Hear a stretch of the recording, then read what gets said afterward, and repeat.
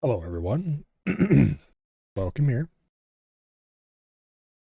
Today, we are going to find out what the damage is, so to speak. And where even I am, for that matter. Because last night, okay, right here at the edge of the... And we have 186, which means I lost... 5, maybe? Marks of Grace? And we definitely had a full strength potion instead of half a strength potion, so we lost half of that. Yeah, we lost at least 5 Marks of Grace. Anyway, last night, some bright soul. Also, what is my agility level? I don't think I lost a whole level. Not sure what my lap count was last night, but it wasn't 170. It was certainly higher than that. Anyway, some bright soul discovered that there was a rather bad potion duplication bug. And so they duplicated a whole shit ton of potions. And then when Jagex got into the office in the morning, they realized they had a 4-alarm hair on fire emergency going on and shut the whole game down for about 5 or 6 hours. So that was fun. There was 20, 30 minutes, something like that, of gameplay rolled back. And it just so happened to be the last 20, 30 or so minutes of gameplay that I did last night. So I may have lost a few things. But not too much. We lost, well, 20 or 30 minutes of running around on that course worth of stuff, basically. So a few Marks of Grace, and apparently half a strength potion. Although I could have sworn I had a full strength potion for a lot longer than that. Maybe that's, who knows what's going on with that. Anyway, doesn't matter. Because today, we are going to go and do a variety of questing and other such things. Starting with this clue scroll. So we're probably not going to be able to complete this clue scroll, but we're going to try. Because the first step is something that I'm pretty sure I can do. So we need to go to the lumberyard northeast of Varrock. And the only way to get close to Varrock is via my chronicle. Or the easiest way, I should say. Thank goodness for the existence of the chronicle. And I should probably go buy more charges for it soon. But anyway.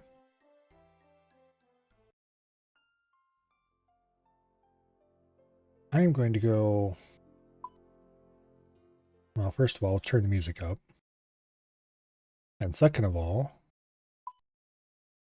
there should be a new setting.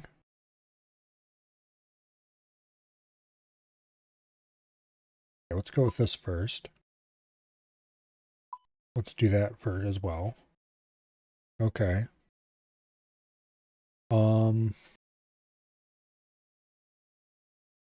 There should be a new setting somewhere. Turn that off as well. And that. Kind of like those camera shake effects. Where is that? There should be a setting somewhere. You make it so that, oh, here we go. No, that's not it. To turn on an always run mode. This control click to invert run. That's different.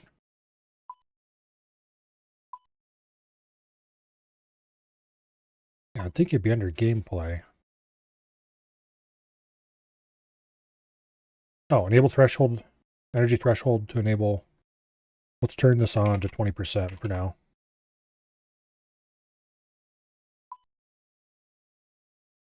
There. That means whenever our run energy gets over 20%, it should turn run back on automatically.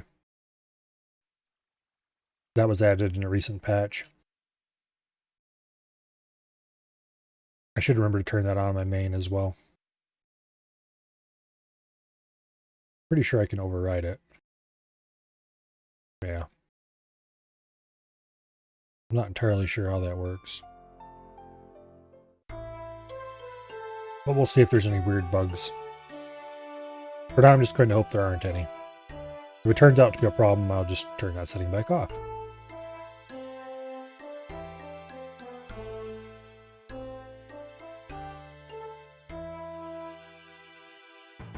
We'll just turn the run off manually, save it for a little bit. And because I want to see it come back on automatically when it hits 20.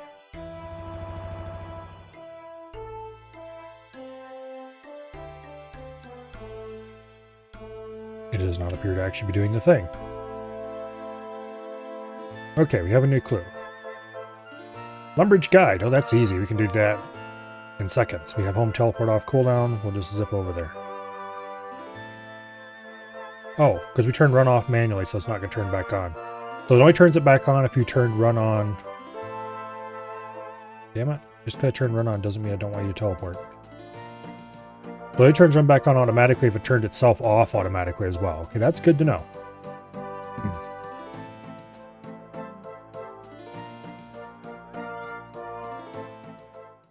Okay, Lumbridge Guide is right over here somewhere.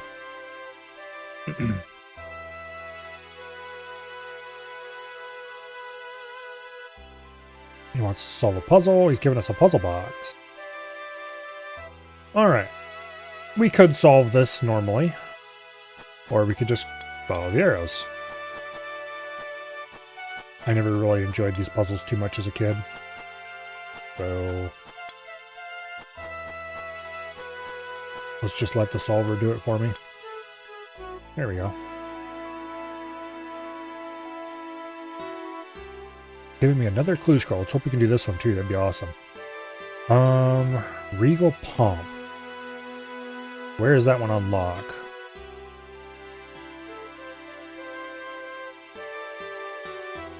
Unlocks during the Kingdom Divided.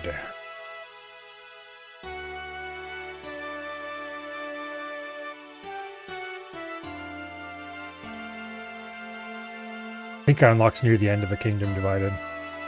There is no way we're getting that anytime soon. Damn it. Alright. Well, we got 2 steps of a hard clue done, I guess.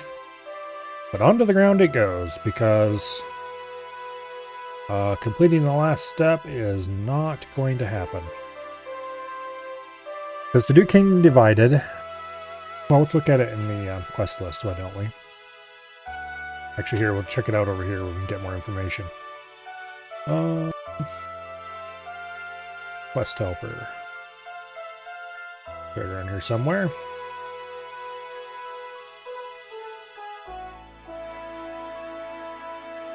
Where's the Quest Helper?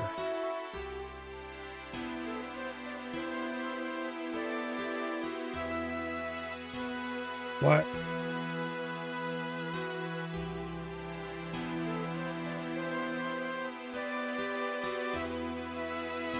Okay, that's weird.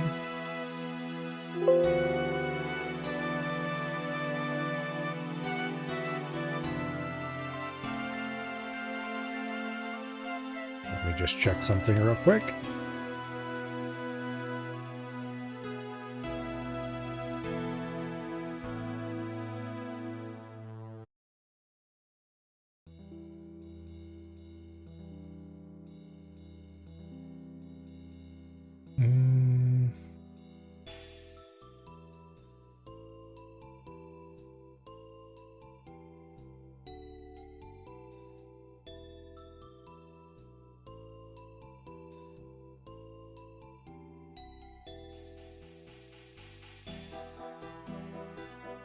Oh, let's see.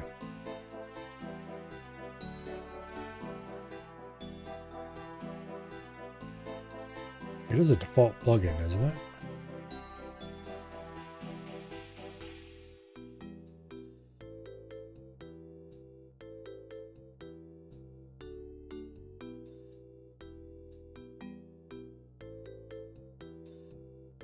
Okay. Let's check the other client.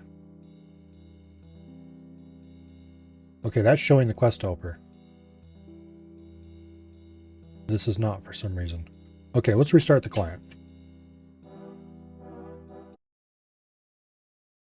Go ahead and close RuneLite. Open the Jagex launcher. Start it up for the Ultimate Iron Man. The other client, by the way, is just the client for my main account. So it's the same client. It's just started with a different account. Okay, there's the quest helper. Now, what we're going to do... Oh, yes, check Kingdom Divided to see just how impossible it is. I can already tell you the answer is it's impossible, but... Okay, a Kingdom Divided. We need to have 52 wood cutting, 50 herb lore. That's not going to happen for a long time. 42 mining, 38 crafting, 35 magic. All of those are not huge grinds, but substantial grinds for this account.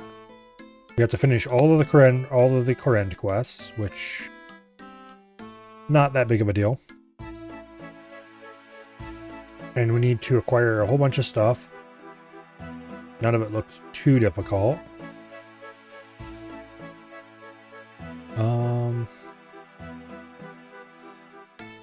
And then we have several bosses to fight, who I remember as not being trivial. Although they weren't absolutely insane either. They were... Once I had enough gear to fight them reasonably, it wasn't too hard. Also, it's not capturing the game again. For you, OBS.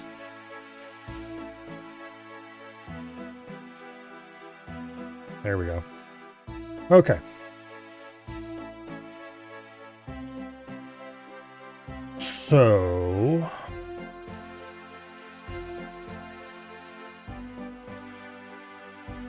yeah, this isn't going to happen anytime soon. That clue scroll's dead. We'll just leave it there. Oh well. I never really expected to be able to do a hard clue this early, but the first two steps being super easy gave me a little bit of hope, I guess. Alright, well, we're not doing that quest right now. Or for a long time. We will do Jungle Potion now, though, because I could use several things that it gives me.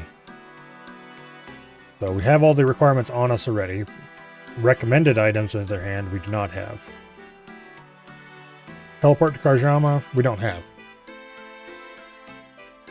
Nor can we easily get, so we'll just ignore that. Anti-poison... we're just gonna have to arrange to not need it? Because actually, wait, there's a place where there's an anti-poison on the ground.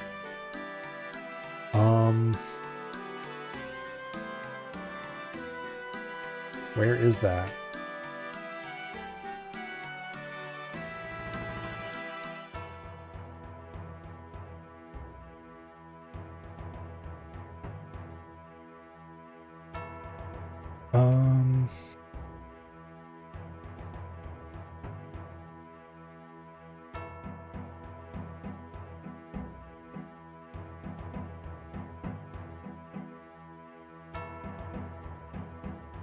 We can buy one from a store. There's several stores that sell them. Just plain anti-poisons.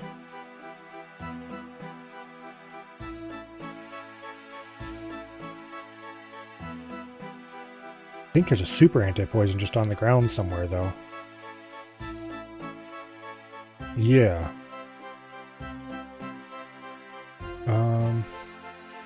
Oh. It's not even particularly far away from where our cape will take us. Okay, let's go get that. Because that'll be really useful to have. Matter of fact, I should probably pick up multiple doses if I can arrange to. Let's see. On the other side of the river from us... yeah, we'll want to cross one of these bridges over here. Which we can do quite easily. Okay, awesome. I'm glad I remembered that existed. Where did I see that? There was some content that I was watching just like a couple days ago that mentioned its existence. And I was like, oh, that sounds really useful. I should remember that. And it turns out I actually sort of kind of remembered it. Go me.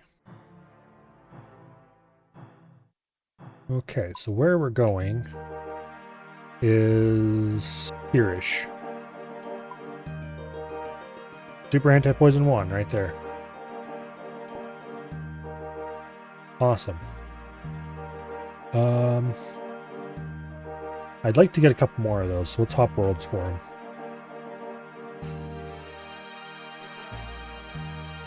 I need to turn this off in the settings.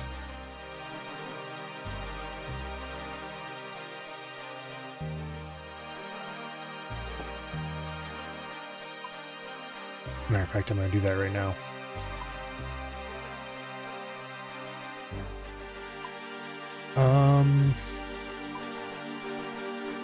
Somewhere in here.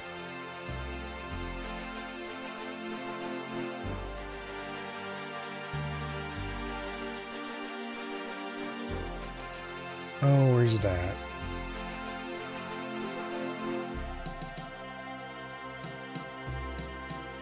I want that.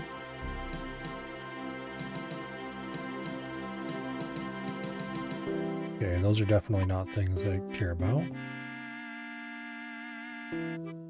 Pretty sure that's not useful. Oh, here we go. Warnings.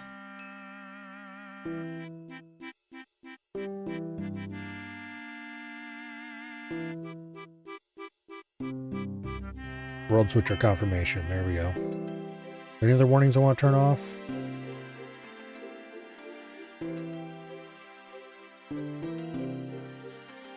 Not right now. Okay. Oh, it respawned already while I was waiting. Okay. We'll grab one more. Actually, let's just go back to our original world. 573. Not sure why I like that world, but I'm just sticking with it for now. It is an East Coast world. It's all the way down at the bottom of the list. Okay, use super anti-poison on super anti-poison. Use super anti-poison. Use super anti-poison.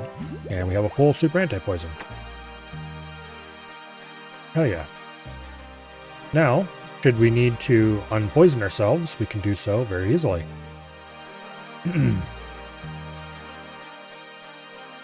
Alright. We just need to run past some enemies. We should be able to do that with prayer very easily. So, let's head to Karjama. The fastest way to get there is via ship to Brimhaven over here. Which is one reason why it's very, very nice to have this cape.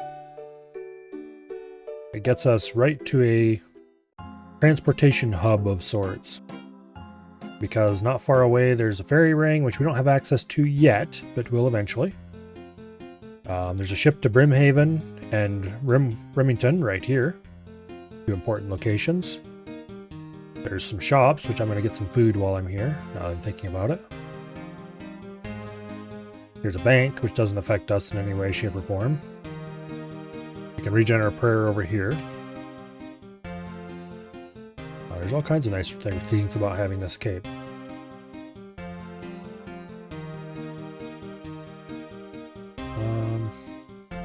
Somebody else is currently stealing cakes. Okay. I don't want to get in this guy's way. How much do they cost? 50 coins each. We'll buy a couple of them. I can just pickpocket knights for that much money. We don't really need food. I'm just kind of grabbing it for emergency purposes in case I screw up. Anyway. I'll probably end up dropping most of that on the ground. Alright, welcome to Brimhaven. Lovely, squalid little town in the middle of the jungle.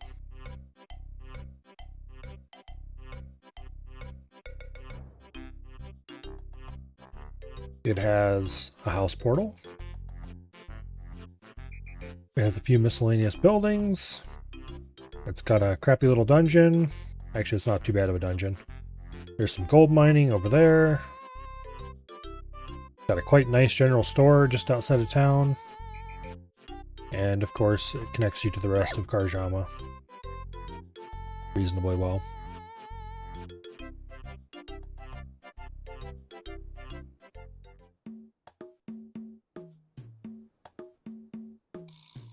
Okay, so for Jungle Potion, we want to talk to a dude in Teabawana Village. He should be just down here somewhere, I think. Yeah, he's over here in this house. We'll be there shortly.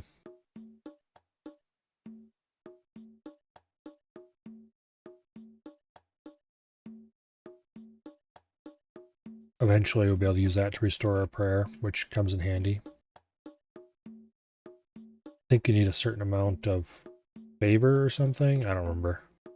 We need more quests before we do it anyway. Alright. Welcome to our humble village. It's a nice village. Where is everyone? People are afraid to stay in the village. They've returned to the jungle. Need to commune with the gods to see what fate befalls us. Alright. And he wants us to help him. Needs to make a special brew, a potion that helps him commune with the gods. In other words, he wants us to make him some drugs. And for that, he needs us to go to the jungle and get him some herbs. And he will train us in herb lore if we do this. Which is why we're here. Okay, the first herb we need to gather is called snakeweed. It grows near vines in the area to the southwest, where the ground turns soft and the water kisses your feet. If I remember correctly, it's on an island over here. Let's see what this says. If you want to do Zugger Flesh Eaters or Legends Quest, grab one of each as you will need them later. We're just going to have to come back and get them later. Actually, it's just over here. Okay, we don't even have to go to that island down there, like I thought we did for a second.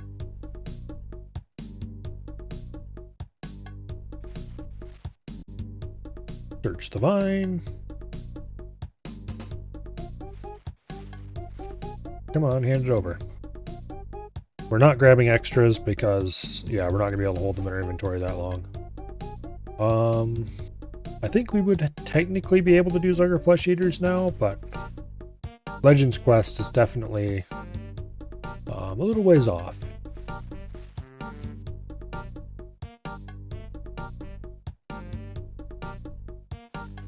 Just find the damn herb I need.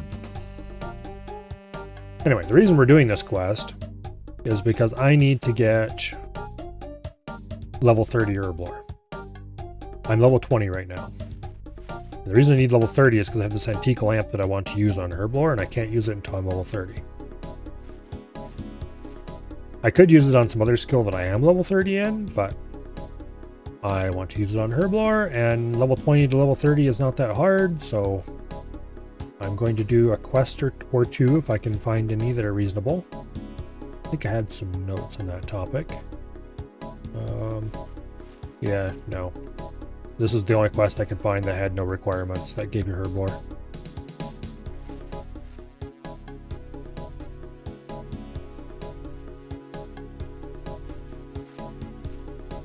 Hand the damn thing over.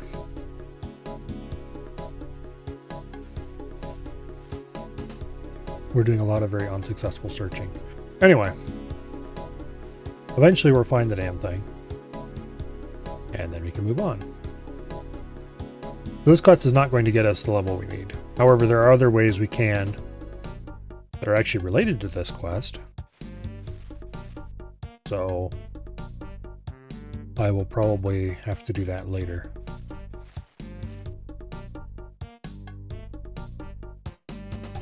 For now, though,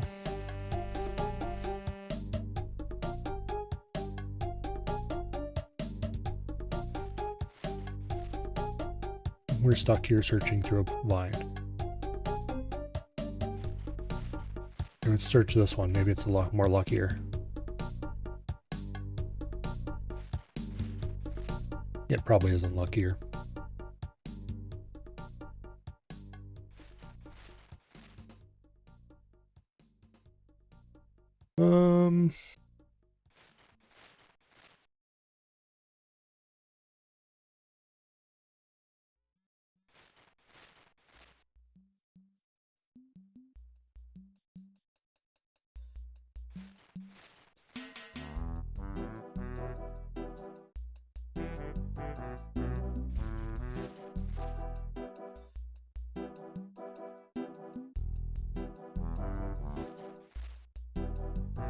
Yeah, okay.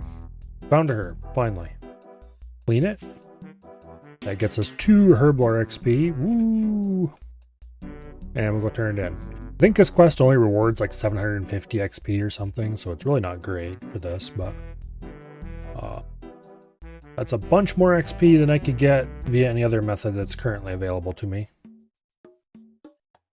So, yeah.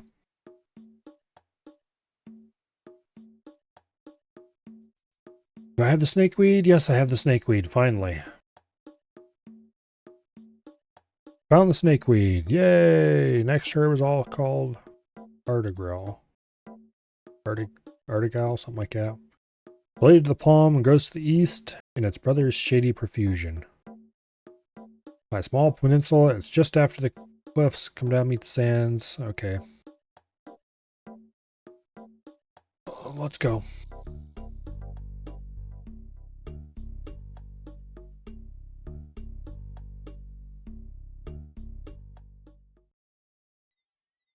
Search the palm trees for it.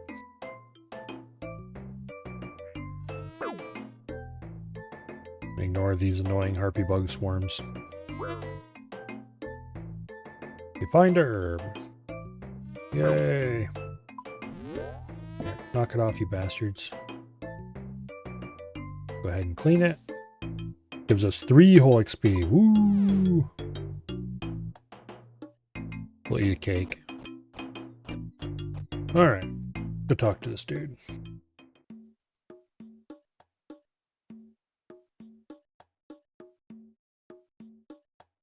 Have I been able to get it? Yes, I have. Okay. Next herb is called Cetofoil. It grows best where the ground has been blackened by the living flame. And I believe that is over here, apparently. Okay.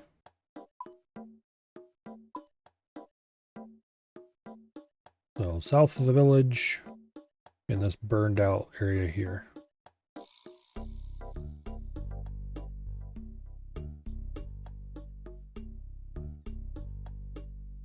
Oh.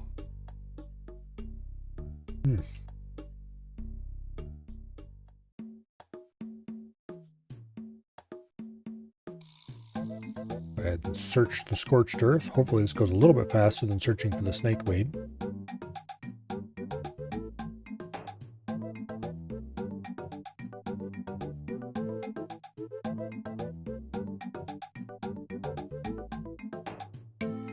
I'm not sure if I would call this living flame, but okay, we found it immediately. That's great. That gives us 2 XP for cleaning it. Yay. 2 whole XP. We're really zipping through these levels.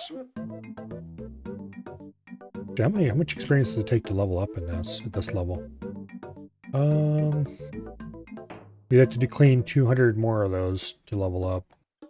We only need like 400 XP to level up at this point. Okay.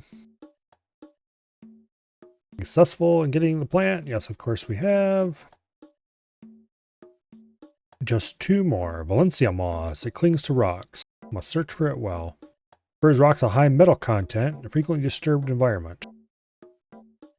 Okay. So I think that's the one that's in the mine down here. Yeah. Alrighty. Let's head on down that way. Thanks to RuneLight being awesome, we can see that far right off the bat, so we don't have to do more than click once. Normal view range is like only to here somewhere, I think. Whereas we can see much farther than that. Sometimes you can't interact with things that far away, but you can still see the terrain and such like.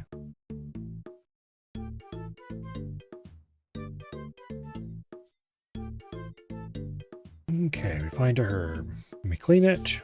It gives us 3 XP. Woo! And actually, collecting these things is probably going to be our fastest XP per hour for Herblore that I can easily do at this point. And yes, that does suck. Why do you ask? What we'll probably have to do is, or what I'll probably have to do at some later point, is grab 3 off those rocks, clean them, drop them, hop worlds, grab 3 off the rocks, clean them, drop them, hop worlds, and repeat until I'm thoroughly sick of it or I hit 30 Herblore, whichever comes first. If I ever need to get rid of this lamp. Preferably I will get to level 30 via other means before that point. But that is my emergency backup.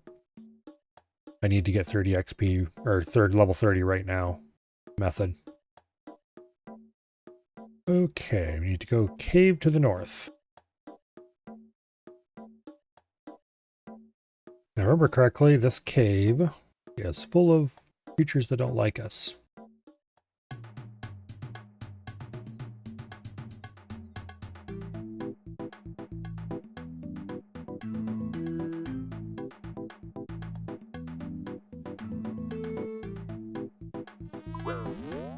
Yeah, screw you. Go away. This is where getting 43 prayer early was a really good idea.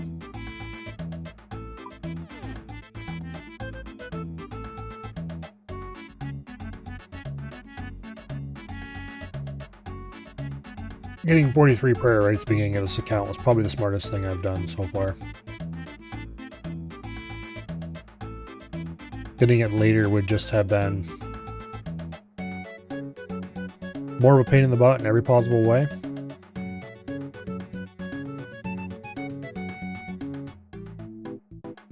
Find entrance into some caves. Yes, I'll enter the cave. And there are some jungle ogres, or joggers as they're called.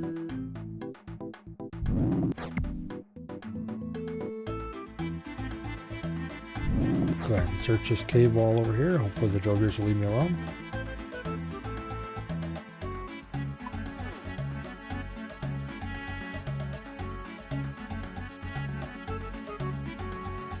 Search the wall. Find an herb. Clean it. Get 2 XP.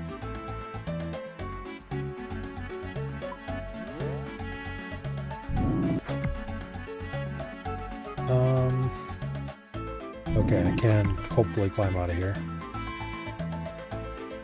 We attempt to climb the rocks back out. And we've escaped. Okay, good deal. Now, do our slow walk back.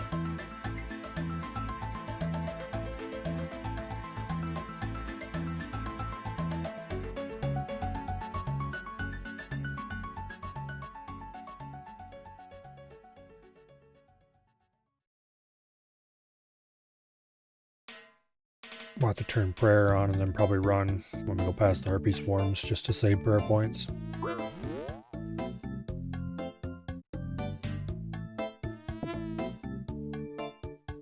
Not that I really care about my precious prayer points. We can always get them back quite easily, but better to save them because you never know when you'll need them.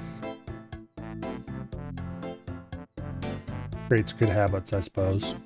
If I was really worried about it, I suppose I could prayer flick or something. I'm just not very good at it, so I'd rather not.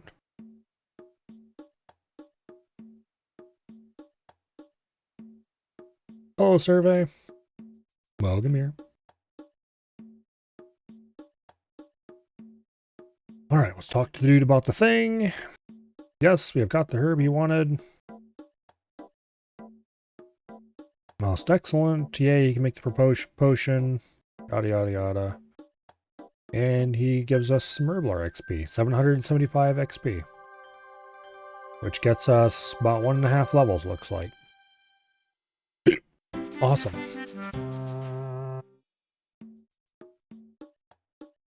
So that means poor future Milo will only have to get 9.5 levels. Yay. All right. I should also do Tears of Gothics at some point. Do I have the requirements for that? No, I do not. Okay. I'll have to not do this right now. Most of those item requirements I can get pretty easily. The lantern might be a problem, actually. The 20 crafting and 49 fire making. I'm actually not that far off fire making. Crafting, same.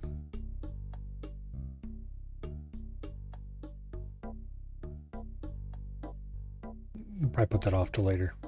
Alright, we have a whole bunch of early easy quests to do that I should get done. Just to get them out of the way so I don't have to worry about them later.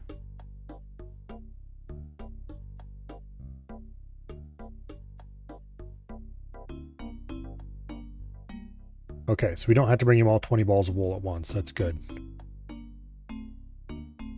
We had 1 minute left on our home teleport. Now we can go.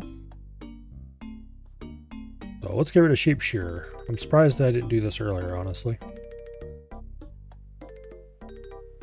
We get 150 crafting experience. Woo!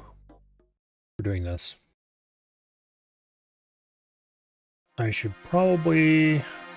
Oh, we didn't even need to use the super anti-poison. That's awesome. I'll probably just end up dropping it somewhere on the ground. Actually, speaking of dropping something on the ground, let's turn back around here and grab some prayer from the altar. And let's drop the other cakes. There's a bunch of stuff here I should just get rid of.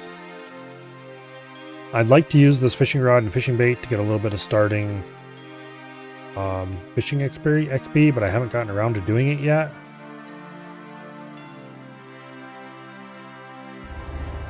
What's my fishing level currently? 24? I don't think I even need it anymore.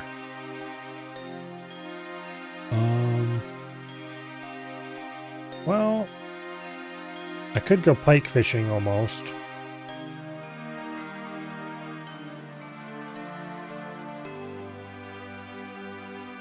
Alright, let's go talk to Farmer What's-His-Face about the wool. We can get 12 wool at a time, so we'll get 10 at a time.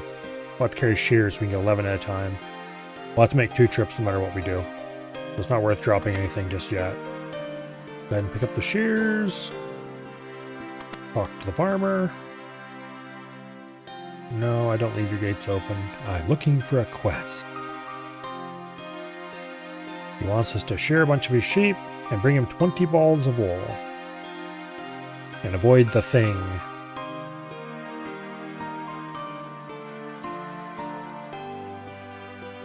Don't worry about the thing.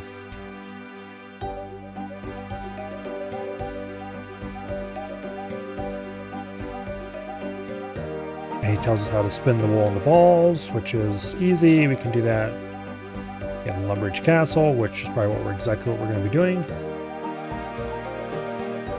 The easy way to solve this quest is just to bring him 20 balls of wool right from the start, which I would probably do with my main character, but we can't just buy the wool at the G or whatever, or from well, we could buy it from a shop.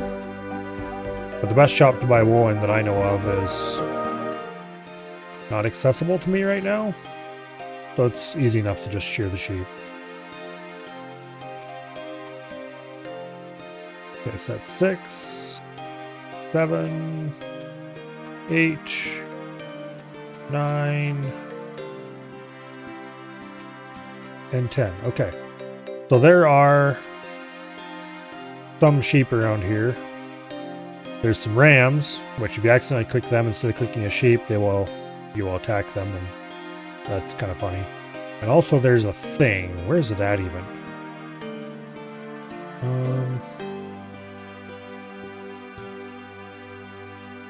There it is. It has the same shear sheep option as the rest, but see it's not highlighted. It's a couple of penguins in a sheep's suit. See?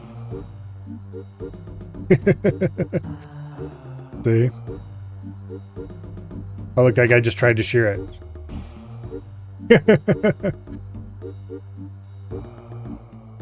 Anyway.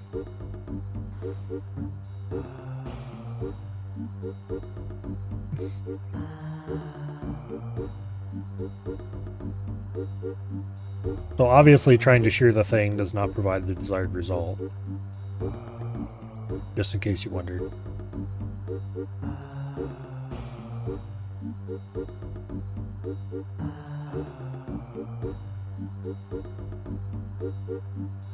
Alright, let's go upstairs.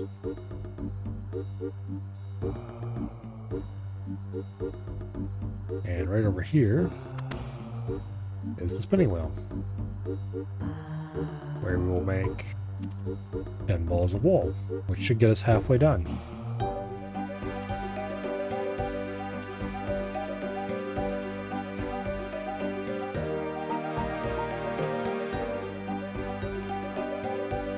And supposedly he will accept these things a few at a time, so let's see if that's actually true.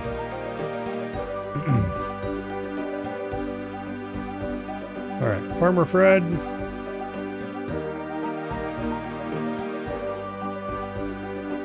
You better be ready to be happy to accept these.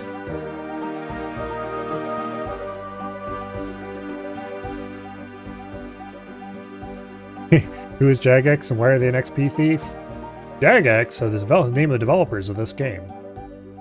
And the reason they're an XP thief is because last night, some bright souls discovered that there was a potion duplication bug in the new content they just released last week. I think last Wednesday or something. So I was peacefully playing my little game last night, and lo and behold, all of a sudden there's a 15-minute logout timer. So I'm like, that's a little odd. Usually the logout timer is longer than 15 minutes. Oh well. Must be an update or something. Big deal. Well, a few minutes later, I was of course logged out because logout timer finished, and like, oh well, okay, yeah, just log in and do another 20 minutes or so after they finish the update or whatever they're doing. The game was not available 20 minutes later. It was not available 30 minutes later. So I go, like, what in the heck's going on? So I went and checked the uptime thing, or not the uptime, but the game status panel, and it reported the servers were online. The servers were most definitely not online.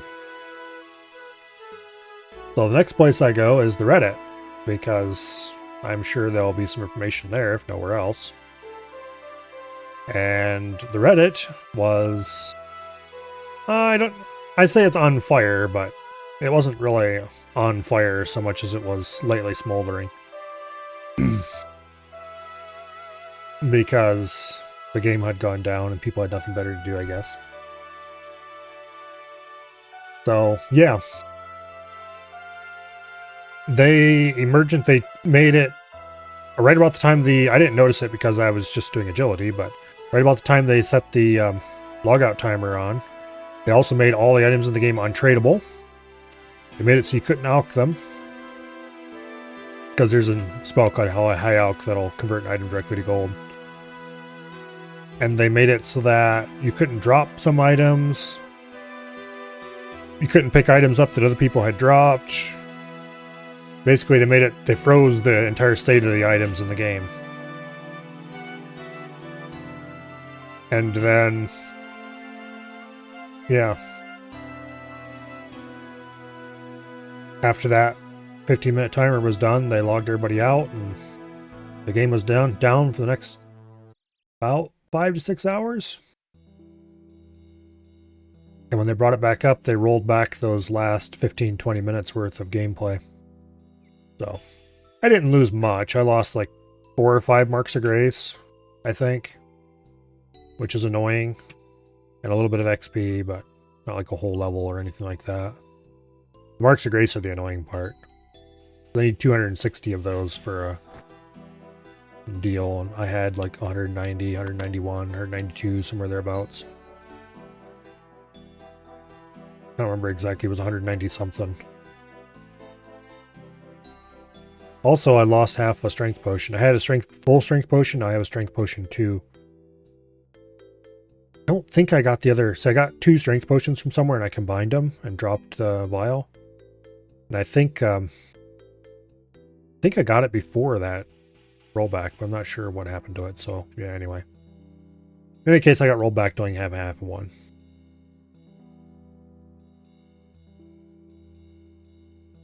Okay. Get a little bit of crafting XP and a little bit of cash. And complete one of the easiest quests in the game. Go ahead and drop those shears. Alright. But yeah. I stayed up far too late last night watching the drama. So the next quest in the optimal list is Imp Catcher. Which... Imp Catcher...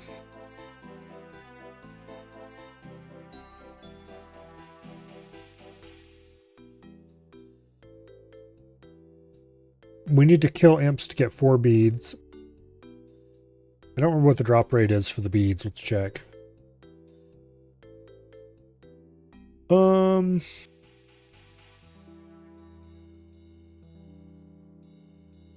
The beads can be bought fairly cheaply. Yeah, that's fine. We're not going to do that.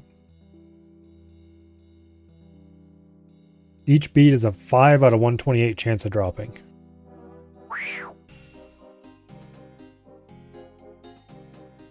How about no? We'll do that later. What's even the reward for this quest?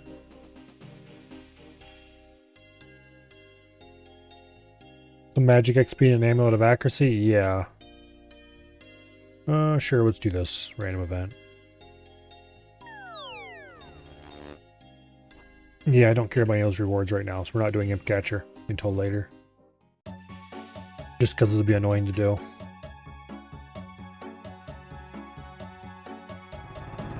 Alright, I think we've done this already.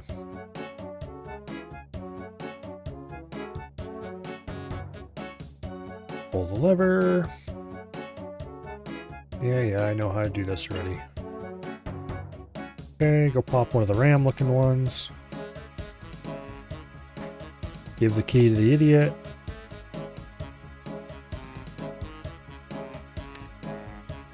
Pull the lever. Sausage tail.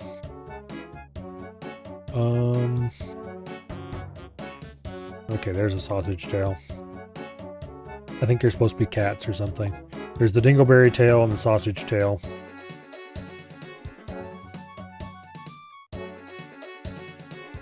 Hand over the key. Alright, pull the lever. And we got another ram looking one. How convenient.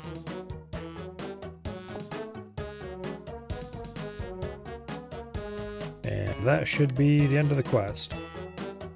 Not quest, random event. And hopefully we get a reasonable reward out of this.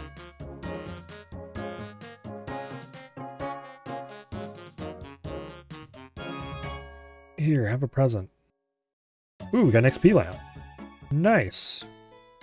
That will save future me possibly quite a lot of grinding on Herblore. Almost got us a level. We're 49 XP off from getting it. We're still in Karjama, we could grind that level out in about 3-4 minutes. Alright, anyway. So if we're not doing Imp Catcher, how about Client of Koran? Does that have anything particularly annoying that I would need to get? Feathers? A feather? They recommend us having a games necklace? Okay.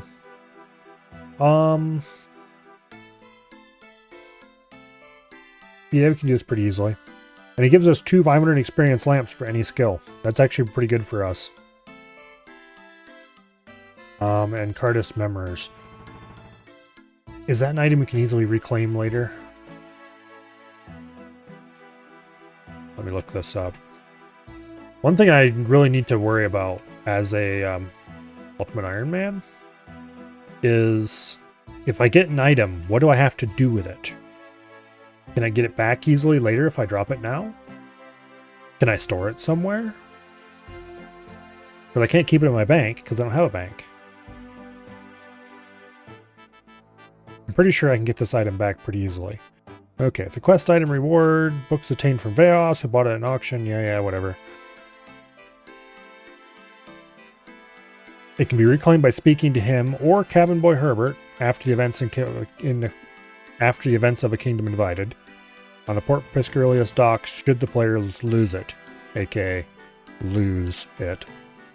Like say you dropped it on the ground.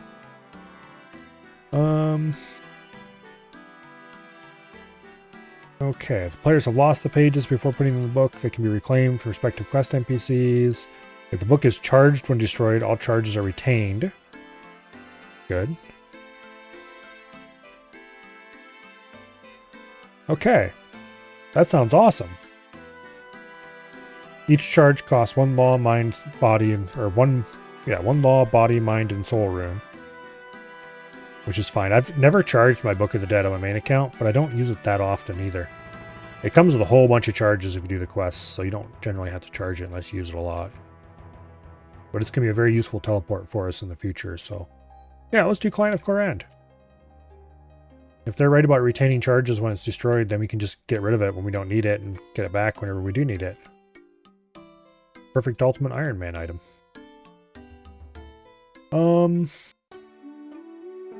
Feather. If I'm running this way, I can get a feather very easily just by killing a chicken over here somewhere. We don't have to buy the feather. We can just go smack some chicken over the head and take it. And there's a bunch of chickens right here. Hey you, give me your feathers.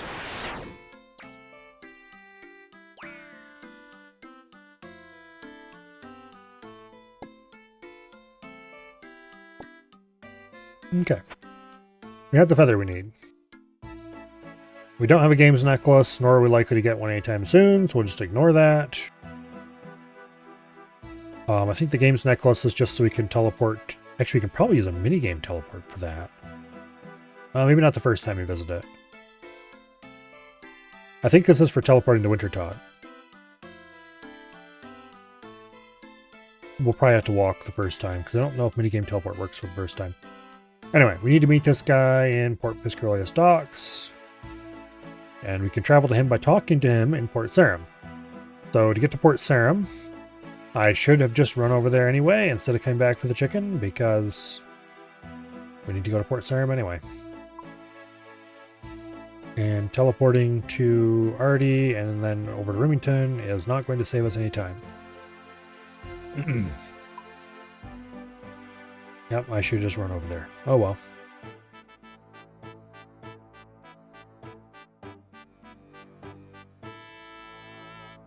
Yeah. So currently I have 63 agility. And the current grind I'm working on is getting 260 marks of grace. Which is taking a very long time. But we'll get there eventually. Once I have 260 marks of grace, then I'm going to buy full graceful. Which unfortunately is going to necessitate the replacement of our cape. But we can easily get that back if we drop it or get rid of it. And also our boots of lightness we've been wearing this whole time, but that's no big deal. We'll get something better in replacement. Okay. Yeah, I would like to go directly to Port Piscarius. You're attacked by an evil nap. Welcome here, Treebeard. Okay, let's talk to Veos. You got any quests for me? I have a client from the mainland who's interested in learning a bit more about Korand. They've asked me to gather some information on the 5 cities for them. Just going to do it myself, but you're quite new around here, so it's a great opportunity for you to learn to get to know the kingdom a bit better. This is our introduction to Kurand quest, basically. Yes, I would be delighted to do this quest. Hands you an enchanted scroll. Okay. When written on with a particular type of quill, see your writing without anything being seen on the scroll itself. I'm not spying on anyone, am I? Anyway. Spoilers, you are spying on somebody. Particularly, you're spying for somebody who's not very nice, but anyway. That doesn't come out until... I don't think you actually really learn who... Well, you kind of do, I guess. Anyway, we're not going to discover that for a long time. We need your Kingdom Divided for that bullshit. And Kingdom Divided, not going to happen for a while. Any man or woman who give you information you need, but general store owners in each city will likely be your best bet. Okay, we're going to run and talk to general store owners. And the special quill. We just need a regular feather. Okay. So we need to keep some feathers on us and the quill at all times. That's easy enough to do. Oh wait, we just use it like that and we get our quill. Okay, we'll drop the rest of the feathers. We can get those back easily if we need them. Which we don't. And let's go talk to the owner of the Piscarilius General Store.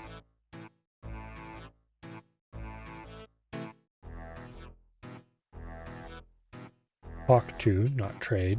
Although I should probably trade them just to see if they have anything interesting. These guys got nails. Okay. That might come in handy later. Also, they have a very large amount of pots. So if I ever need pots for something... Oops, I bought one instead of valuing it.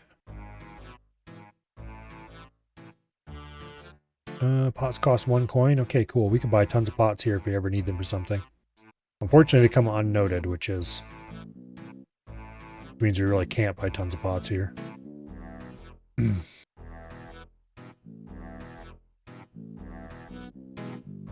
The nails, on the other hand,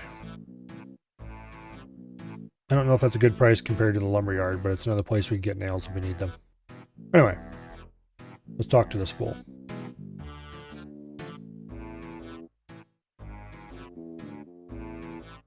Just ask them all about Port Piscarilius.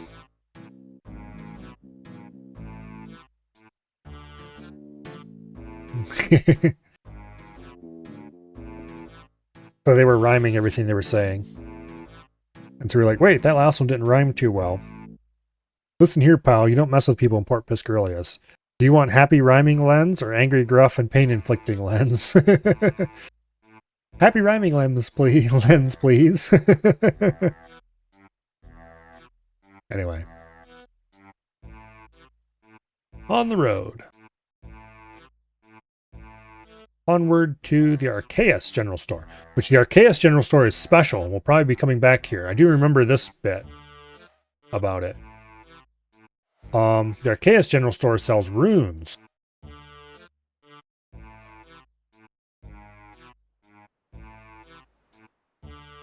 So we'll probably need to come there later to buy said runes. And the reason I remember that is actually, well, a couple of reasons. Here, get over there.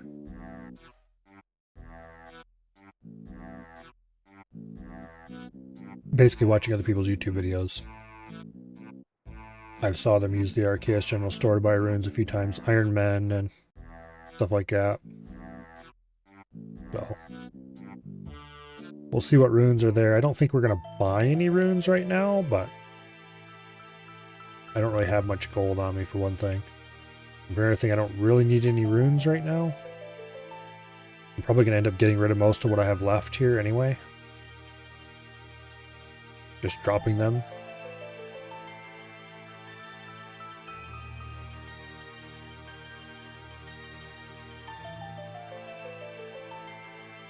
I can also go up to the Archaeus altar and change our spellbook if we want at any point, which is kind of handy. It gets us a different home teleport, a few things like that. Okay, what do they have? All the different basic runes. As well as soul runes, blood runes. Okay. Soul runes, this is probably the easiest place I would guess. This is probably the easiest place to get them right now. 420 a pop. The blood runes are 560 a pop. Yikes. Examine them to see what they're worth on the Grand Exchange. Yeah, 300 on the Grand Exchange. Almost. Blood runes are not cheap.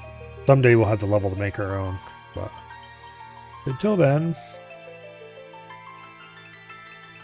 Water-filled vial pack. That's pretty nice if you ever have to do herb lore. And we can get a wizard hat if we really wanted to. It's a bad idea to do that now, but it costs 2 coins. You know what? Great, I'm gonna buy a wizard hat. You can't stop me. There. Now we actually look very wizardly. I'm gonna end up dropping that on the ground as soon as I turn in my Marks of Grace. But until then, we'll have a wizard hat.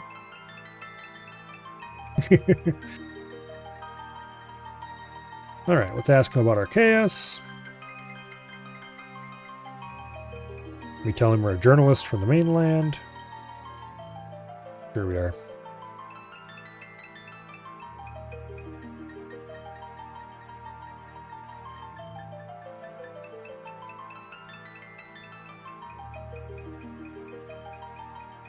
Anyway.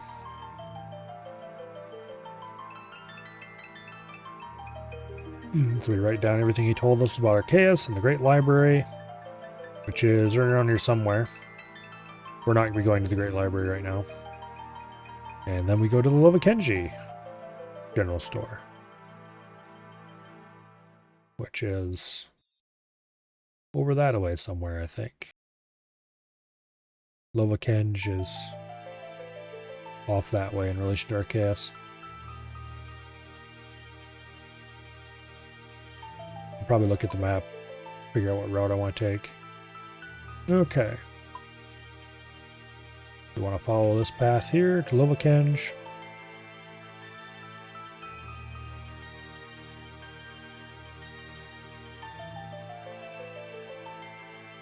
Right there's the Great Library.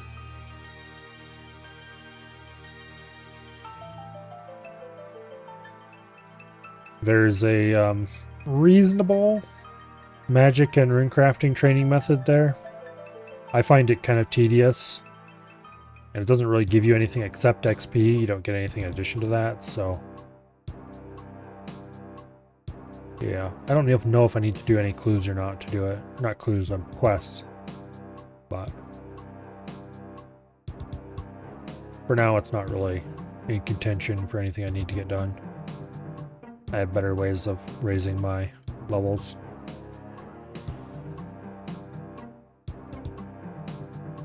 Let's see what this guy sells. Alright, he also sells tons of pots. Bought some balls of wool. For 2 coins each. Although I'm sure that price will go up in a hurry if you actually start buying them. Got some bronze pickaxes. Nothing too interesting here.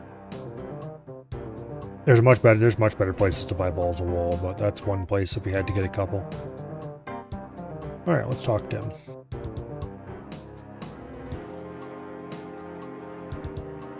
Ask him about the Lovakenj. Great dynamite, mining on the sulfur mine. Yeah, okay. Also make armor worn by the very soldiers of the Shazian army. And of course they run the blast mine and all the other fun stuff. The blast mine is a fairly reasonable mining method that is completely useless for me. I don't enjoy blast mine. I don't do it. I'd rather do motherlode mine if I had to. Which is also not something that's particularly good for Ultimate Iron Men, I don't think. Yeah. Okay, next stop is Shazian, which Shazian's a pretty cool place. And the fastest way to get there is going to be down here and across the bridge, I think. Yeah. Okay, so you want to go this way.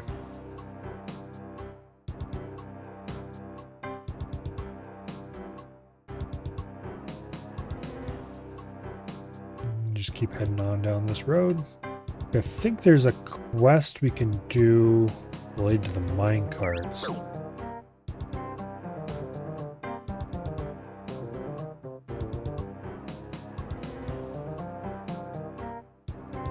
Is that quest no longer required?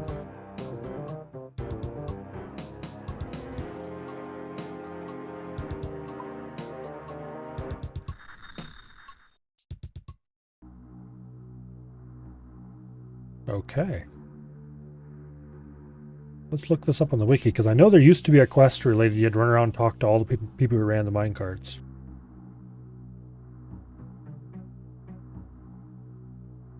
Okay. Travel services are 20 coins per ride. Upon completion of the Forsaken Tower, the fee is waived and players can ride the cart for free permanently. The Forsaken Tower is not the quest I'm thinking of. Prior to January 10, 2024, players would ride the minecart traveling to any stations that unlocked. Okay. Unlocking the ability to use minecarts for free is now locked behind Forsaken Tower. Okay. I swear there used to be a quest required to unlock them.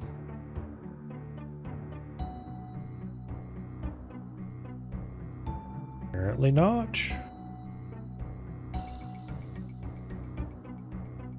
Okay.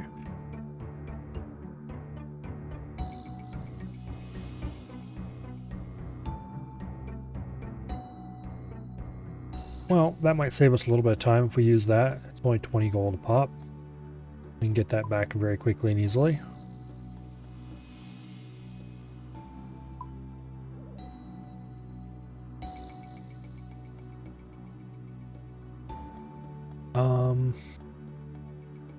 Game. Okay, there we go.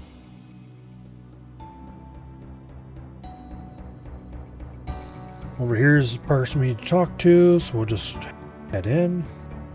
Jagex area looks so cool. It's all kind of sort of Eastern inspired, but it's also lots of cloth roofs and yeah. They kind of wanted to make it look Eastern inspired, but also make it look like a military encampment, like an old military encampment of some sort. But anyway, it looks cool. Long story short. I think there's an agility course here. Alright, this person sells. Probably not even a quarter of what they're claiming to sell. Because there's no way these Atleti darts are actually for sale here. Or the Emerald Boltsy or any of this. Somebody probably just sold a bunch of stuff to the store. Yeah. There's no way they actually sell this stuff. Field rations, maybe?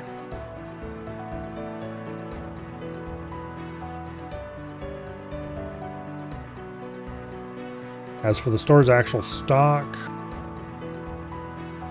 doesn't look like they have anything interesting. Okay.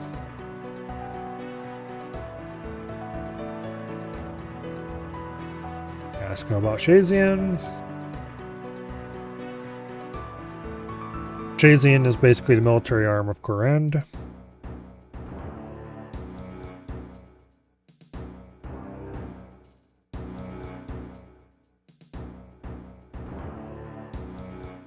Which is all well and good. Oh, there's a wizard hat right there. Wait, why is that worth 1,000 GP?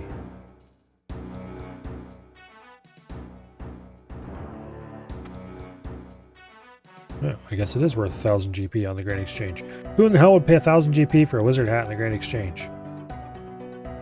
Whatever. There's some orange dye, some thread. Things that might be useful to go pick up at some point. Austin. I think he's the guy who recolors Graceful for you around here. Yeah, he's wearing Korend Graceful. The black and white Graceful set. Normal graceful is kind of off-white and then various other colors for these highlights. This is one of the recolors that just makes it black, gray, and white. There's several horrend colors that cost 90 marks of grace. But I don't want to keep running agility courses to get 90 more marks than what I already have to get just to get a recolor.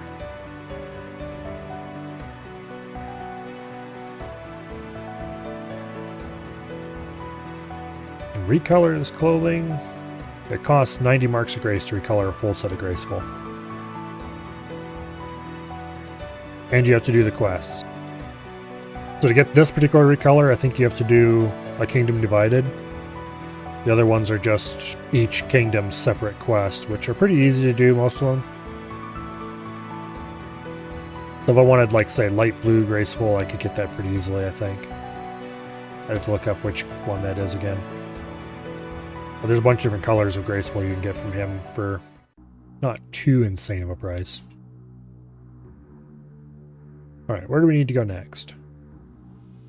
Osidius. Okay.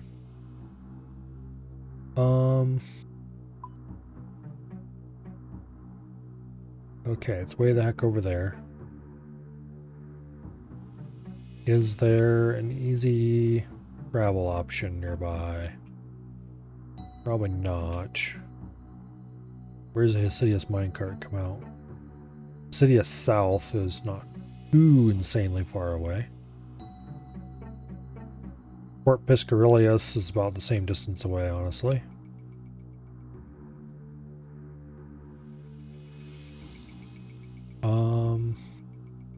Osidius West. About equidistant from all of the minecart. It looks like that are over there. And where am I in relation to minecart? Chazian East is way over there. Chazian West is way over there. Yeah, I don't have a good way to get to Osidius right now. Minecart's probably the fastest, though. So we will go to the one we didn't take to get here. Go ahead and run through the trees. Over there is a rowboat that takes you to Moloch Island, which is home to one of the most cancerous fishing grinds in the game.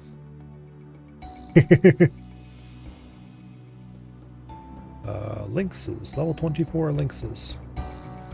Let's not go poking our nose into that, okay? There's the minecarts. Okay, looks like the lynxes aren't interested in eating me.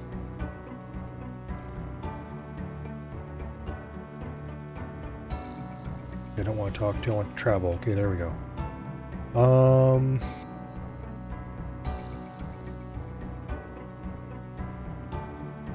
We'll take Osidius South.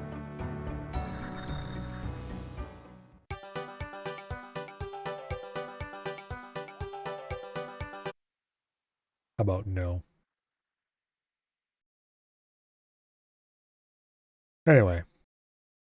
There's a bit of a mine down here.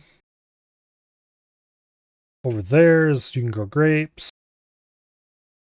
There's an allotment over here that's pretty easy to get to the point where it doesn't, there's a disease-free, all these patches are disease-free. Not right now, but once you complete the quest for Osidius. Which makes this herb patch right here spectacularly valuable. Because you can grow rare herbs there without having to worry about them dying to disease. Over there, you can mine out saltpeter, which used to be used for the really terrible favor system that this area had.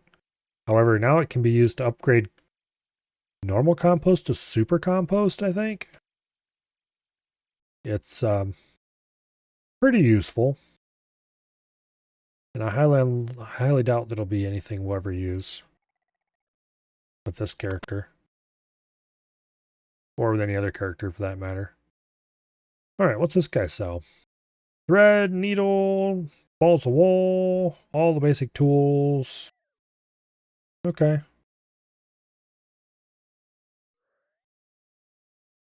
Nothing too fancy.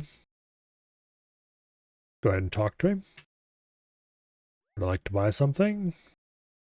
No, I'd like to talk about Hesidius instead. Hesidius has some pretty useful things going on.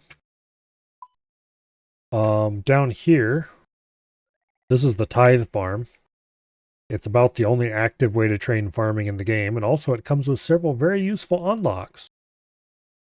So I'll probably be doing at least some Tithe Farm later to get a seed box, if nothing else. That'll be a long time in the future, though. Also, Hesidius is one of the places that has mahogany homes. I'll have to do that before too incredibly long. Which is why it'd be really nice to have a teleport to Hesidius right about now. Which means we probably should do the Hesidius quest line to get the page for the memoirs. So you can use that teleport.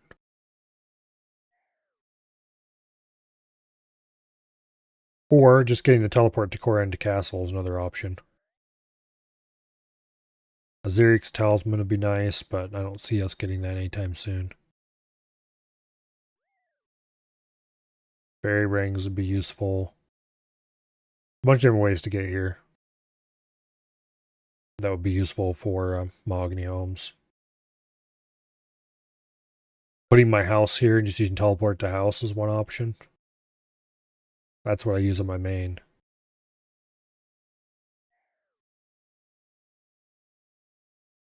But anyway, it doesn't cost that much to move your house, so just moving it to Hesidius and doing it that way works pretty well.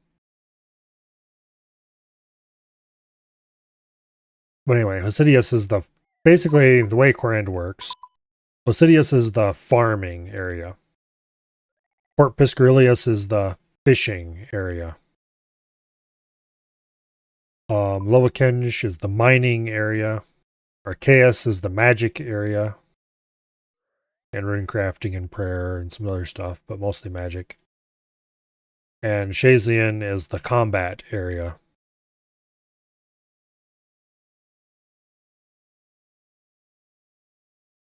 To oversimplify excessively.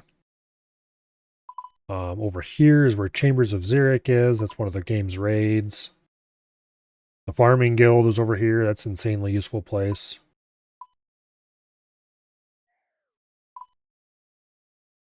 Yeah, anyway. Mount Carloom is some kind of Slayer thing, I think. Mostly. There's a Slayer Master up here and a few other things. And over here is the Wintertot, which is for fire making. Fairly useful place as well. But anyway. So let's return to Veos. And I think we can finish this quest up right away. Yeah. Let's just head off to the north and go to Port Piscarilius.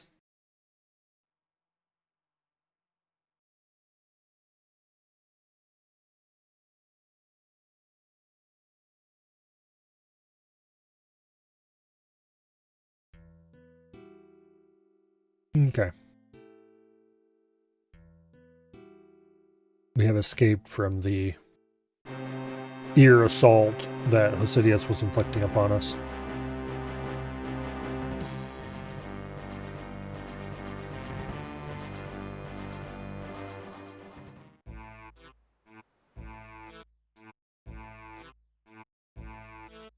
Okay, talk to Veos. What can I do for you? Let's talk about your client. Okay, let's take those items off your hands.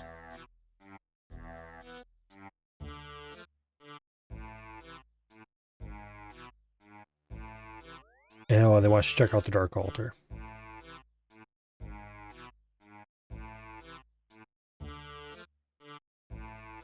Okay, what's he wants to do? Place the orb next to the Dark Altar. Alright. This will totally not come back to bite us later.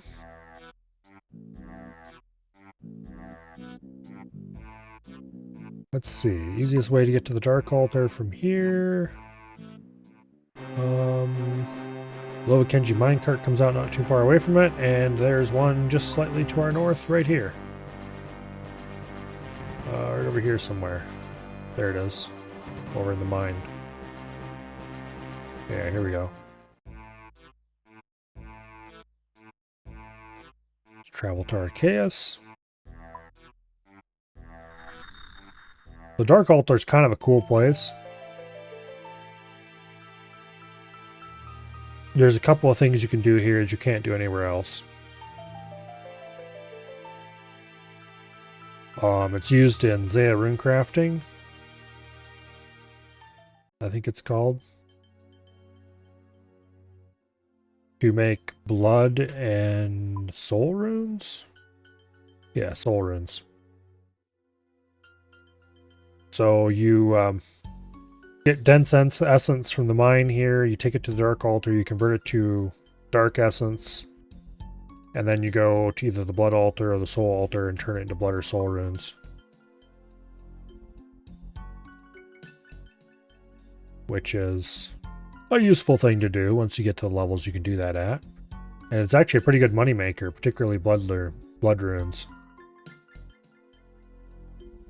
It requires reasonably high levels of runecrafting, which is probably why it's still a good moneymaker. Not like insanely high levels, it's only like in the 70s or so, but anyway. And also, yeah, see, it ignores anyone who approaches it without its essence, but if you right click on it, oh wait, no, you talk to this person, don't you?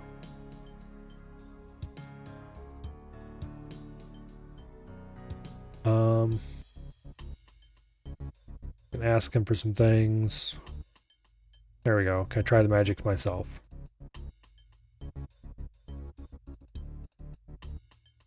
Well done. Completed a medium task. Really? It's a medium task to do that? I guess they never updated it when they removed favor. But this gives you a whole new spellbook. So here we have Arceus Home Teleport, which instead of taking us to Lumbridge will take us to Arceus. We can teleport to the library. We can reanimate ensouled heads, low-level ones. Teleport to Draenor Manor. Teleport to the battlefront. Directly to the Mind Altar. Teleport to whatever our respawn is set to. Like this would teleport us to, I think, Fowler right now. Teleport us to the Salve Graveyard, which is an incredibly useful teleport to have if you have fairy rings unlocked, because it's the closest teleport to a fairy ring. There's various combat-ish spells in here. This one does damage to demons. Reduces your chances of being caught when pickpocketing. Constrains Castle Teleport. Dark Lure, which pulls a targeted creature towards you. That's situationally very useful.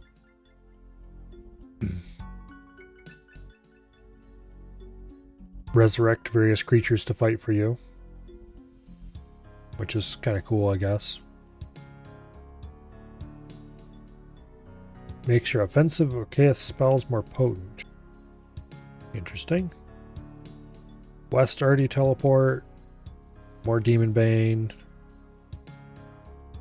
Imbues your attacks with lesser corruption. Okay. Converts your available prayer points into run energy. Not sure why I'd want that. Cleans all of your grimy herbs. Cast Degrime. That? I don't know if that's useful or not. I'm not sure why I'd want to do that. Like I mean I know why I do want to degrime herbs, but I'm not sure why I'd want to use a spell to do it. That seems like an expensive way to do something that you can do very quickly without, you know, paying money. Cemetery Teleport. I think that teleports you into the wilderness. More reanimation stuff. Ward of Arceus gives you protection from the effects of offensive Arceus spells and demonic attacks. Okay. More thralls you can resurrect. or otherwise summon. Resurrect crops. Gives a chance to resurrect dead farming crops. That can be kind of useful if you have a valuable plant die. Some crops can't be resurrected though. Particularly valuable ones and stuff sometimes. So it's kind of an expensive spell that is a little situational whether or not you can actually use it. Barrows teleport, incredibly valuable and important teleport. What is this?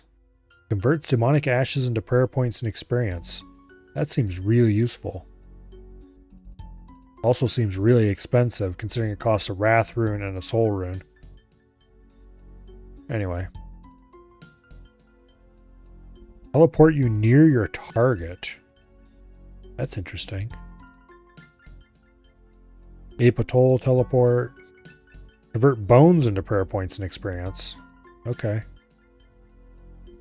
I think I knew about this thing's existence, it just wasn't relevant to me. That requires level 92 magic though.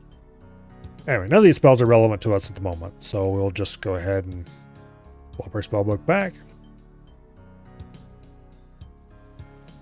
The main reason to do that there was so that I could get the diary anyway.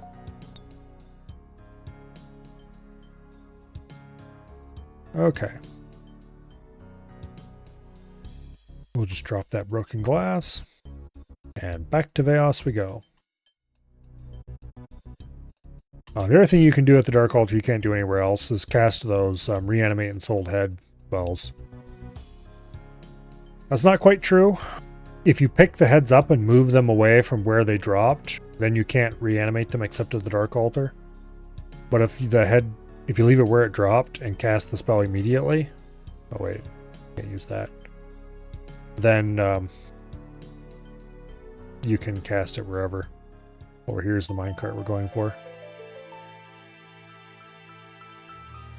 So depending on what kind of content you're doing, like certain kinds of Slayer and stuff, it's useful to have the Archaeus spellbook so that you can reanimate and sold heads immediately. Okay, off to Port Piscarius we go.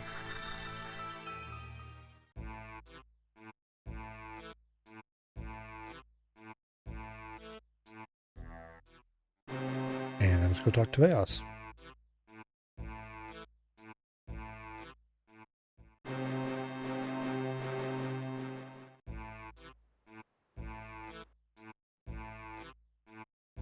I think this is what they wanted the Gita the Games necklace for, because you could teleport to Wintertot and run south to get there. Wintertot. Whatever. I'm not sure it's pronounced German. Or wannabe German. Okay.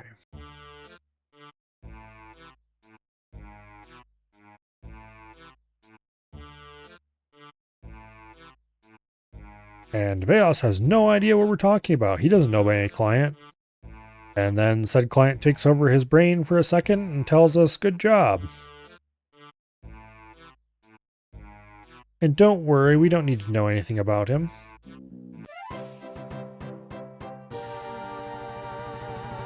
Yeah. We get 2 lamps that we can use on Herblore. Gonna give us a cumulative total of 1,000 experience, which is very good. That gets us to level 22 with the first lamp. And the next lamp should get us to 23 at least. Yep. So now we're only 7 levels away from 30, where we can use this other lamp here. Which means we're halfway there. Ooh. Ow. Ow. The pain. Anyway. And then we have this book, which holds no charges and has no pages. So it's totally useless for us. We're going to destroy it. And we'll have to get it back later when we want to do more quests here.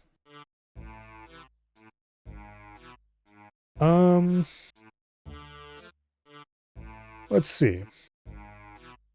I want to check something real quick. I have level 12 crafting, almost level 13. What kind of gems can I cut? Okay, it needs to be level 20 to cut sapphires.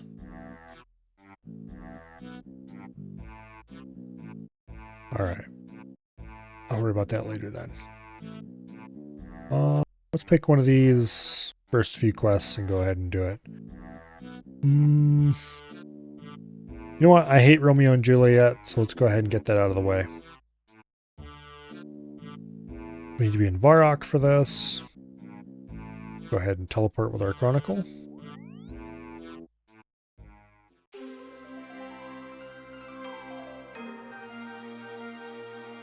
I say I hate this quest, but I don't know if that's quite true. I just dislike it.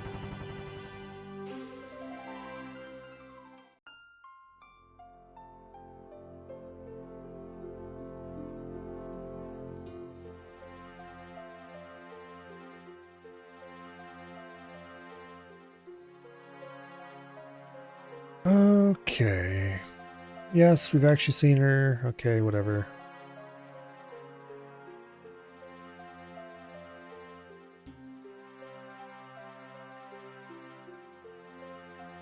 Romeo is, of course, a dumbass. Because of course he is.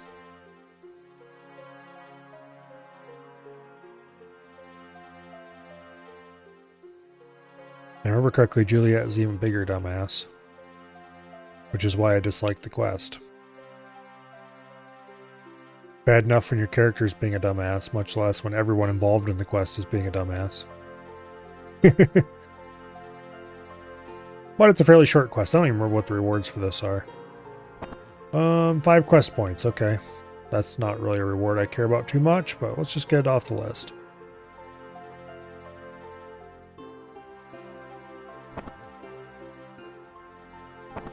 Alright.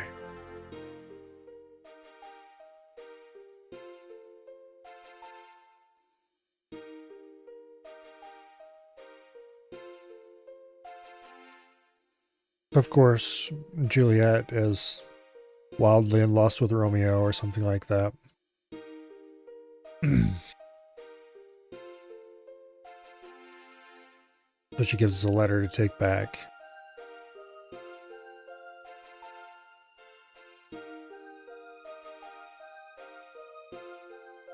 So we run over here and talk to this unstoppable dumbass.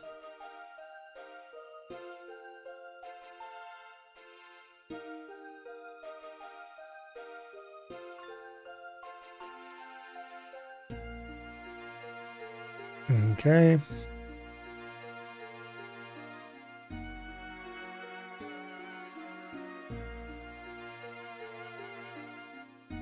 Oh, he wants you to go talk to Father Lawrence on his behalf. Of course, he doesn't really have any brains, so it's kind of hard to get out of him what we want to do to talk to Father Lawrence, but anyway. So, let's go talk to Father Lawrence. We're gonna need some cadaver berries. Yeah, those are just south of Varrock, I think. Alright, let's go over here to the little church, where I believe Father Lawrence hangs out, and the quest guide seems to agree with me. It's not a particularly complicated quest. You don't really need the quest guide's help for it.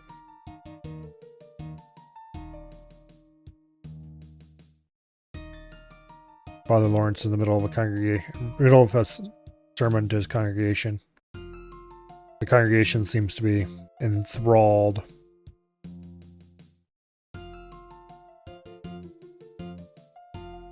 Romeo, yes, a fine lad, but a bit confused. Yes, very confused. Anyway, Romeo wishes to be married to Juliet. She must be rescued from her father's control. And so we got the whole stupid potion maker appear dead and yada yada yada. Alright, off we go to get one of those.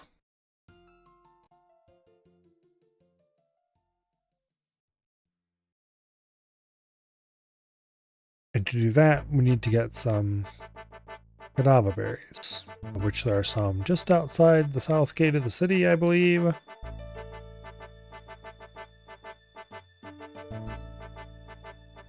I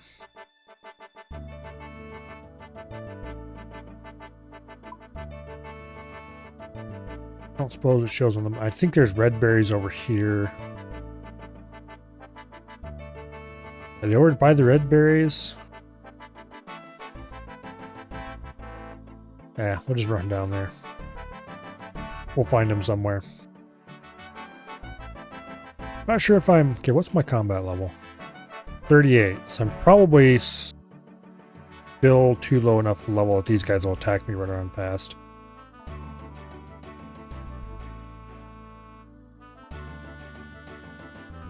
See if I can spot what I'm looking for. Don't see any berry bushes over there, so they got to be over to this side of the city. Yeah, those guys will attack up to level 40s. We'll just Grey Mage.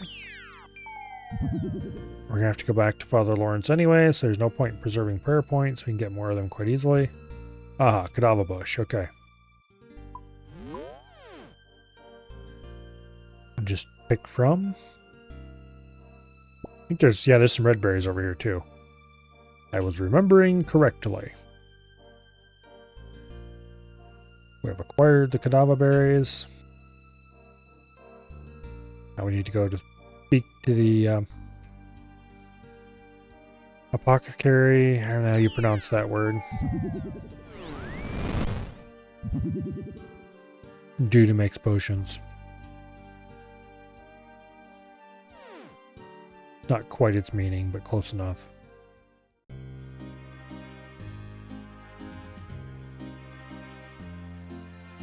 Okay. Anyway.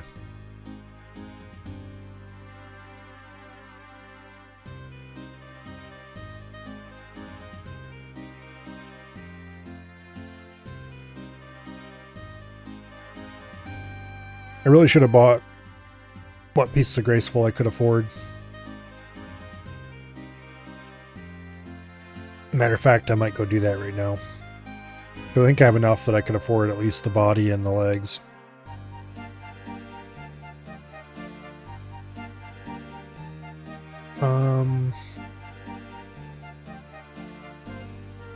You hand over the berries.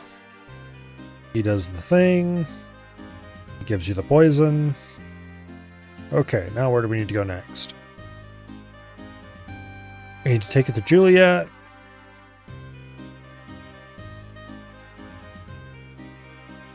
We'll go buy the graceful pieces that I can get after this. We either finish the quest or we'll wait to a good point where it makes sense to teleport. But I can use a minigame teleport to get to where I'm going.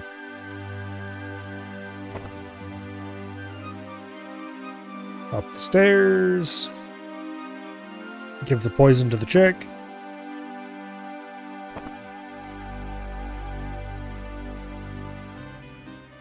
Okay. If you drink it, it'll make you appear dead. And you move to the crypt, and we'll persuade Romeo to rescue you.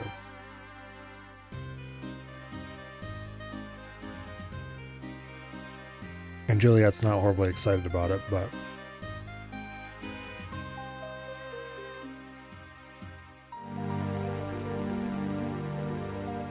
And go make sure Romeo does what he's supposed to do.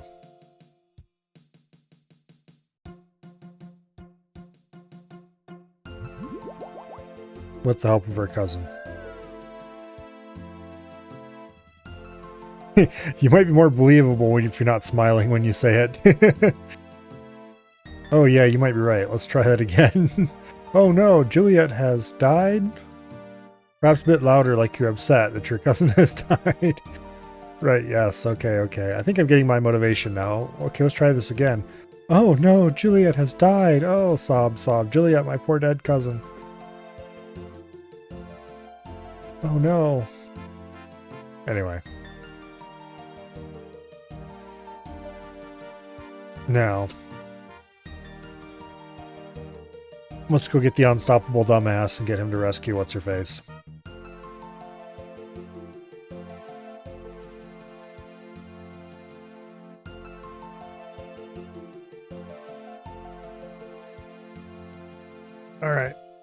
Mr. Dumbass. Have a job for you.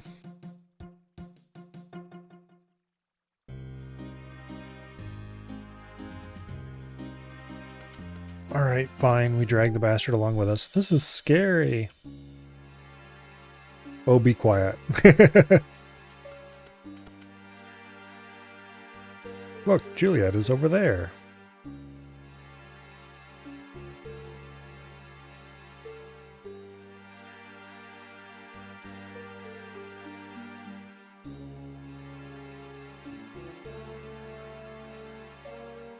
Romeo heads over to Juliet.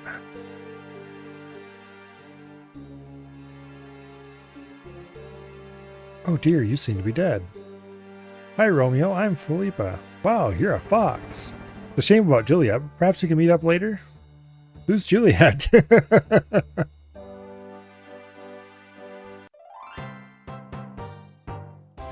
And one of the more annoying quests in the game is done. And if you go back and talk to Juliet, who reappears back in here... Actually, let's do that, because we might as well. It's not like I have anything better to do right now.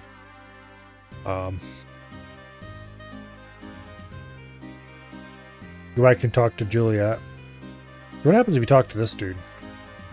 Suppose you're quite pleased with yourself. Well, you could say that. Not really, but anyway. Juliet is back out here. I sat in that cold crypt for ages waiting for Romeo. That useless fool never showed up. All I got was indigestion.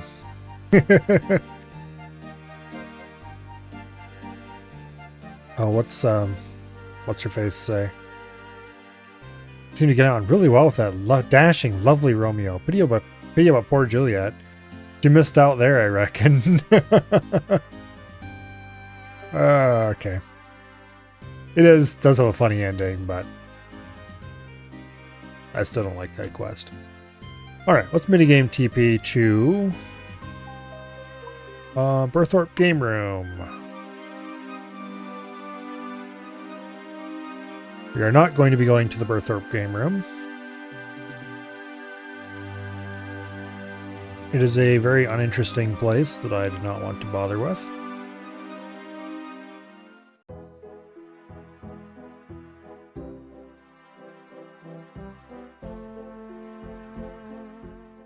Let's escape as fast as we can. Okay, where we are going is across the road to the tavern. Because every good adventure starts with visiting a tavern. Specifically, we're going to go behind the bar and climb down through the trapdoor that happens to be there. Because down here is the Rogue's Den. There's a fairly large obstacle course over there that is used to get some fairly important equipment that I'll have to get eventually. But not until I have a place to store it. aka until I have my house built. But who we want to talk to right now is Grace over here.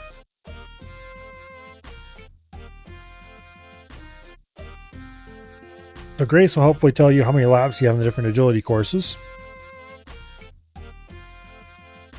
And yeah, most of them have 0 laps on.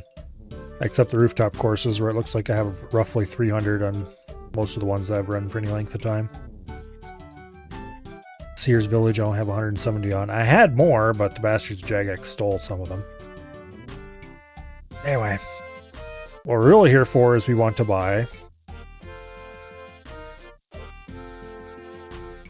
graceful legs, graceful top, and let's go ahead and buy the boots too while we're at it.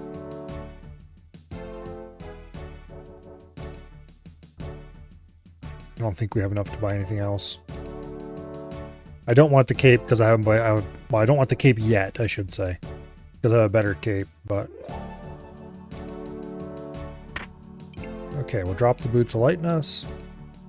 Goodbye, Boots of Lightness. You will be missed. And now...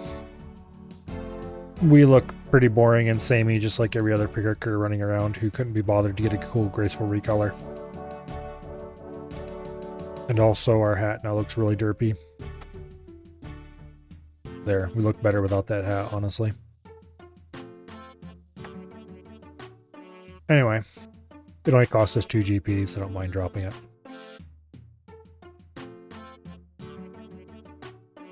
Graceful. We don't have the whole thing yet, but we do have some of it. But Graceful is an incredibly valuable set of armor. Or clothing, I guess I should say. It's not really armor. Because it reduces your weight. And it also increases your energy regen when you're wearing it.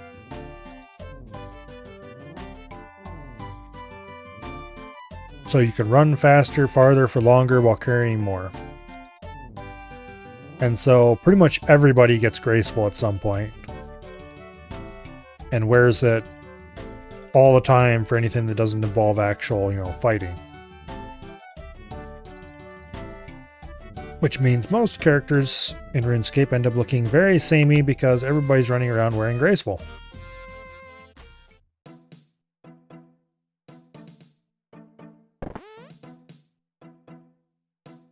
Which is a bit unfortunate.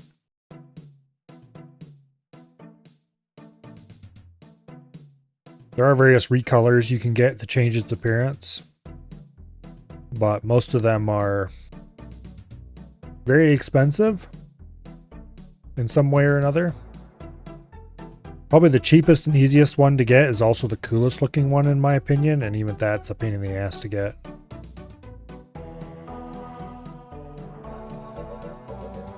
But anyway. What should we do next? Probably Children of the Sun. That's a pretty simple, mostly talking quest that gets access to Varlamore. Which, access to Varlamore is pretty useful. I don't think I want to do anything in Varlamore right now, but we might as well knock this out so I don't have to do it later. Trying to decide if I want to go get more Chronicle pages right now. I don't think I do. I'm spending them somewhat wastefully, but oh well. So there are no requirements for this quest. We don't need any items. We don't need to defeat any enemies. We just need to run around. We should be able to polish it off quite nicely.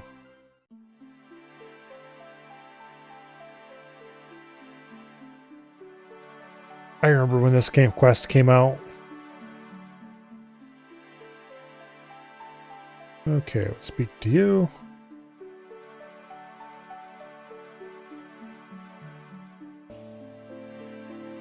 Here to see the delegation? What delegation? Delegation from Varlamore, of course. After all these years, they're finally opening up the kingdom for travel and trade. Isn't it exciting? Whole land locked off for hundreds of years. Varlamore was recently added to the game. Children of the Sun? Yes, I would like to. When will the delegation arrive? They should be here any time now. And then we get a little cutscene of the Varlamore delegation. Looking invincibly derpy.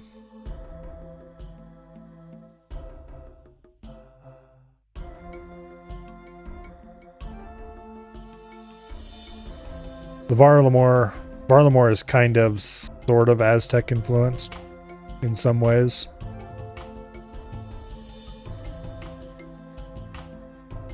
And not in other ways.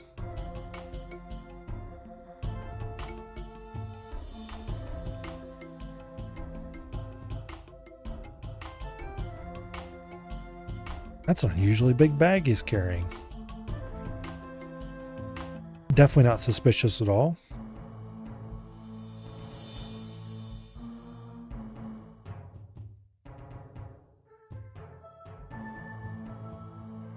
We need to follow this fool without being spotted. We can't get too close to him or he'll spot us.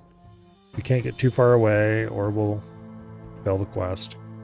Pretty easy to do with the help of the quest helper. We just move to the marked locations and stand and wait. As long as we don't do it too soon, we'll be fine.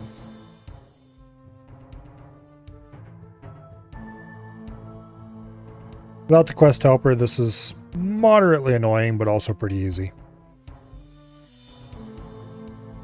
There are much worse segments of this nature in other quests in the game. Like, at least one that I can think of off the top of my head that I would really rather not have to ever do ever again. Is that in the Sins of the Father quest that happens? I don't remember.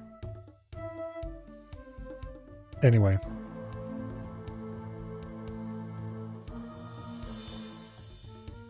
We'll just follow this suspicious guard for a little while. Like a good adventurer should.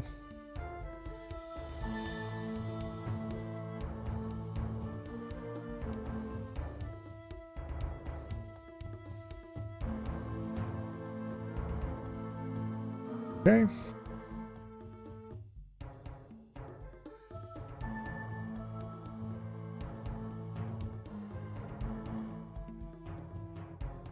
You're late. Of course, that's traditional words to say when somebody's sneaking to somewhere. I'm here, aren't I? If you're unhappy, maybe you should have been the one to steal uniforms. You have everything? Mostly. Mostly. I grabbed what I could. Okay, so a bunch of bandits that are going to do something to the delegation as they leave. So we run off to tattle to the sergeant of the guard. Sergeant, Sergeant, there's some bad people planning to do something naughty. Make them stop.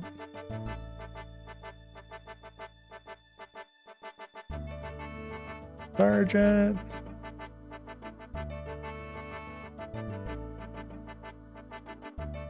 There are some bandits disguising themselves as guards.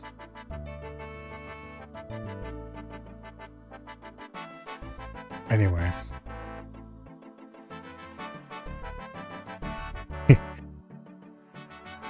Should we warn the delegation and risk panic? No, better we deal with this while they're safe in the palace. Now, how many bandits there are? 4 in total. Okay.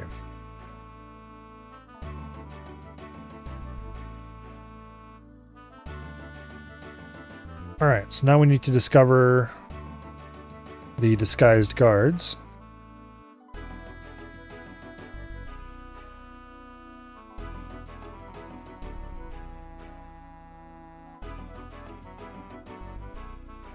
Description's identical.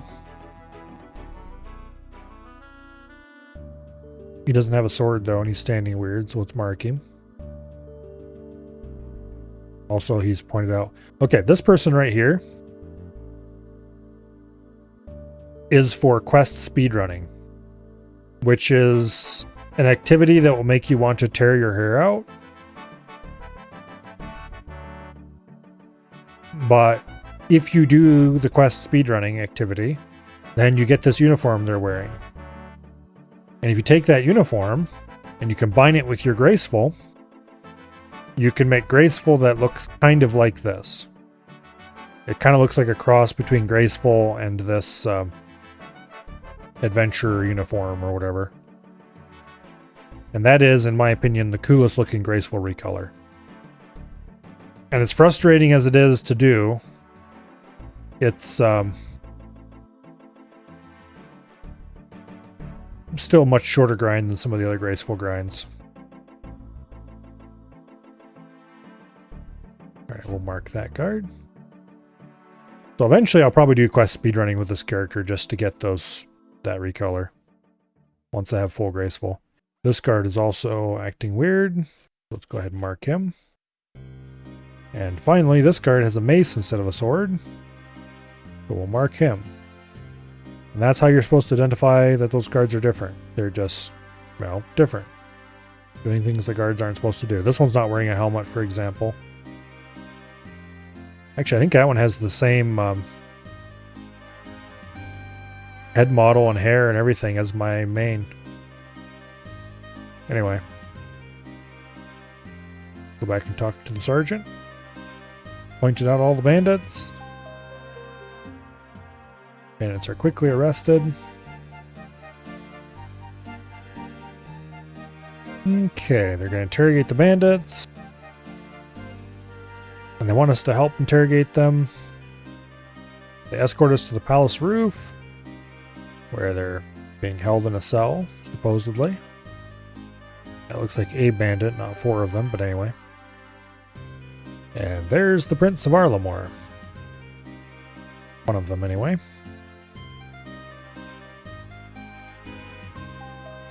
All the politics downstairs is getting a bit dry. I've heard there's a bit of commotion. Thought I'd come see what the fuss was all about. You don't mind, do you? Well, no, it's just wonderful. Anyway, this is how we meet the Prince of Arlamore. Heir to the Sun Throne, at your service. Are you the one who caught these would-be assassins? Of course we are.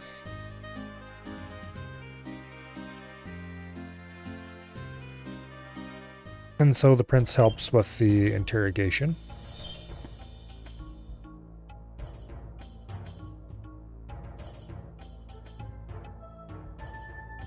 Anyway.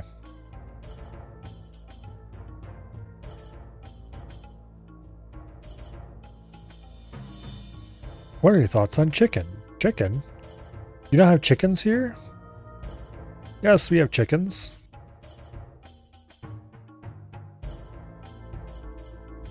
The bandit admits that yes, he doesn't know what a chicken is.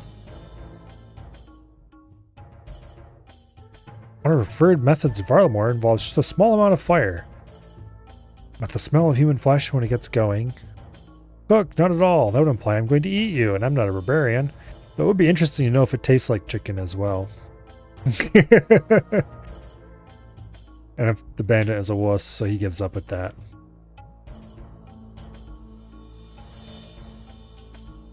Okay, so someone who looked like they weren't from around here paid them to attack the delegation. And the priest was a target.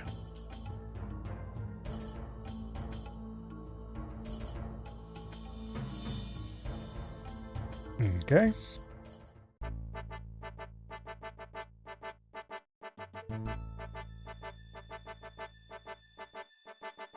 Imagine burning someone alive. We're much more civilized over in Varlamore. Well, the civilization you're kind of themed on wasn't really, but anyway. We just cut out their heart while it's still beating instead. That's an obvious Aztec reference.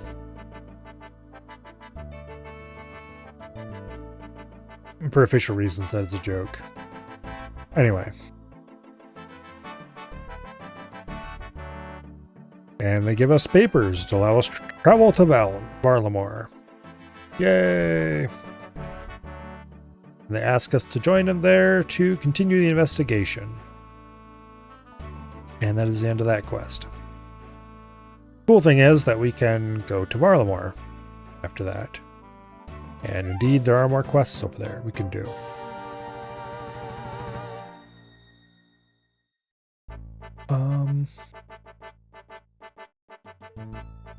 Speaking of quests we can do in Varlamore.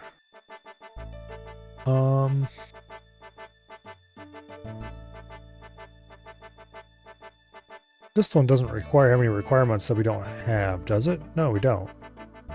Okay. It doesn't really get me anything I care about either, but hey, why not? It's a fun quest. Let's go do it. And it's in Varlamore.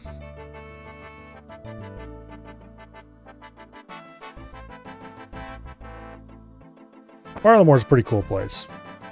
It's very pretty. It was some of the newest content made, so the graphics are somewhat decent. Some parts, particularly some of the older parts of this game are a bit ugly.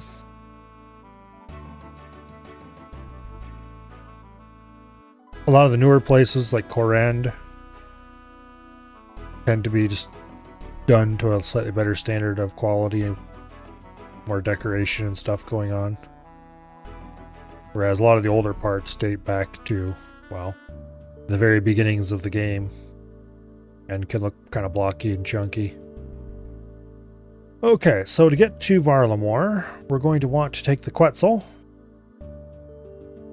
which there's one over here. There are other ways to get there, of course, such as if there's a teleport that'll get us there.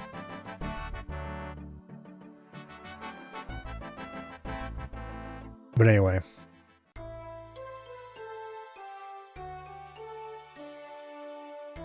Okay, so we talked to this guy. He tells us about this big bird here, which is a transportation system used in Varlamore. So,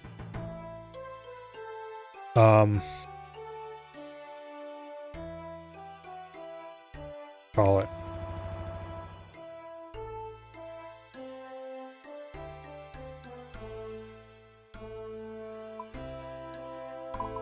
Core end. Where a core end, you can get around the place by using the minecart network. Getting around Varlamore is done with Quetzals. There's a place that you can go to by default, and then the rest of them you have to build the Quetzal nests to actually get there. There's a couple I think you can go to off the bat, but yeah, let's go to Varlamore.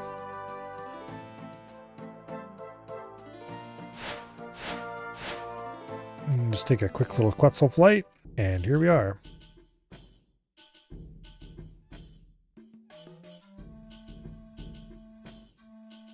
He tells us to go talk to some people. We're not going to do that because we're not doing that quest right now. So this Quetzal will take us back to Varrock.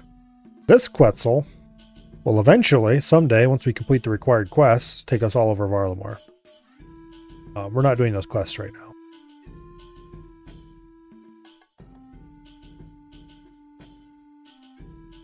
Maybe eventually. For now, we are doing The Riveting Tale of a Lily Pad Labor Dispute, because I think it's a funny quest and I want to do it. Also, I remembered it having fairly low requirements, so we're just going to go bang it out real quick.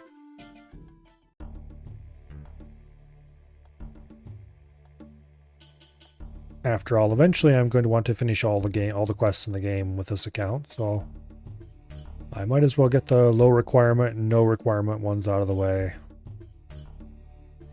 as I can. There's teak trees to cut down over here, which is okay, I guess.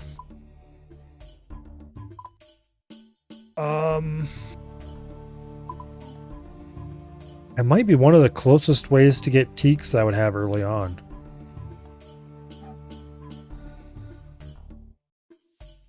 Particularly with that fairy ring. AJP. Let's see, is there any fairy rings up here that I could use easily?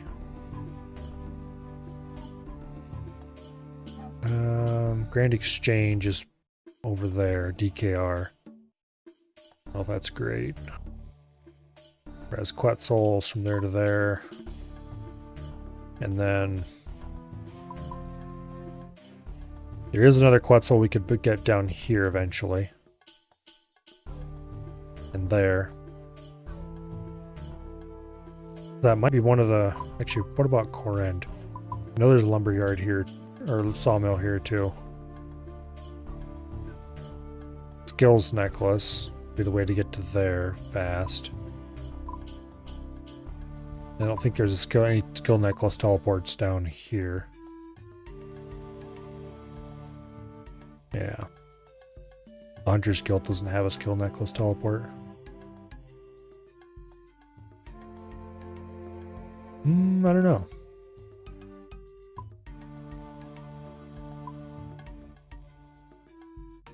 Because the realities of an Ultimate Iron Man. If I want teak planks, I pretty much have to collect the teaks, turn them into planks, and then use them immediately.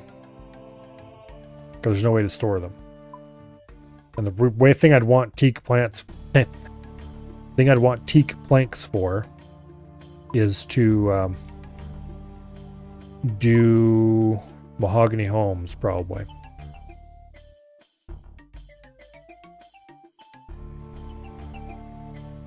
Yeah, I don't see an easy, fast way of getting teaks using this spot. There's also a teak over here, which I can get to quickly using the Ring of Dueling. And then I would have to, once again, fairy ring is the closest approach. If there was a fairy ring close to the lumberyard, that'd be kind of ideal.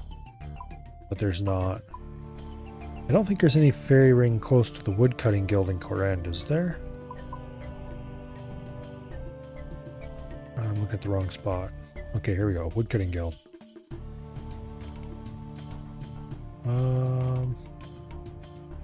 Not really. Where would the nearest fairy ring even be? AKR over here.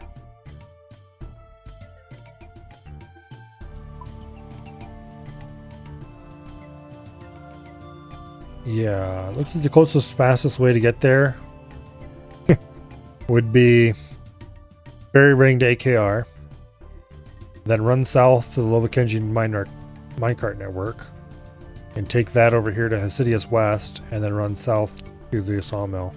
And none of those distances are particularly incredibly short. What kind of easy way do I have to get to this lumberyard? Hot air balloon. Actually,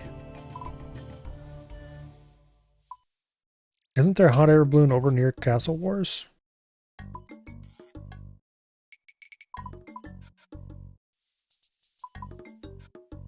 Yeah, there's a hot air balloon right beside Castle Wars.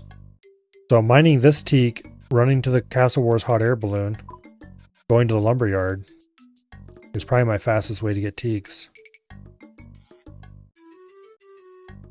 Anyway, that's all academic for now. Something I would want to worry about later. For now, let's go talk to this dude. He has a trade option. Wonder what he sells. I've not been to Varlamore very much. Oh, he sells farming equipment. Okay, cool. Oh, that's right. The last patch made it so farmers don't have to sell you stuff through dialogue anymore. They sell you stuff on an actual trade interface. That's pretty cool. Anyway. I bet you're with them. Them? The frogs. Start the riveting tale of a lily pad labor dispute quest. Yes, I would like to. Frogs, what are you on about? Ah, I see. So you're going to play dumb, are you? Well, I won't fall for your lies. I promise I have no idea what you're on about. If you explain, maybe I can help you. It's those frogs on the other side of the oasis. They're out to get us, all of us. If someone doesn't kill them all, we'll be living out our lives as their slaves. I see. How about I head over there and take a look? You want to go near them? Well, then you're a fool. I will watch from a safe distance as they dine on your corpse. Okay, then. Well, provided that doesn't happen, I'll be back shortly and let you know what I found. Okay, let's go talk to the frogs on the other side of the oasis.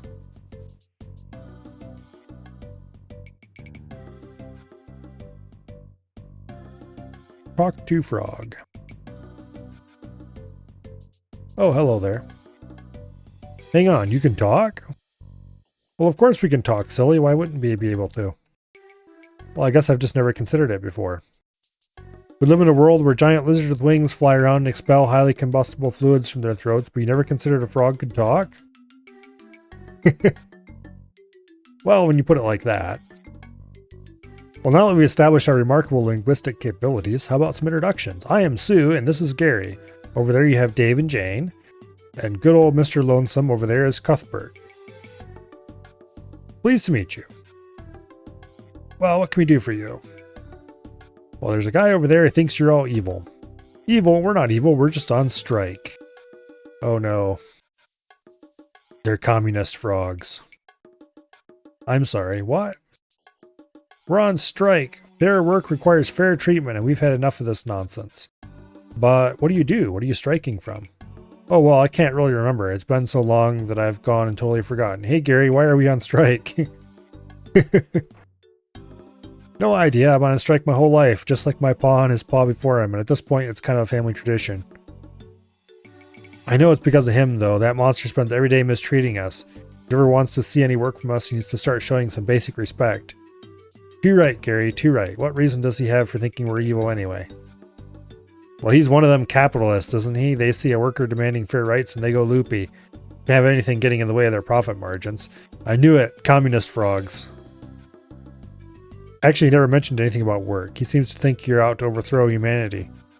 Overthrow humanity? What a load of nonsense. We love humans. Gary here had one as a pet once. Ah, those were the days. I always loved my Senta. Such a shame about the accident. It wasn't your fault, Gary. It wasn't your fault. Anyway, this chap thinks we're plotting to overthrow humanity. What's he planning to do about it? Not too sure. He did mention at one point something about killing you all. He wants to what? He wants to kill us all. Well, now I think we should overthrow humanity. Wait, no. Yeah, we've been treated like second-class citizens for too long. The revolution starts today. Okay, it's time to put down the communist frogs. I see. How about peace? Peace? Interesting. I suppose peace could be fun. There would need to be some assurances, though. Wouldn't want the guy going back on his word. Right. Well, how about I go and ask him what conditions he'd be willing to accept? Okay, so the frogs want us to go back and talk to the dude. And so off we go to talk to the dude.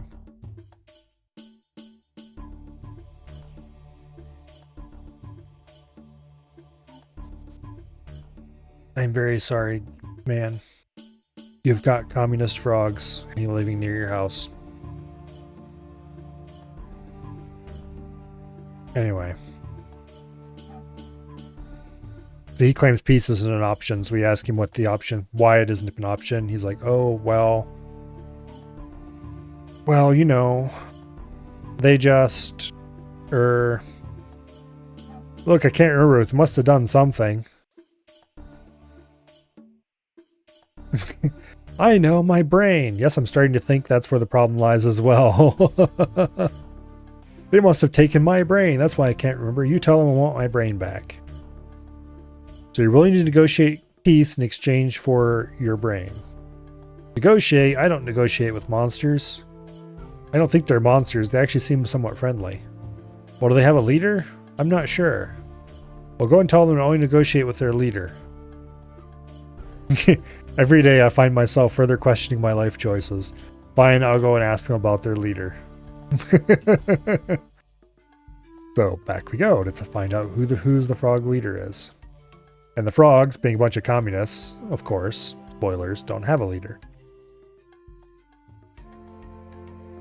Have you found out what peace conditions the Grumpy Guts has? Sort of. He seems open to the idea of peace talks, but you only negotiate with your leader. Do you have a leader? Oh, well, not really. We're more about collective leadership. We did consider starting a union at one point, but Dave messed up the paperwork. Would you be interested in having a leader? A change to our political structure? That's quite a thing to undergo. Yeah, especially in times of war. So maybe we need to mix things up. We've been saying for a while now that we've been stagnating. Perhaps this is just the thing we need. There would need to be an election, of course. They're still communist frogs. You have a process for that sort of thing? Absolutely. We use the first past the post system where everyone votes based on the candidate's hopping capabilities. It's very simple. The candidates perform their finest hop and everyone else votes on which they thought was best. The one with the most votes wins. I see. Well, I don't, but for the sake of my sanity, let's say I do. Shall we call an election then? Sounds like a wonderful idea. There's a small matter of Cuthbert. You see, while you were gone, he told the others about his whole killing us all business. Now, I must admit, emotions did run high. Especially for Cuthbert. Once he learns about the election, he will almost certainly want to put himself forward, and I'm afraid he has little interest in peace.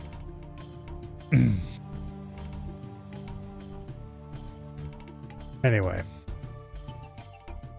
The idea of rigging the election is one that fills my democracy-loving heart with terror. No, it doesn't. They're a bunch of communists. They don't care. But yes, we will need to do that. It's okay if we're the ones to do it, right? See, I told you they're communists. Not in the slightest, but I do love the positive attitude. Besides, the alternative is all-out war with humanity. Which we very much need to avoid, so how do we ensure Cuthbert can't win the election? A hop-off will see the candidates hop from the shore to a lily pad. Now, if Cuthbert's lily pad held an unfortunate hole in it... Okay, I guess I'm off to sabotage a lily pad. Just be careful of Dave and Jane. They're sticklers for the rules, I'm afraid. You can't let them see you. Okay. Now we need to talk to Dave and Jane. Have you heard about the election? Isn't it thrilling? That is definitely a word that could be used to describe the situation. Anyway, speaking of the election, I need to inspect the lily pads. No can do. We've got them all set up nicely. Can't be letting anyone mess things up, can we? Of course not, but don't you think it would be wise for a third party just to get a quick once-over? Besides, two of you deserve a break. Well, I really could do with a bit of a rest, not to mention the fact that I'm starving. Still, the lily pads are our duty. It would be wrong of us to let someone else touch them. You said you were hungry. Out of interest, what would you fancy? For when the election is out of the way, of course. Oh, I'd kill for a nice tasty orange. An orange? I didn't know frogs ate oranges. Yeah, most people think we just eat flies. We do, and we love them, but sometimes you find that you've just had enough flies and you fancy something more exotic. Okay, so they tell us that oranges grow on trees around here.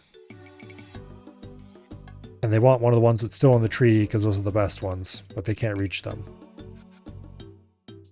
So, we chop down an orange tree and take an orange off of it, because that's a completely rational thing to do. Or rather, we chop it down and let them take oranges off of it. And while they're distracted, we poke a hole in the lily pad.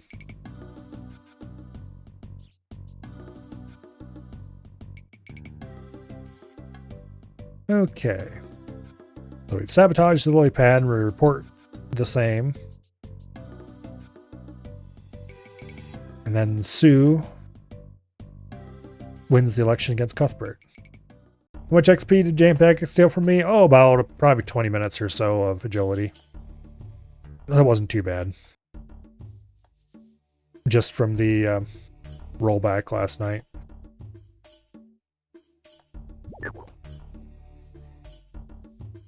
What a corker of a hop. Excellent work. Next up we have Cuthbert.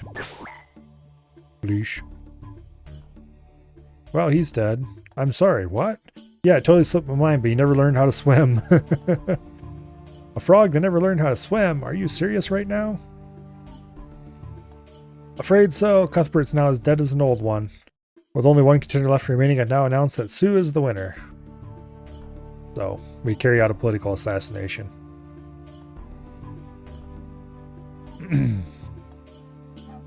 It's his fault, really. Imagine never learning to swim.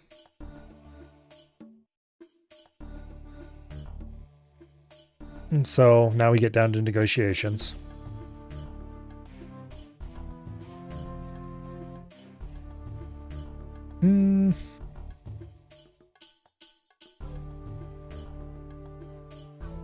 So the frogs want to be paid. They don't seem to have any good idea of what they need to be paid for, but... Okay, they want to be paid in oranges.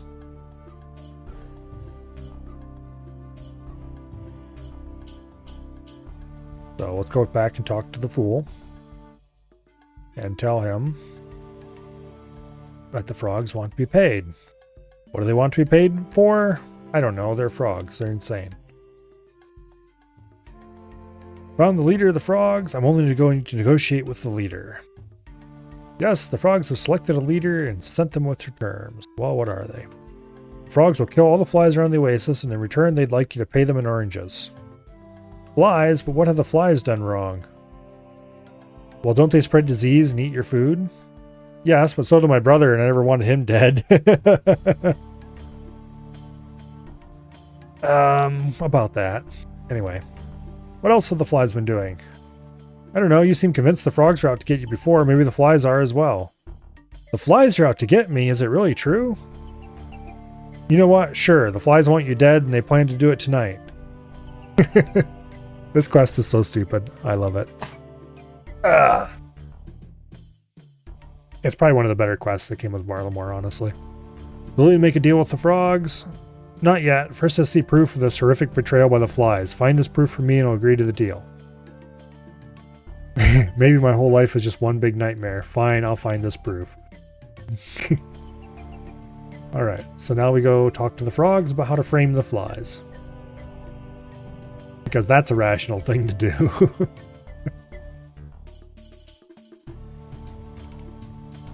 Oh. I'll go with the peace talks. He's open to proposals, but he wants proof that the flies are against him. Maybe it would have been easier to kill him. How about you steal a prized possession of his and planted on the flies. Okay, good. Oh, good. Now we're adding theft to today's crimes. Well, it could be worse. It could be murder. We already committed murder. Nah, that wasn't murder. Manslaughter at best. Or would that be frog slaughter? Now, why don't you go find something to steal? Alright, let's go find ourselves something to steal.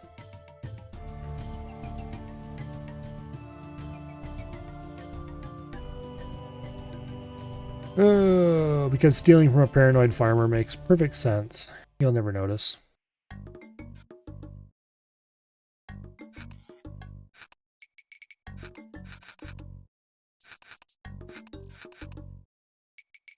Okay. Unlock the chest and find a plushie inside. And then we take the plushie and we stick it in a pile of capybara dung where there's sure to be plenty of flies.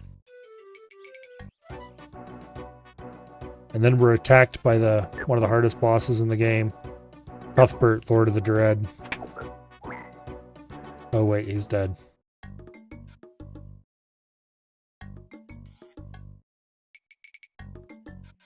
Yeah. It's kind of funny because they give that guy a big boss health bar and everything, just like they would for, well, an actual boss.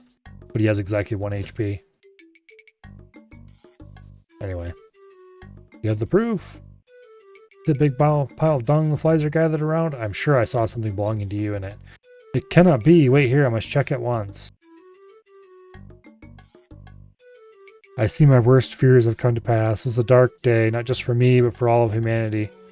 Return to the frogs. Tell them we have a deal.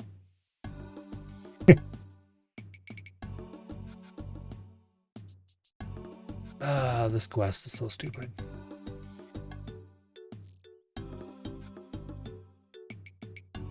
Good news. The terms have been accepted. Wonderful. Peace at last.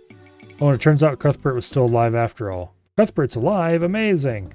No. Now he's now properly dead. Oh. War always has casualties. We will forever remember Cuthbert's sacrifice. Anyway. I only wish I had the ability to scrub the memories of all this from my brain. But as I can't, I guess now I'll have to carry them forever.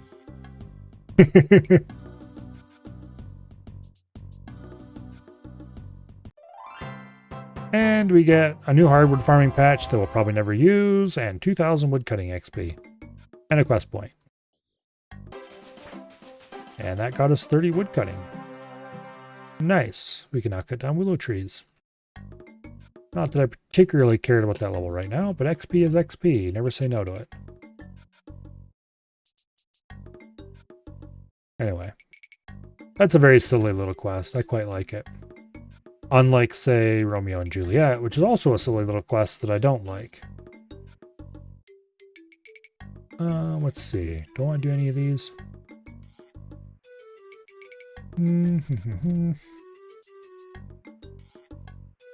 The farther down the list, the more requirements these are going to have, so we're probably going to have to pick something from fairly close to the beginning. Imp Catcher is just going to take too long to bother with right now. That's the kind of thing that you start and do as sort of a long-term goal. Clock Tower. Clock Tower give us 500 coins and a quest point.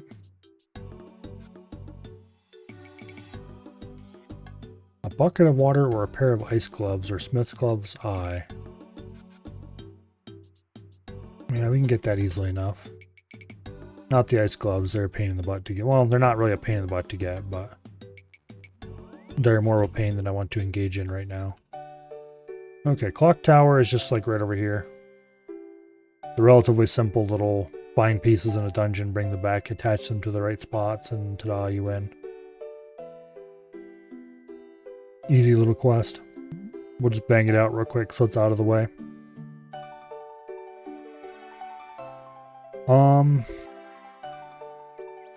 The quest guide says there is a bucket spawn next to the well, east of the clock tower. I think they mean this well. That'll save us from having to go to the general store in town and buying one. Yes, there's a bucket right there. Okay, cool. And we'll fill it up in the well. Okay.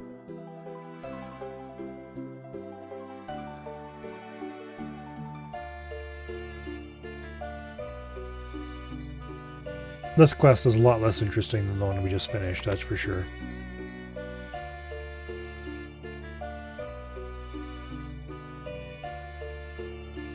The clock tower is broken. Oh no! And he'll pay us to fix it. Problem is he won't pay us very much, but... Okay. And there's sort of a mini puzzle to figure out which thing goes where, but we have the quest helpers, we don't have to mess with that. You have started the quest, clock tower. Okay. And it's being weird about it, so we're gonna have to open the quest helper to sync it. Hello, game.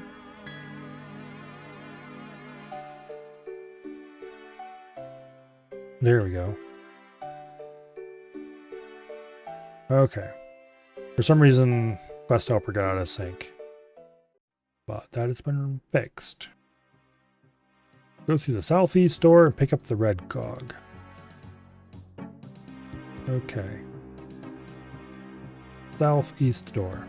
The one that conveniently is close to the red quadrant.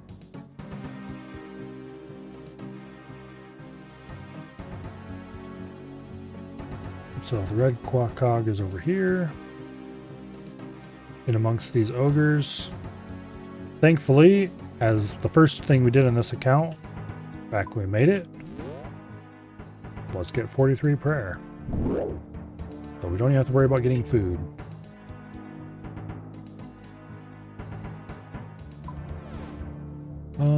Yeah, probably faster to run out of here than it would be to teleport out and run back.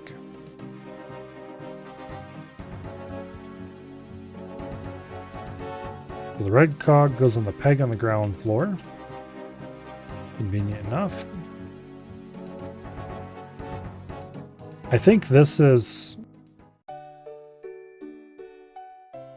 part of the puzzle. It's supposed to tell you where stuff goes. I don't know. I don't really care that much either.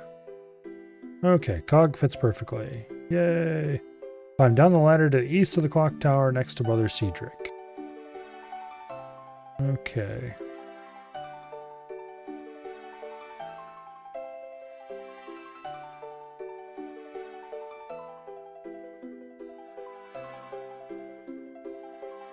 This ladder over here. Brother Cedric is... Did I do Monk's Friend already? I think I did Monk's Friend already. Pretty sure I did Monk's Friend already. Anyway, he featured in that quest. Okay, we're after... Blue Cog, I believe. These level 5 goblins are not a threat. Are you gonna run way the hell over there? Alright. Assuming they don't give us a shortcut out of here, it'd be faster to teleport out with the Artie cloak and come back via a different route.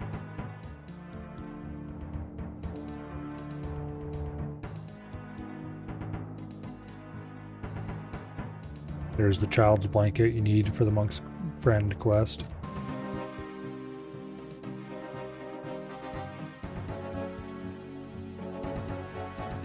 Okay. And I think these ladders... Oh yeah, you can just go up that ladder and get out, can't you? Because these are the ladders that are behind the clock tower.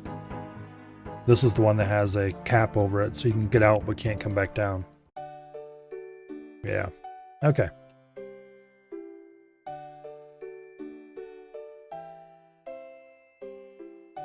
Man, I wonder when the last time I did this quest was. It would have been on my main. And it probably would have been...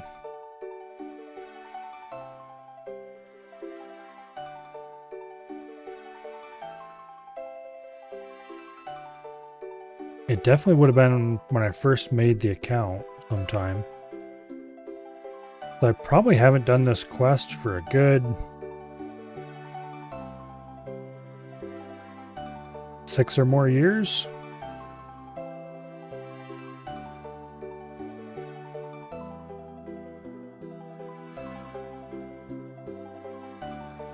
If I had to guess.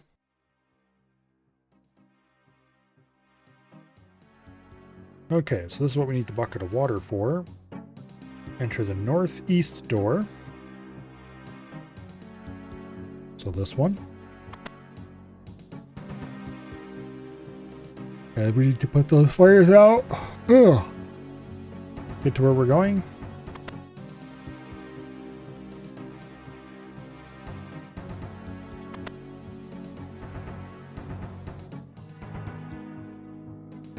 Okay.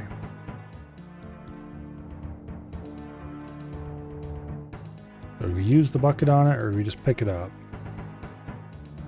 See what happens when we just try to take it. Okay, we just pour the water over it if we try to take it. So that works out quite well for us.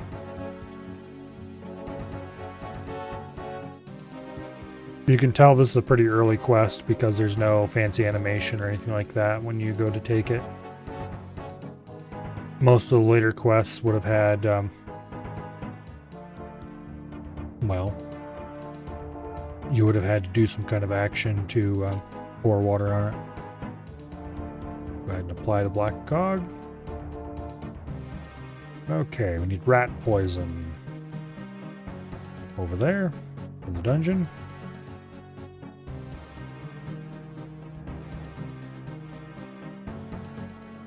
Conveniently, we don't have to go far to find it.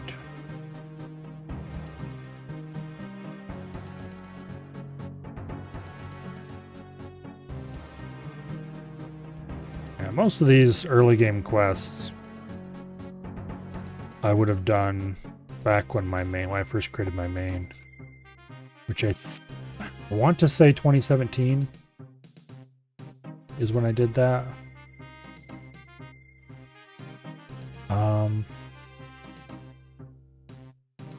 It's probably more like, well, it might have been 2017. I don't remember what year it was exactly that I got internet at home.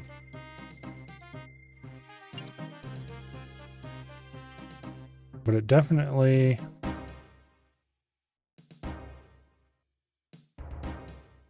probably would have been sometime around then. Okay, so we used the rat poison on the floor trough. That does terrible things to all the rats in the room, which allows us to get through the gate. Or something like that. The death throes of the rats seems to have shaken the door loose of its hinges. You pick it up and go through.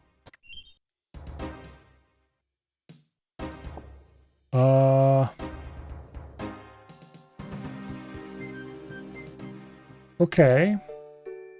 Let's not question that too hard. Logic, where art thou? Okay, so let's go up a few floors. And then we use the white cog on that particular little sticky outy bit. And we go talk to the dude and get a reward.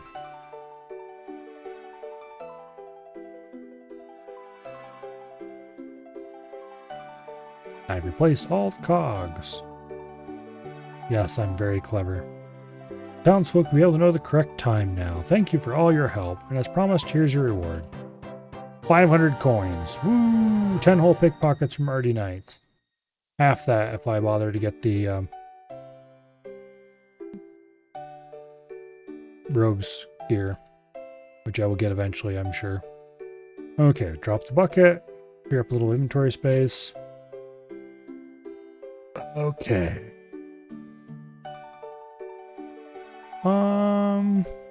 What's Corsair's Curse got in it?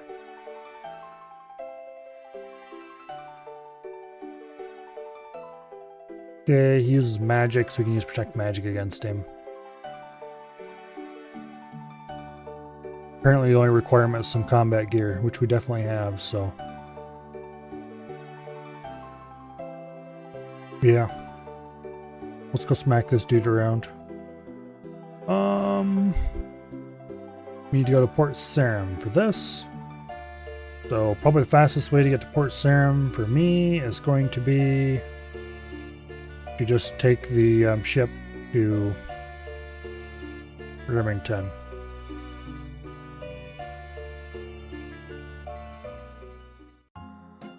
Although home teleport is... Nah. We'll just take the ship from Remington.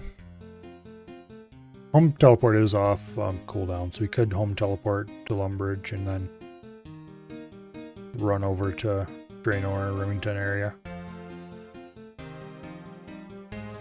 Or Draenor, Port Sarim area.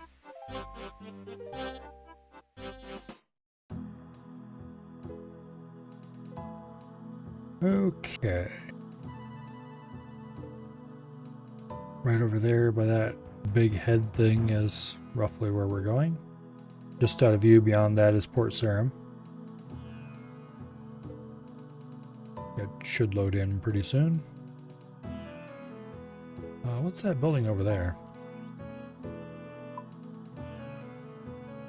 Oh, okay. It's just the Port Sarim Church. We should probably swing past there and get a prayer point recharge. We're not down many of them, but every little bit counts, I suppose.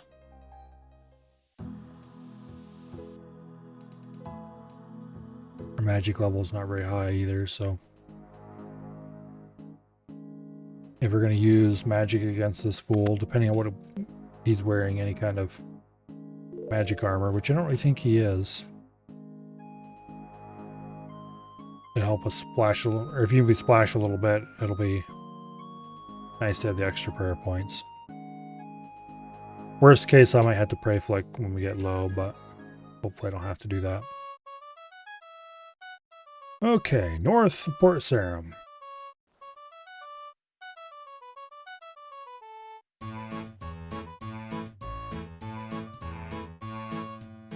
Remember correctly, this quest is just a lot of more running around talking to people.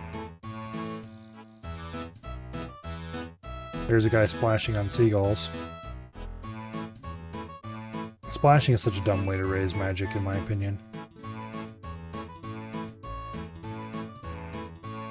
It's far from the worst thing you could ever do, but... why? I guess it is extremely AFK, which is probably why people like to do it. I usually don't have any trouble getting high magic level, though. Okay.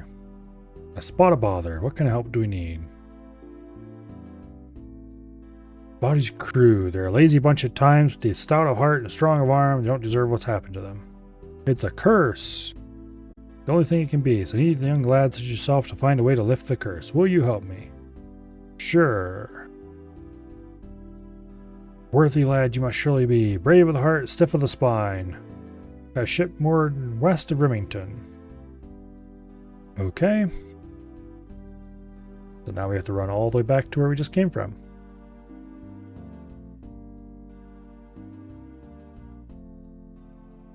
Okay. So this gets us access to Corsair's Cove. And also access to a bank in Corsair's Cove, which, shock and surprise, isn't actually that useful. Because, yeah, Ultimate Iron Man. Banks really don't help that much most of the time. There are still a few things you can do at a bank, but I don't think any of them are terribly relevant to Corsair's Cove.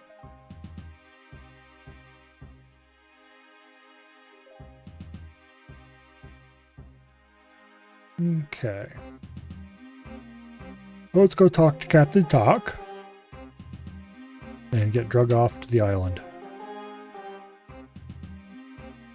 Used to command a much larger vessel, sailing the seas with a crew of Corsairs, but now we settle down in Corsair Cove. A curse has laid them low. Sickly they be, too weak to stand. 4 of them afflicted by the curse. Okay. Okay, let's go to Corsair Cove. Let's find out about this curse.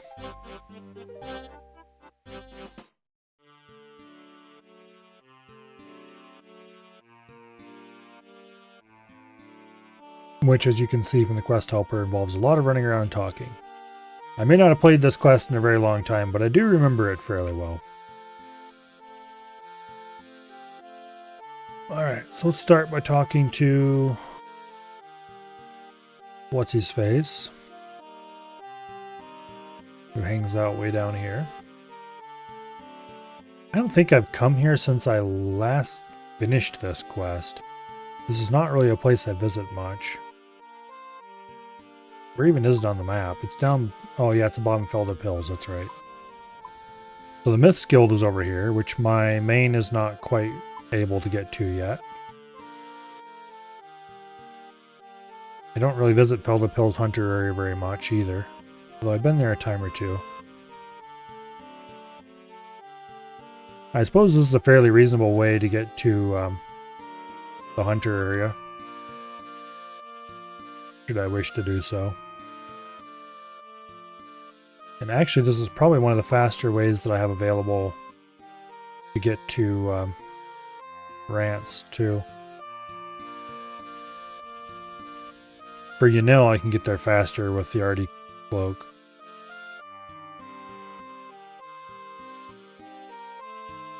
But if I'm in the area of Remington, I can just go to Corsair Cove and or take a charter ship to Corsair Cove.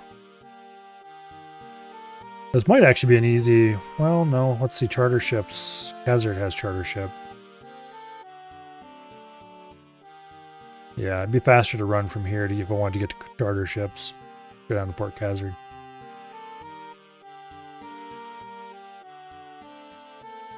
Oh well. Up the stairs. And talk to the navigator. We're cursed, cursed. I hear you've been cursed. You think so, really? Am I not a picture of health and beauty? Yes, we've been cursed. I've sailed the seas all my life. Yeah, whatever. Sailed the seas, okay, whatever. He's been on the ocean a while. He's seen a lot of things. And he has no idea what's behind the curse. Alright. He's not helpful. So, let's go talk to the next person.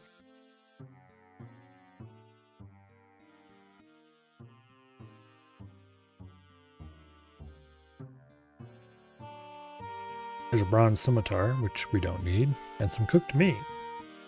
I should probably take that while I'm here. I hear you've been cursed. The navigator always warned us this kind of thing could happen. And this guy says it's his fault. The captain took him exploring some caves west of the cove. He climbed down vines, found a big cave filled with terrifying ogres. Hoped he could use amazing thieving skills to avoid them seeing me. Was out of luck. By the time we finished clambering down the ladder, they'd spotted me. Okay. They quickly grabbed some loot. They wouldn't have to face the captain empty-handed and fled up the ladder before the ogres could kill him. 3 days later, he all fell ill. I think that his soul must have been some kind of sacred relic, and the shaman in the caves would curse us for stealing it. Maybe you could get the relic back from the captain and return it to the ogres? Alright, we'll see about that. Let's talk to the cabin boy. Here you've been cursed. The navigator always told us to beware of curses. It's all the cabin boy's fault. Didn't mean to upset her, just thought we could be friends. Apparently there was a mermaid and he thinks he's upset her.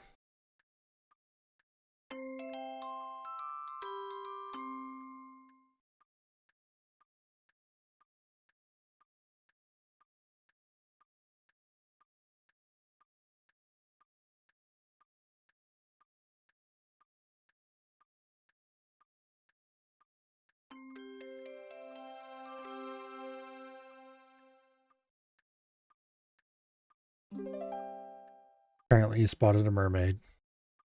Or he thought he did anyway.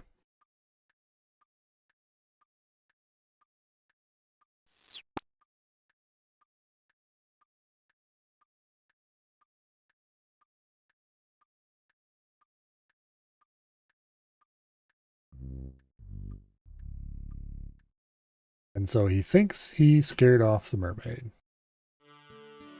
And somehow offended her. So let's go talk to the next person. See if they have their own explanation for what could cause the curse. So we talked to the cook. Here you've been cursed. I think she did this to us. Should have left her alone. The navigator told me to beware of these things. I have awoken her and now she's done this to us. He finds food. He was fishing.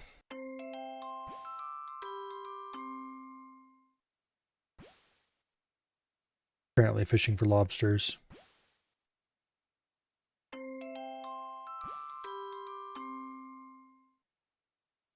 This isn't a lobster. It looks more like a child's toy. Is it moving? She's moving! She's possessed! Help!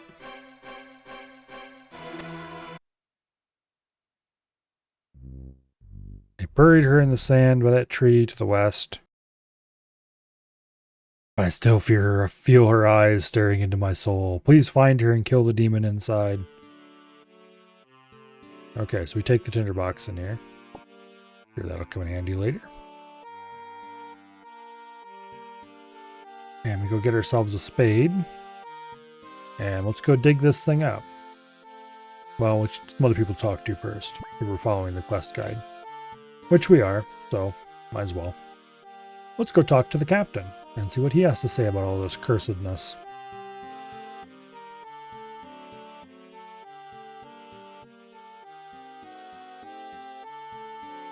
Hello, Captain. No! Wrong button. Okay, fine, whatever. We'll have to travel back, I think.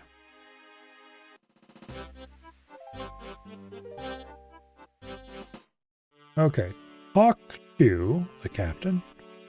Any idea how to lift the curse? Arson says he gave you a sacred ogre relic. Brought him back a bone lump. Okay.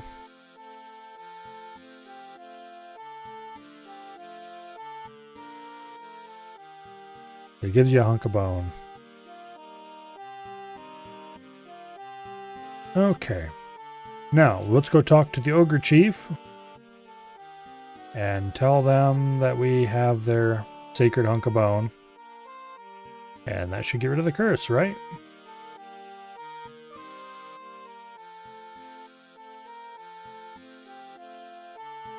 Right?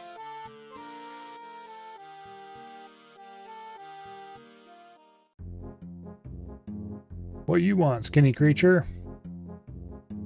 I've come to return what Arson stole. He skinny man who climbed down Vine the other day. Yeah, he big fool. You see what he stole? Yeah, that little man is big idiot. Climbed down Vine, grabbed toothpick, and ran away like scared kebbit. It's toothpick. Tess got plenty more. Skinny idiot man want Tess old toothpick? Maybe he's sick in head. But Tess not having shaman's curse anyone. Okay. Well, if it wasn't the ogres that did it, then it was definitely that evil creature that, what's his name, fished out. The cook fished out. Let's go dig that up. Search for the possessed doll and face the consequences. That's not possessed. That sounds more like clockwork. And the clockwork doll ran itself into the water anyway. So, well, I guess that didn't pan out. No demon-possessed doll doing cursing anyone over here. Let's go look through the telescope. Let's see if I can find that mermaid.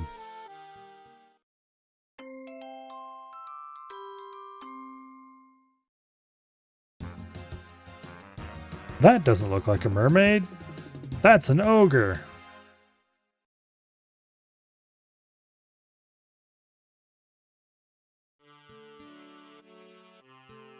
Okay. So we spotted an ogre swimming around out in the water.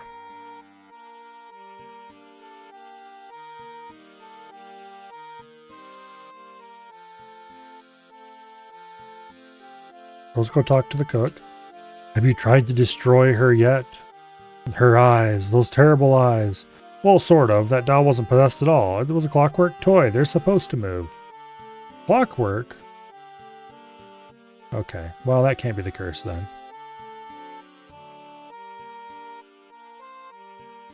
Now, let's go talk to the other two.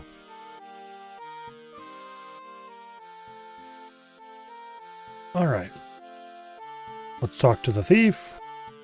Have you turned the sacred relic to the ogres? Will they forgive me and lift the curse? Their chief says it wasn't a sacred relic at all. It was her toothpick. And they didn't curse them anyway, so he's fine.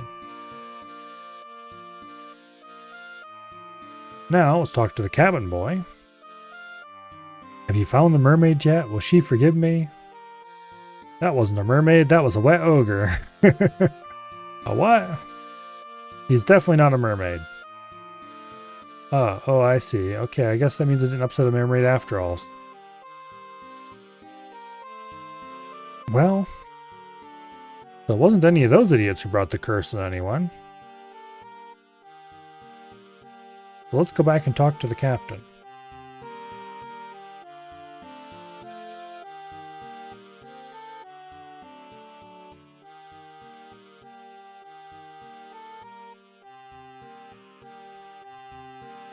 You know, a lot of people just spam through the dialogue in these quests.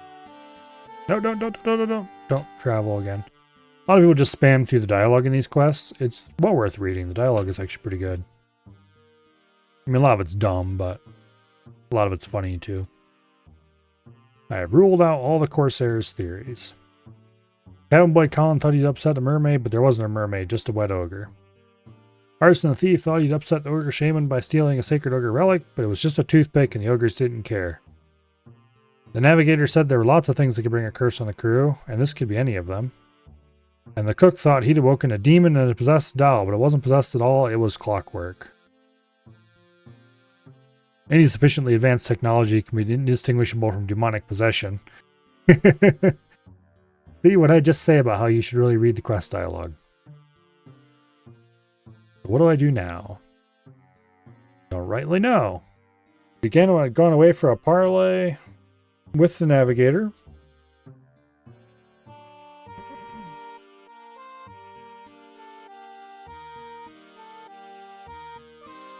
And we came back to find the crew all puking up their dinner. Then the navigator fell ill too, though he'd not eaten with them, so it can't be the food. You're saying it began after they'd all eaten, but the navigator fell ill even though he'd not had any food. That meal must have been interesting.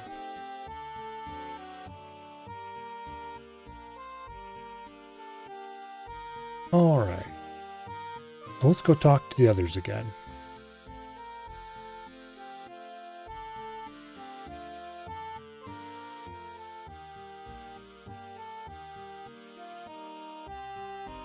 Talk to the cook.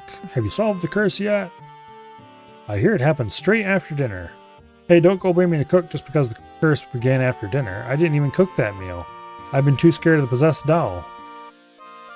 You mean your clockwork doll? It's an easy mistake to make. Anyway, I didn't dare try to fish after that, and the navigator volunteered to do all the fishing and cooking instead, before he went off for his parley with Captain Talk. Anyway, navigator got sick even without eating it, so it can't be the food. Oh, really? Let's go upstairs and talk to the rest of the fools. Talk to the thief. You know how we all got cursed? I hear the navigator cooked the meal for you last night.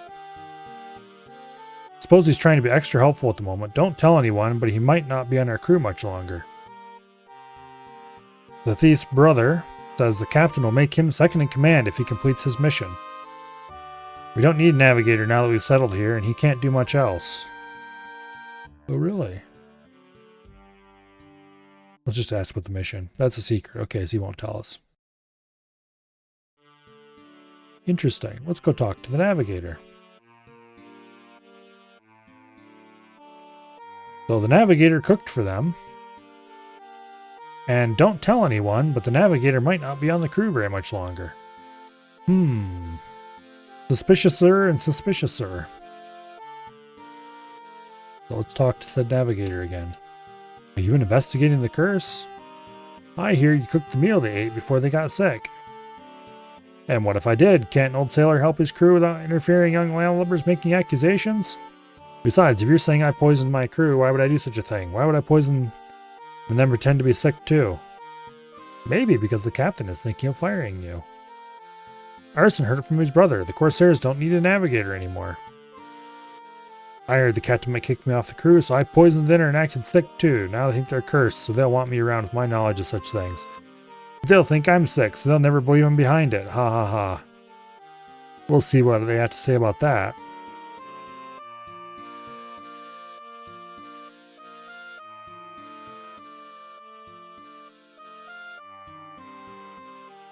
Yeah. The Corsairs all think I'm sick too, even though I never ate the food, and you'll never get me to prove that I'm healthy. I ain't getting up. So they'll keep believing in the curse. I bet I can prove you're well enough to get up. You'll never make me get up. I ain't afraid of cold, nor wet, nor anything you can do in here. Okay, so the quest marker, or the quest helper tells us exactly what to do to complete this, but I'm actually going to go talk to the captain first, because I'm curious what dialogue he has if we tell him that his navigator did it without proving it to him. It's out of our way, but why not? Okay, cross gangplank. Talk to Captain Talk. Any idea about how to lift the curse? He's faked the whole curse. That can't be. He's sick and he may be babbling madness from his fevered brain. You have to prove he's not really sick. Okay. So the captain doesn't believe us and insists we prove it. So let's go prove it, why don't we?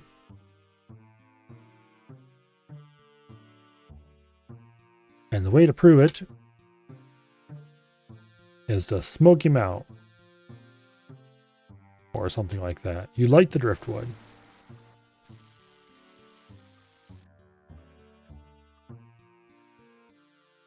And he comes charging down to put the fire out before it...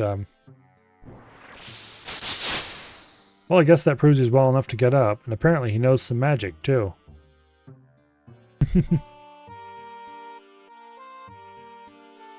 Let's go back and talk to the captain again.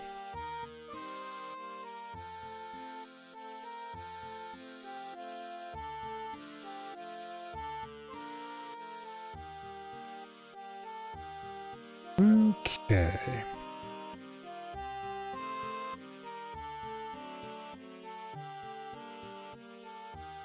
So what's happening now? I've seen Athoy running around. He's not sick at all. He was never sick at all. Here I'd be feeling sorry for him. A trickster he be indeed. Kill him for me. Sure, why not? That seems like a completely reasonable response to this. I'm not sure what would happen if you used the other dialogue options, but we'll go with this one. I think he just insists on it, and if you say no, then the quest just doesn't end until you finally get around to doing it. In any case, it doesn't matter because we're just going to go do it. Okay. And he immediately attacks us when we arrive. Go ahead and fire strike him. I have prey magic. So he can't do anything to me, whereas I can slowly beat him up. I seem to be hitting lots of ones though. Oh, there's a 4. Maybe I should use my mithril scimitar on him. Let's see if that does a better job.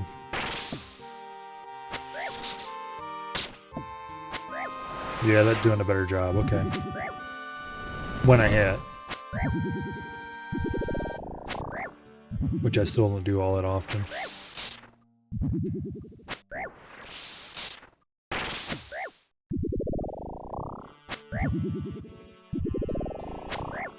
Yeah.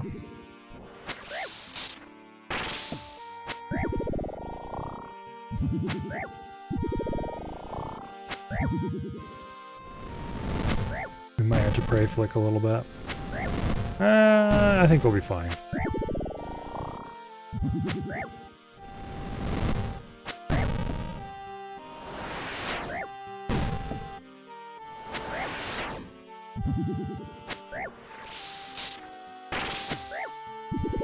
Yeah, I think we'll be fine. You'll run out of health about the same time you run out of prayer, roughly. Or a little better if you keep hitting like that.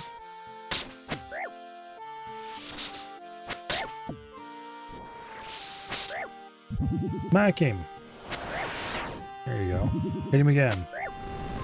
Okay, one more good hit and got him. I said good hit. Well, that was a miss. As was that. As was that. Come on, he's only got 3 HP. Hurry up. There we go. And we win. Alright, let's go back and talk to the captain.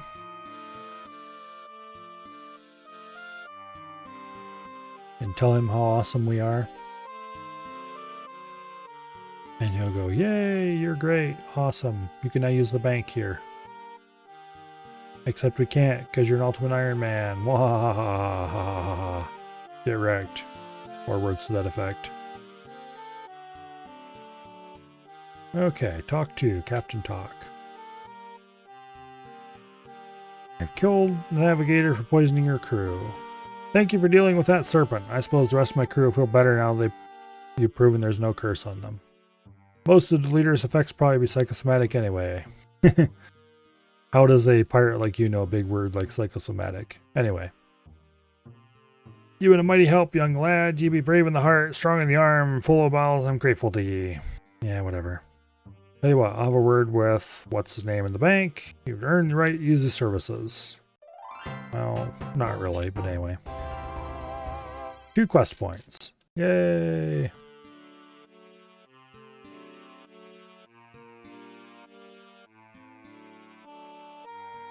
And over there's the bank that we can't use.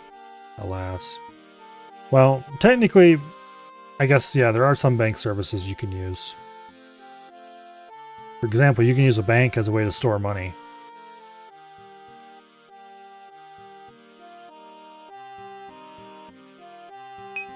I believe. Yeah. You can... This is for collecting stuff from the GE. Which you can't... Iron Men can't trade on the GE. Except that's not true. Because Iron Men can trade for bonds on the GE. And apparently, what you can do is, if you want to store some amount of money temporarily, you can go put in a buy offer for a bond and then immediately cancel it, assuming it's not enough money to actually buy a bond for.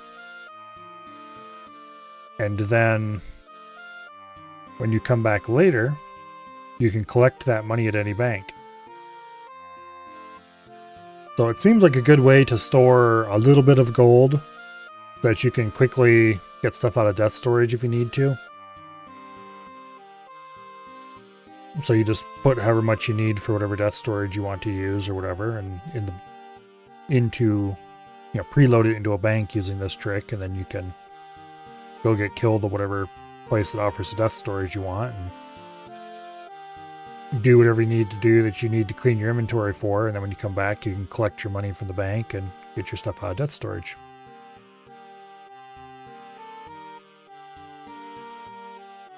Obviously using a death storage is still risky, but that's one way to do it without having to worry about how you're going to get your money back later.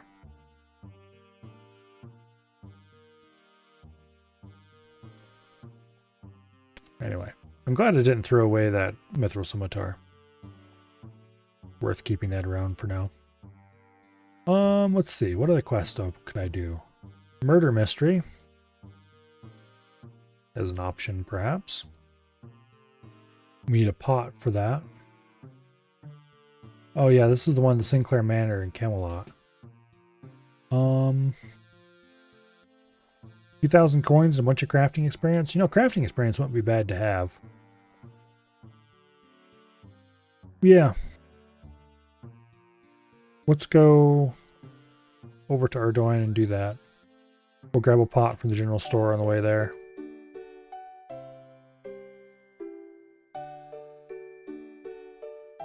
$2,000 coins don't matter really, but...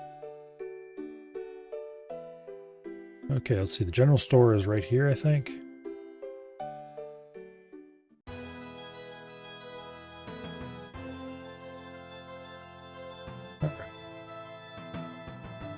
Trade this dude. I would like to buy a pot from you. You don't sell a pot. That's actually really kind of annoying. Let's see. Where could we buy a pot around here?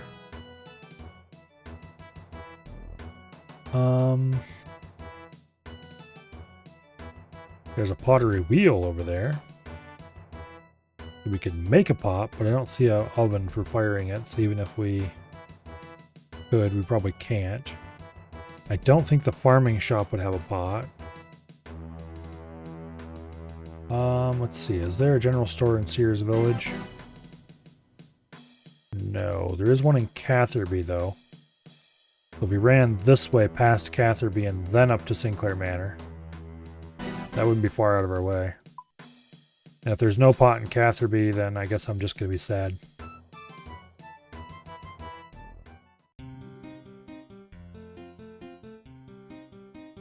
Oh. Before we run off, let's recharge our prayer here at the church in Ardoin.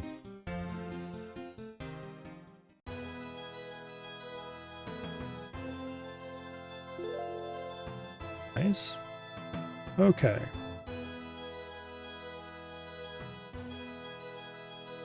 Let's go ahead and exit this side of the city.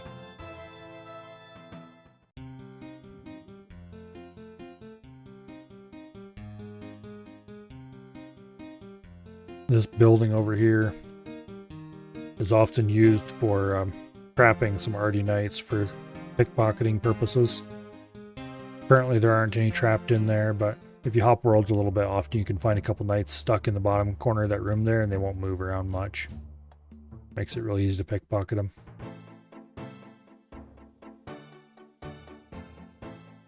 Here's the Legends Guild, which is a pretty nice little place. You can recharge some of your Dragonstone jewelry there.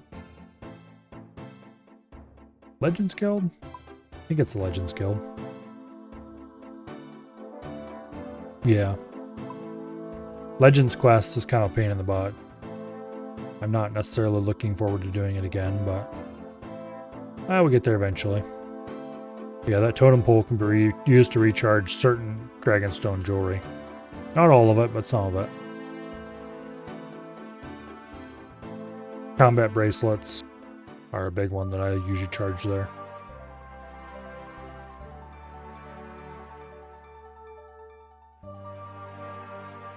Here's Sherlock. If you ask him why he's not wearing a shirt, he'll tell you no shirt, Sherlock. Kind of funny, but oh well. Flax field. Pick flax there. Spin it in Sears Village. Make bowstrings. Not the most efficient place to do it, but it's a place people used to do it a lot back in the day. I, of course... I can't say I wasn't playing back then, because I was, but I wasn't a high enough level or a member to be able to do that, so... let's see, that's the Archer. General store is over here. On the dock. The dock, apparently. And we can buy a pot. Okay.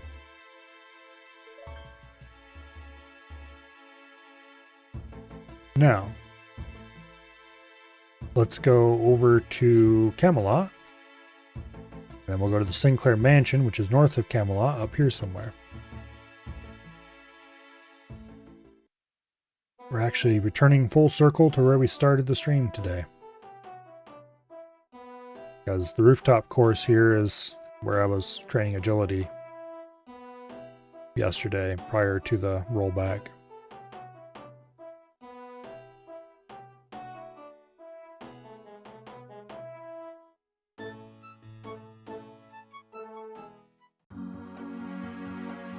Anyway.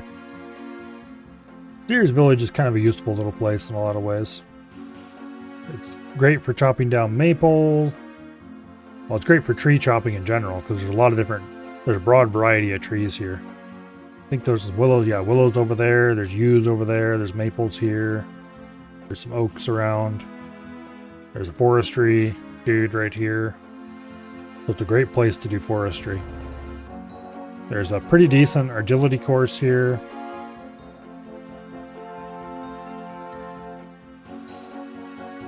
A few other nice things.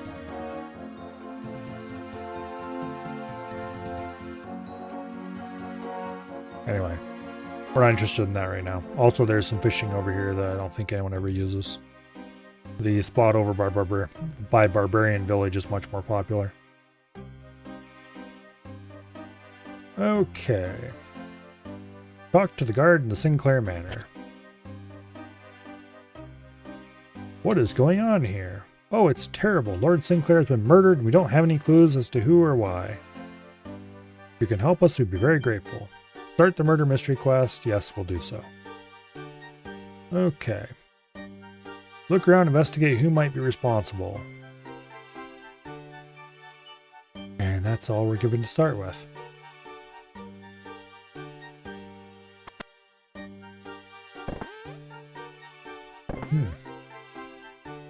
We'll investigate the smashed window. The thread seems to have been caught in a loose nail in the window. Okay. We have the thread. We'll grab the pungent pot.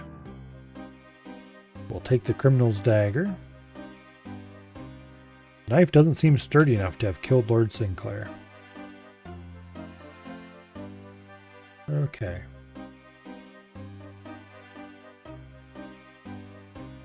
Then we'll go to the shed over here and get some fly paper.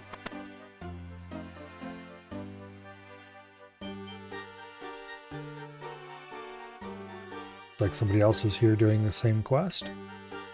I had to guess. Yes, we'll take the fly paper. We need 2 pieces. So we'll do it again. Okay. Because Quest Helper just jumps us past a lot of the intermediate steps, we'll go straight to talking to various fools upstairs.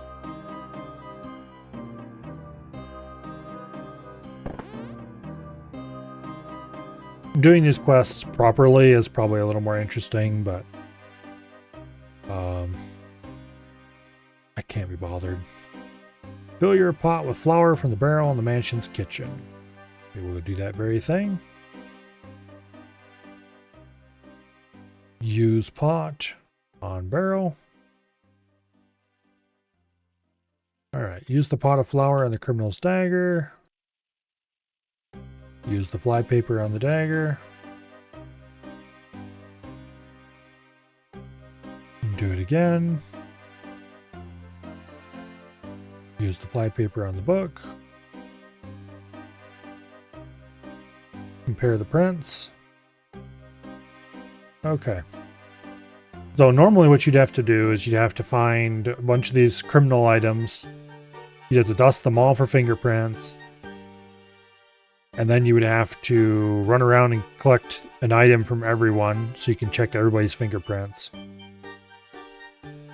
In this case, we already know who did it, so we can just check their fingerprints directly. Saves a lot of time. So we know that the dagger fingerprints match David's fingerprints. So we talked to the gossip. And he says the poison salesman in Sears Village might know more. So let's go talk to the poison salesman. The poison salesman is relevant to this quest and a different one. And I don't know if he does anything else besides those two quests. But anyway, he is a recurring character that we'll run into later. Here you can see some people doing agility.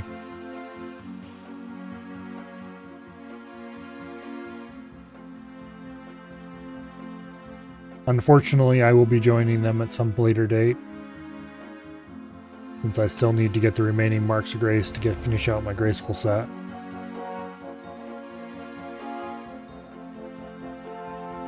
I really wish... Okay, talk to Poison Salesman. I really wish the Graceful set didn't have a cape, because I'd really like to keep my already cape on. I'll probably still carry it with me because it's a really useful teleport cape for now, but... Okay, they bought the last of his patent multi-purpose poison. And so we ask him who he sold the poison to, and it turns out he sold it to everyone.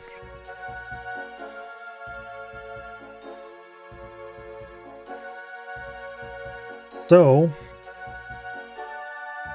we can't just find out who the prisoner or who the poisoner is quite that easily because, well, everyone bought poison.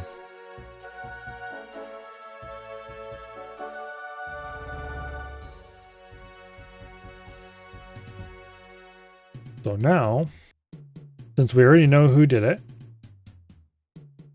which I guess in this case we do have a suspect, namely that the killer's print and David's print match. We probably don't. Technically you can run around and talk to everyone about the poison as well. And they'll all tell you what they bought the poison for, and you can cross-check their stories to see who's lying. In our case, well, Quest Helper tells us who's lying, and also the prints tell us who's likely lying.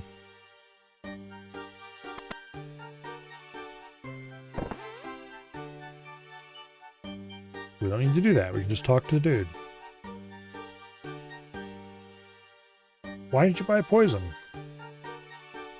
There's a nest of spiders upstairs in the two servants' quarters. Obviously, I had to kill them before our pathetic servants whined at your father some more.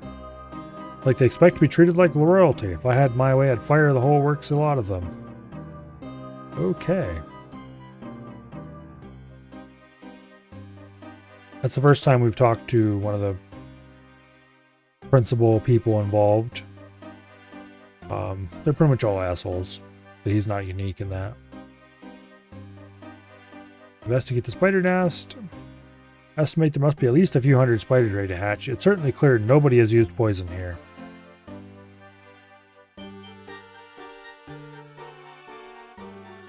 Okay.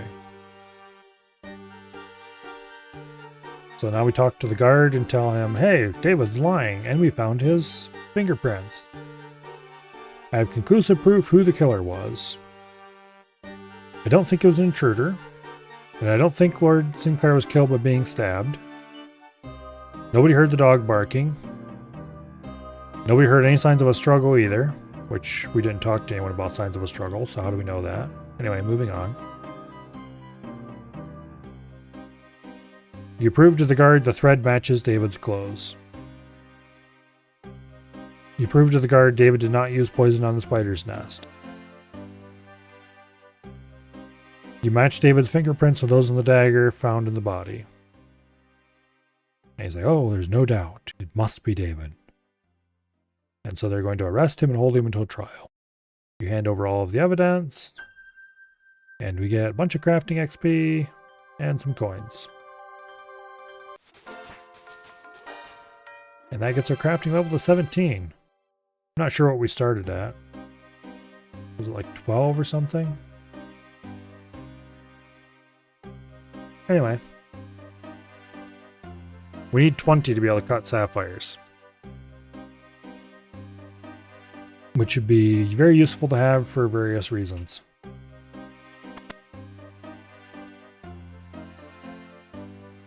But it's not terribly critical. Merlin's Crystal. What are the requirements for that? We're right here anyway, we might as well. We need a tinderbox, some bread, bucket of wax, bat bones. Are there any bats around here? The bucket of wax has gotten from the beekeeper down there, I think. Bread.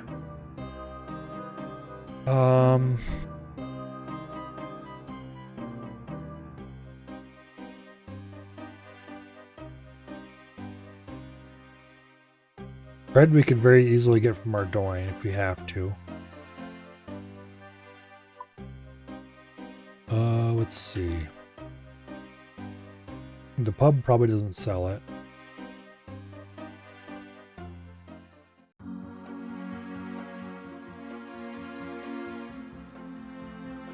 We could probably, let's see. There's not a food shop in Catherby or Sears Village. I doubt we could just bake our own bread. Actually, wait, bread just requires water and flour.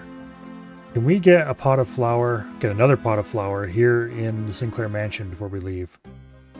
And then we could just make bread dough. Let's go try.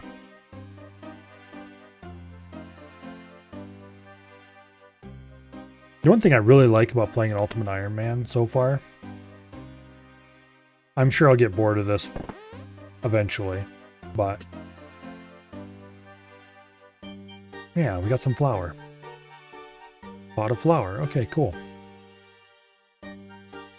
Now we just need like a bucket of water or something. I don't see any buckets around here. So we'll probably have to go down to somewhere and get that. Probably Catherby is where we'll end up being. Alright, bucket of wax. There is a note attached to this. Can be obtained during the quest. Yeah, okay. Bat bones can also be obtained during the quest. I think. Yeah, it can be obtained during the quest. Okay. I'm not going to worry about those until they tell us to acquire them then. That's just if you want to be prepared ahead of time.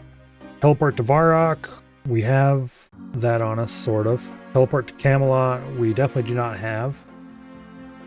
And 2 teleports to Falador, which we also don't have. Are the recommended items. So I guess we're just going to have to use the Chronicle and the Artie Cloak to get where we need to go, which just means we're going to do a lot of running.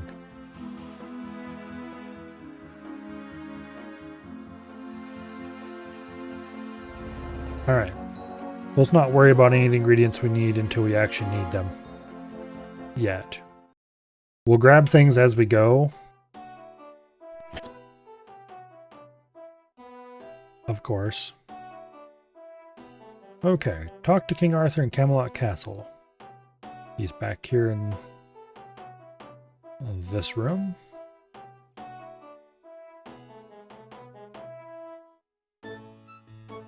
Hello, King Arthur.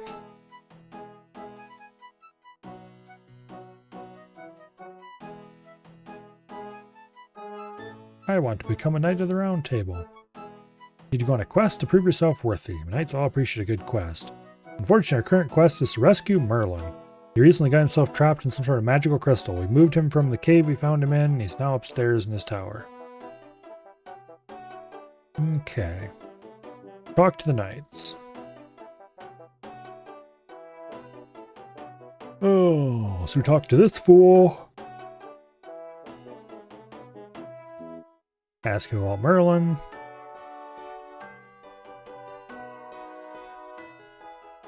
Okay, it's the work of some evil dude, yada yada yada. Off we go talk to Lancelot. I never was a big fan of Arthurian legend. Most of it's a bunch of people being dumbasses. Okay. Speaking of which, here's one of the chief dumbasses of said stories.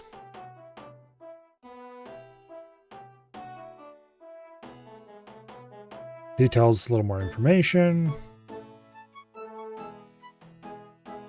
Okay. We need combat gear and food for this to fight a dude. And we need to go to Catherby.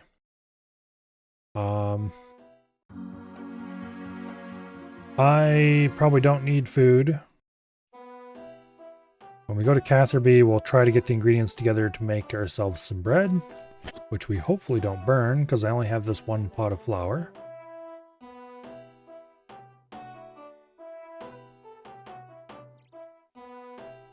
Okay.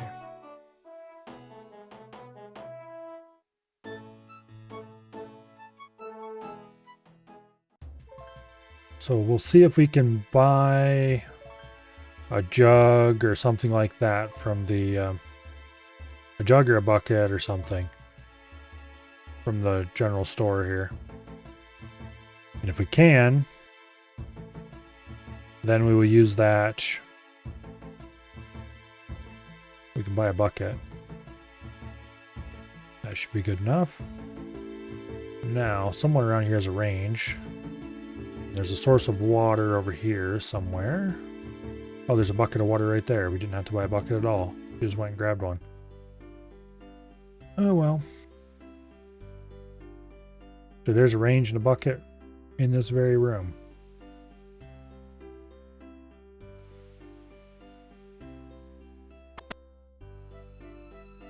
Well, let's use our bucket on the sink. Use our bucket on the pot.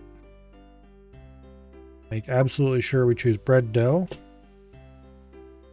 And then we cook it on the range and hope it doesn't burn. If it doesn't, cool, we have the bread we need. We'll drop our pot. We'll drop our bucket. We don't need the spade anymore. Or the... No, wait, we do need the tinderbox. Okay.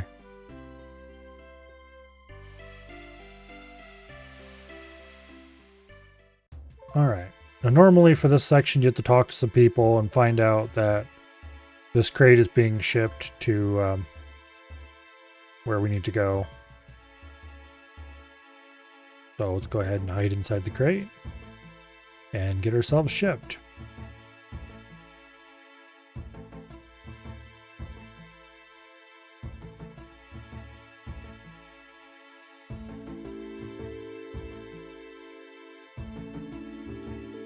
And we get loaded aboard a ship and sailed.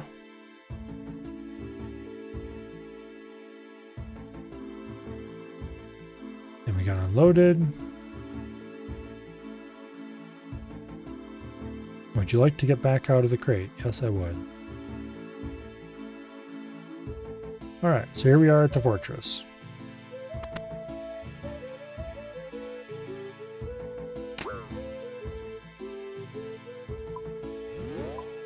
Appreciate if you didn't attack me, thank you.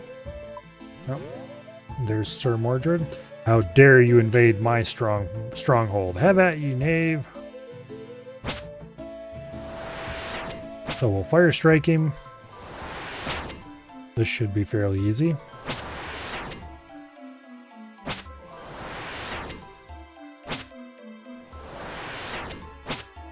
Is it just me, or does his head look smaller than most? Oh well. We'll easily be able to defeat him before running out of prayer.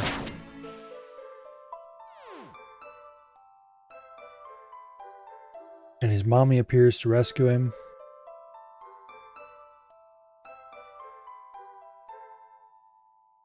Oh, come on.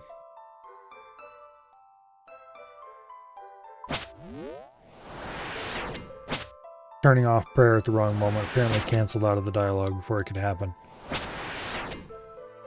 That's annoying as hell. See if we can deactivate the prayer just before he hits 0 HP.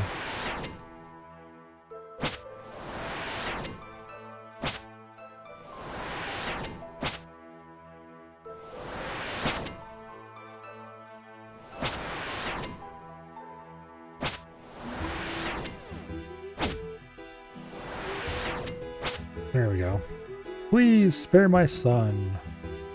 Tell me how to untrap Merlin and I might. Okay. Sitting in free won't be easy though. You need to find a magic symbol as close to the crystal as you can find. You need to then drop some bat's bones in the symbol while holding a lit black candle. I'll summon a mighty spirit. You need to bind him with magic words. You need the sword Excalibur with which the spell was bound in order to shatter the crystal. Okay, where do I find Excalibur? Lady of the Lake has it. Don't know if she'll give it to you, or she can be rather temperamental. Okay. And the words? You'll find the magic words at the base of one of the Chaos Altars. Which Chaos Altar? I cannot remember. Okay. Poof. Now, return to Catherby. You still need bat bones. You can kill one of the bats just outside the fortress. Okay.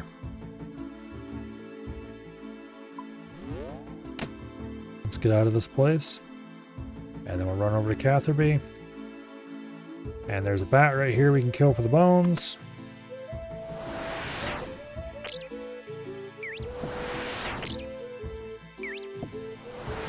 And we should have grabbed the insect repellent while we were in Catherby, but we didn't think to do that.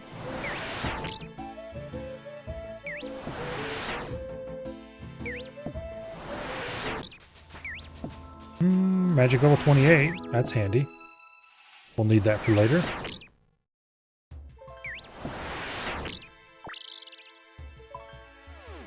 There we go. Grab the bat bones. Now we need to go get some insect repellent. In the house in North Catherby. And then we need to come back here. We need to use the insect repellent on one of the hives.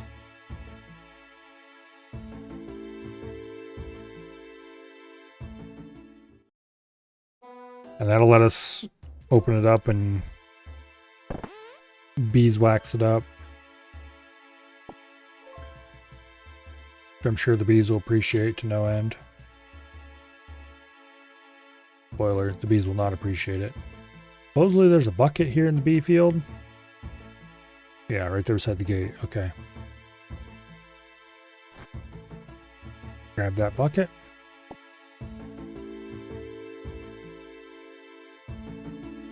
Okay, use insect repellent on beehive. You try to get some wax from the beehive. You succeed in filling your bucket. Not sure what all the buckets of wax are useful for, but you definitely need one for this quest. I could probably look them up in the wiki if I really cared, but I don't. It's not like we're going to collect some ahead of time and store them or anything. If I ever need them for something, I will... Nope.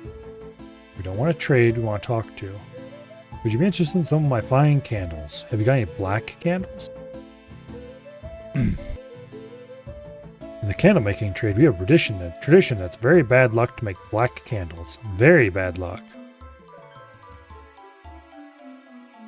You can bring you a bucket full of wax. Okay, that's easy enough to do, because we already have it. Exchange the wax for a black candle. Now, we need to talk to the Lady of the Lake in Taverley. That's inconveniently positioned for us. Because Taverley, while it is right over here, and we do even have the agility level to use the shortcut to get over there, we would need to have a mithril grapple, which we don't have. Nor do I think do I have a way to get one. That wouldn't be a rather long, involved quest of its own. So no using the shortcut to get over to Taverley. Which means the only way to get to Taverley is actually probably... minigame teleport to the Berthorpe Games Room, I think is the best way to do that. I need to remember to use my minigame teleports more often. They're extremely helpful.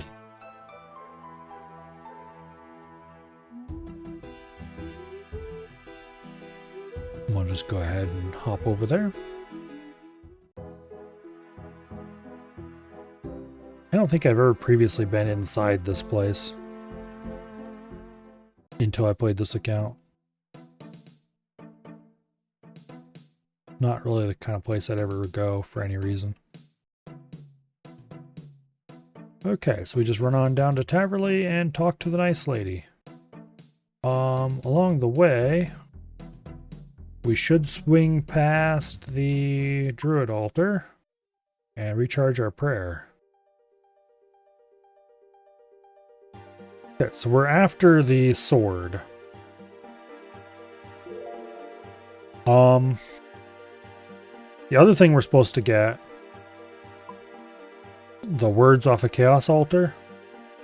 One of the Chaos Altars is up here. There's a Chaos Altar here. There's a Chaos Altar here. There's a Chaos Altar... Oh, where all are they? I don't know if this is a Chaos Altar or not. I don't think this is. I'm not sure what that is, actually. It might be.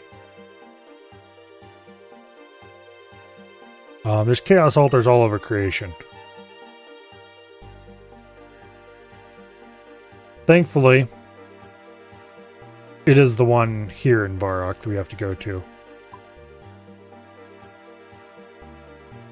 If it was the one in Deep Wilderness, that would massively suck. But it's not. If it was the one there, it wouldn't be that big of a deal. That'd actually be fine. But it's not that either. It's the one in Varrock. And the reason I remember that is because poor alien food got stuck here trying to figure out which Chaos Altar it was. Okay, good day to you. I seek the sword Excalibur. Have the artifact in my possession. 'Tis very valuable, not an artifact to be given away lightly. But I want to give it away to only one who's worthy and good. Set a test for me. First, I need to travel to Port Sarim, then go to the upstairs room of the jeweler's shop there. And I guess we'll get further orders from there.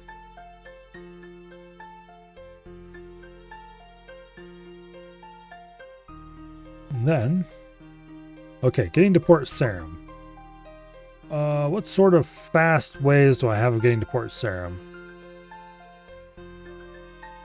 I don't know if there's a minigame teleport to Rat Pits that could do it, but we haven't done the quest anyway, so it's unlikely to work. You know what? Let's just see if there is one.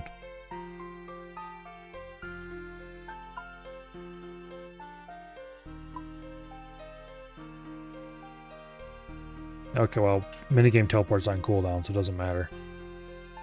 But we can run, so I guess we'll have to run. Port Sarim is due south of here anyway, so might as well. Some of the minigame teleports you can't use until you've completed whatever quest that gives you that minigame. Some you can't use until you've been to the place at least once. Some of them you can just use straight off the bat. I'm not sure what kind of rhyme or reason there is to it.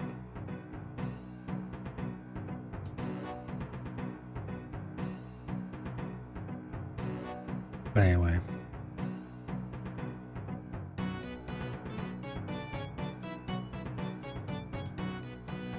Over there is the Varrock Agility, or not Varrock, Valador Agility course, which thankfully I am finished with and will never have to go to ever again.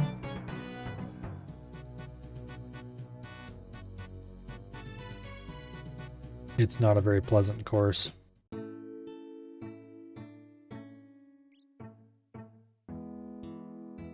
But I am free! Free! And I never have to return! Yay!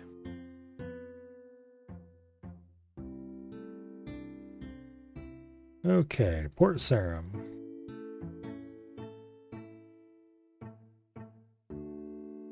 Well, we're almost to Port Sarim anyway. There's the Highwayman I got my first cape from for this account. We didn't keep that cape for very long, but it was prime fashion while we had it. Okay. My family and I are starving. Give me a simple loaf of bread. Sure, of course. And of course, the beggar turned out to be the Lady of the Lake and give us Excalibur. Yes. Poof. There you go. Okay, now check the altar in the Zamorak Temple in southeast Varrock. If you already learned the spell, just mark the step complete in the quest helper sidebar. I don't think I have already learned the spell. So let's just go double check. Oh, actually, we're right close to Draenor. Let's just run over there and get more Chronicle charges, because we are running low on them. And I have already confirmed that even if we get rid of the Chronicle, the charges remain, so we can just buy another Chronicle in the future if we get rid of it, instead of the charges.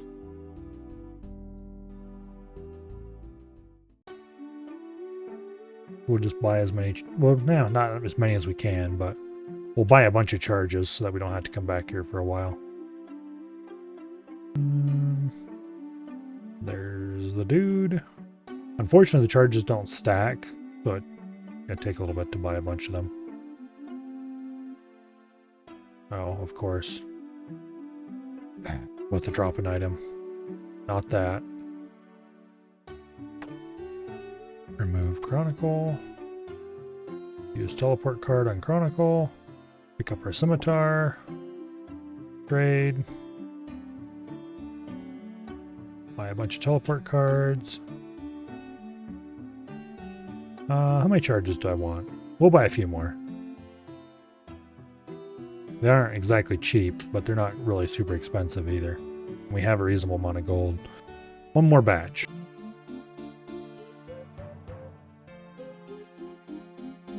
$33 charges, that's plenty, okay. Now we just teleport to Varrock.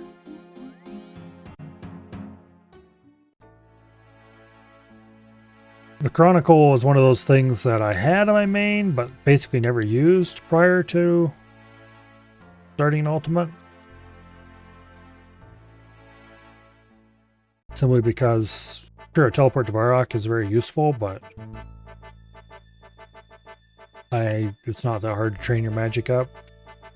And just get teleport to Varrock and then buy some law runes from the GE and boom, there you go. But when you can't buy law runes from the GE, well, that makes it a little harder.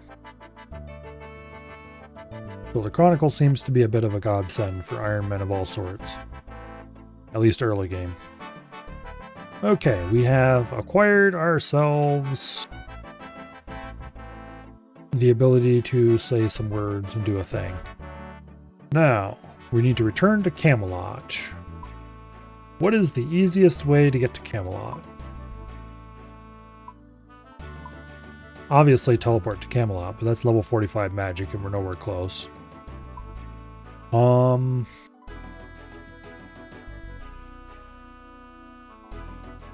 Teleport to Catherby is even worse. We could take a charter ship to Catherby. I don't know how much that costs. But for that, we'd have to go someplace that has charter ship available, and that's its own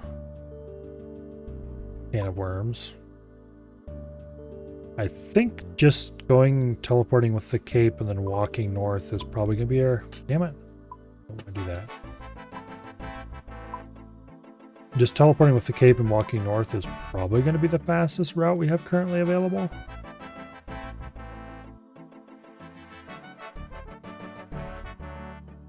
Fairy rings would be great if we had them.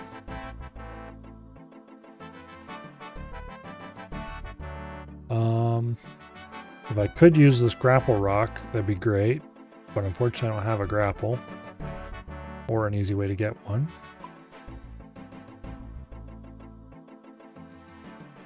Are there any other teleports around that I might have access to? The thing is, I don't really have many teleports available. They'd mostly be other methods of travel, like paying for ships that I'm looking for. I don't think there's anything that's reasonable. Alright, teleport to Artie it is. That's why I got this cape after all. We don't need the insect repellent anymore. I think we do need the tinderbox to light the candle. Yeah, I think we need to keep the rest of that. Okay. Off to the north we go. On a long, boring trip.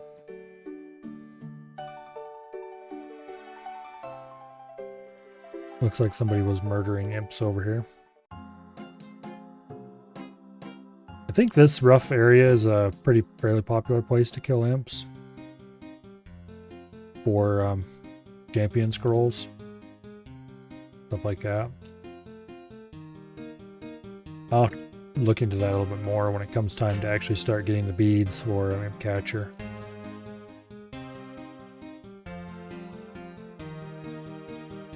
There's no real reason to do imp catcher yet, so I'm going to put it off for a while, but I should probably start it.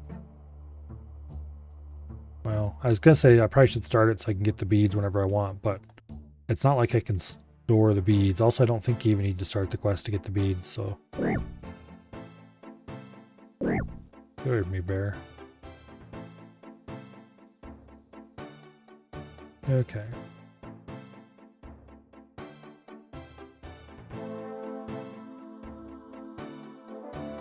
I know you can definitely get the beads before you even start the quest, but I think that's only if, or I'm not sure if that's only if you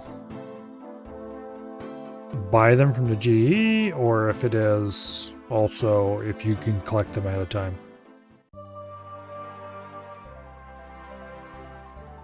I think you just collect them ahead of time. Because they're not special quest items or anything, they're just semi-rare drops from imps. Okay, we're going to Camelot, not Catherby, so we want to go north here.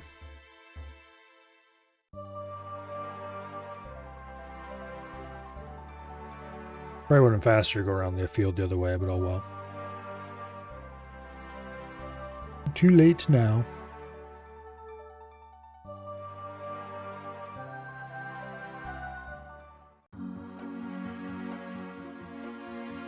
Alright.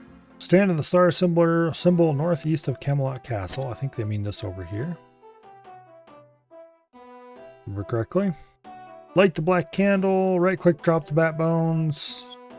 Save the spell. Careful not to click the wrong option or you have to get another black candle. Which, not that big of a deal. But it'd be nice if we didn't have to.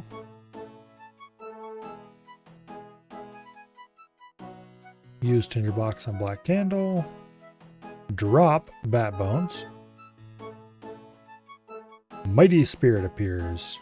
What were those magic words again? Thankfully, quest helper's on my side.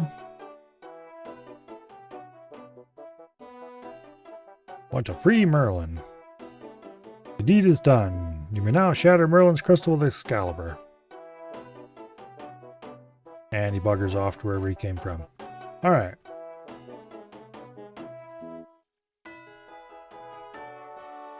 Let's go upstairs and smack Merlin around.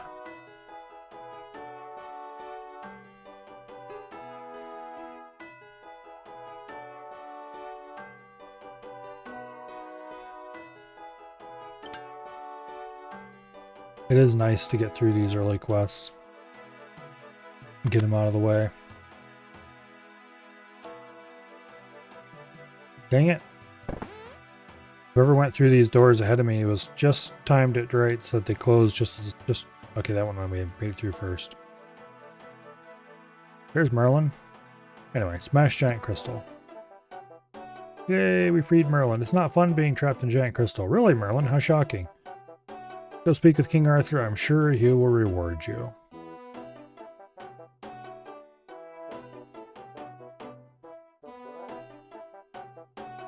Oh, there's some pretty useful quests associated with this area. Most of them are fairly early game, but then there's a relatively difficult activity you can do on the upper floor where you have to, or not really difficult, but anyway, you need to defeat all the knights in sequence to unlock, I think it's the Piety Prayer?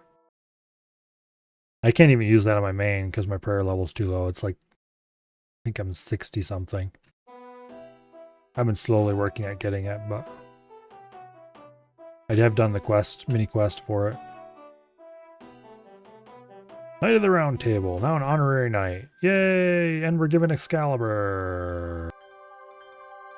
I really should look into this to see what happens if I drop it. Excalibur. I can get you back easily, can't I?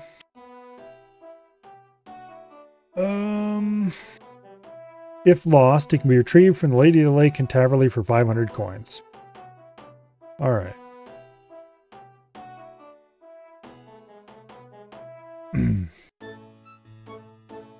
It's also used in the Holy Grail quest.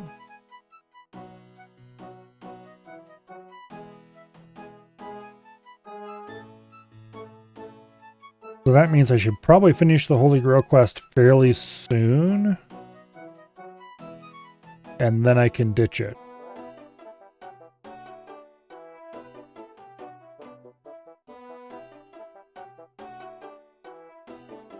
Alright. Well, conveniently, I believe we are right at where we need to start Holy Grail. So they want us to have a bunch of teleports, which we are not going to have, or have to make do instead. And some anti-poison, which, oh look, I've got super anti-poison on me right now. Food, weapon and armor. Well, we got weapon, we have prayer instead of armor, I don't have to do. Holy Grail quest, are there Knights of Knee? I don't think so. There's a Black Knight Titan to defeat, though. You need at least 20 attack to do this quest, and you need to have Excalibur, which conveniently we have on us. We do not need this tinderbox. Oops. And why do we still have the bat bones? I thought we used those up. Oh, let's bury them. And we don't need the black candle. That frees up a little bit of inventory. The strength potion will come in handy during this quest. We might as well use it when we're trying to kill the Black Knight Titan. Yeah, we've got everything we need. Okay, let's talk to Arthur. Knight of the Round Table, do you have any more quests for me? Take up this quest. Okay, what quest is it? We recently found out the Holy Grail has passed into Gaelenor. This is most fortuitous. None of my knights ever did return with it last time. Now we have the opportunity to give it another go. Maybe this time we'll have more luck. Before starting this quest, be aware that your combat is lower than the recommended level of 50. We're a little under 50, yeah. Okay, go speak to Merlin. He may be able to give you a better clue as to where it is now that you freed him from the crystal. He set up a workshop in the room next to the library. Alrighty. Let's go talk to Merlin.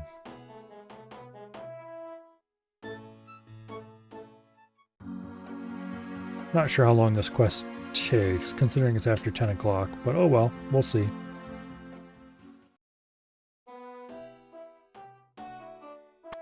Okay. Let's pick up those, let's not pick up those fire runes. We don't currently have any fire runes on us. King Arthur sent me on a quest for the Holy Grail. He thought you could offer some assistance. Powerful artifact indeed. Returning it here would help Camelot a lot. Due to its nature, the Holy Grail is likely to reside in a holy place. Really, how shocking. I believe there's a holy island somewhere not far away. I'm not entirely sure. Spent too long inside that crystal. Anyway, go and talk to someone over there. I suppose you could try speaking to Sir Galahad. He returned from a quest many years after everyone else. He seems to know something about it, but he can only speak about those experiences cryptically. Alright. Let's go speak to Mr. Cryptic. I believe he is downstairs. And also they tell us we don't actually have to speak. Oh, fun. We have to go to Intrana for this. Damn it.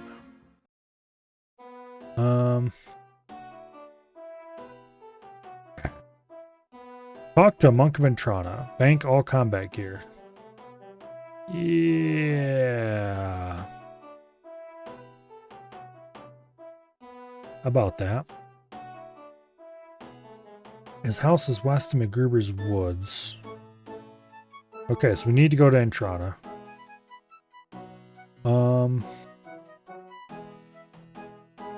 Well, I suppose this is as good of a way to show this off as any. Let's check the wiki here. Iron Man concerns. The player briefly visits Intrana. Okay, so why Intrana sucks? You cannot carry weapons or armor on Intrana.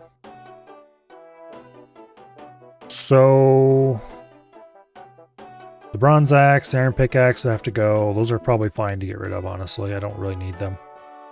Excalibur would have to go.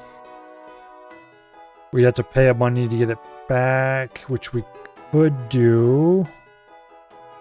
It'd be mildly annoying, but we could do. I don't think the runes are a problem. The Staff of Fire is probably a problem.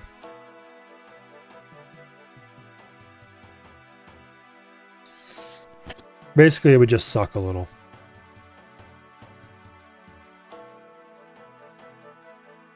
However, there is an easy way to do this anyway. So let's teleport to Ardoin. My prayer is full. Okay, good. There's another reason why the Ardoin is teleport's useful, because we're right here beside an altar. We can just recharge our prayer immediately after we teleport. Yeah. Someone's definitely murdering imps over here. They're probably doing imp catcher.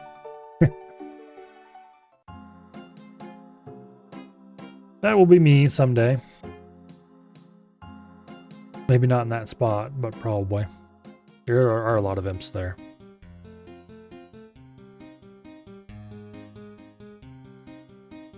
Okay, so let's go to Rimington. And then from Rimington, we'll run over to Port Sarim.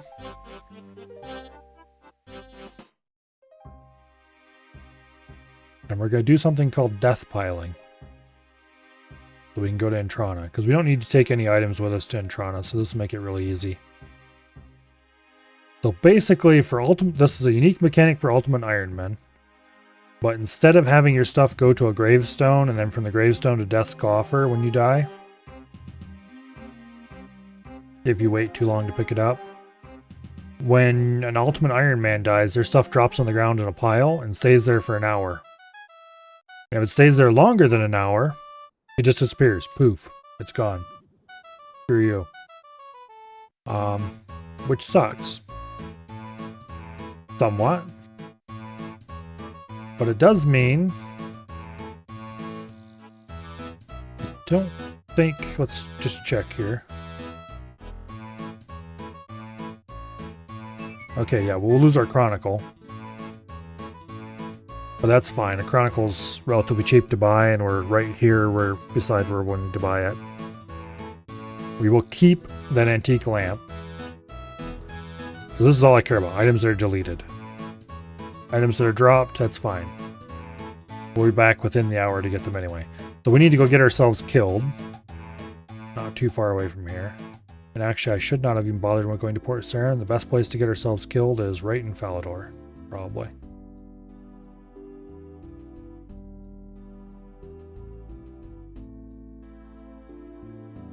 We'll just go to Falador. We'll punch a knight.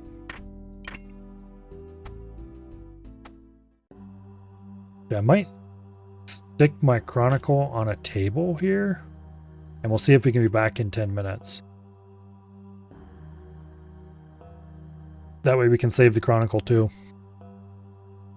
I think there's a table in the Falador Castle. Fairly conveniently located that we can use.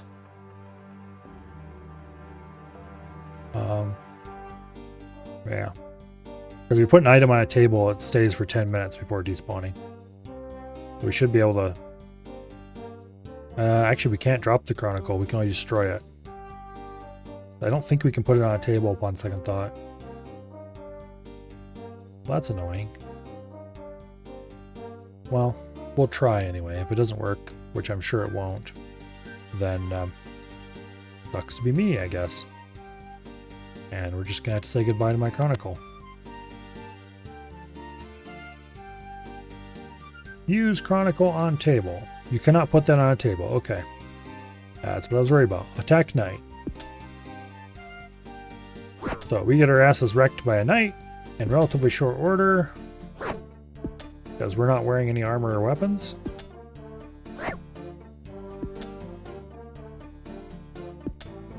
And in a second here, we're doing surprisingly well against the knight. This is actually a problem.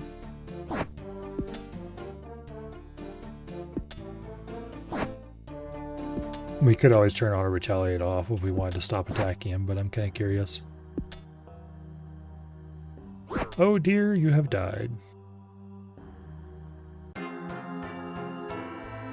And there's our big pile of stuff right over there. It will stay there for another, according to this, 54 minutes. That's a lie. It underestimates the time by 5 minutes on purpose. And conveniently, it gives that time up here. Apparently, our pile is worth 2.2 million GP. Mostly in that graceful and the marks of grace. They don't actually have value, they just have notional value. Or opportunity cost, I suppose I should say. What it would cost us to, or what we could have made if we had put it into amylase crystals instead. And if we sold them on the GE.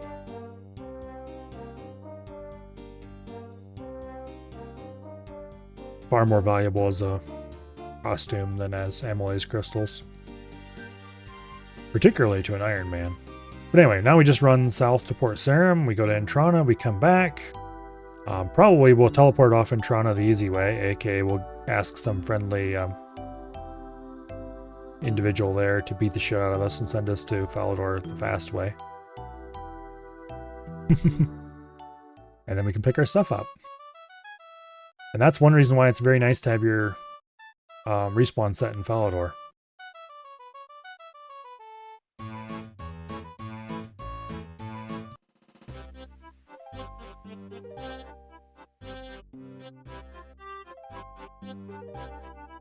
I really dislike Intrana. It's a really annoying place. You can't bring weapons here, and yet the game keeps trying to force you to come here in times when you really want to bring weapons.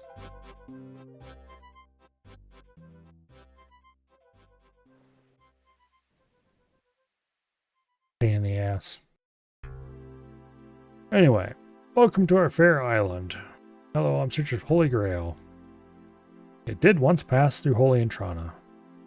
Don't know where it went.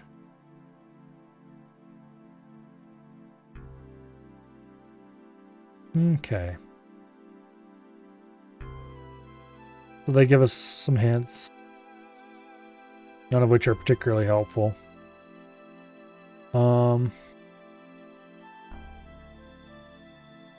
Let's attack a monk. Hopefully you do enough damage.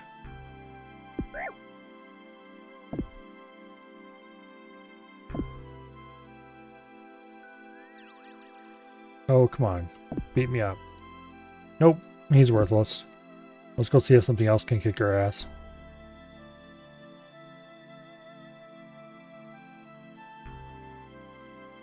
Unicorn, maybe. Hey, you. Beat me up.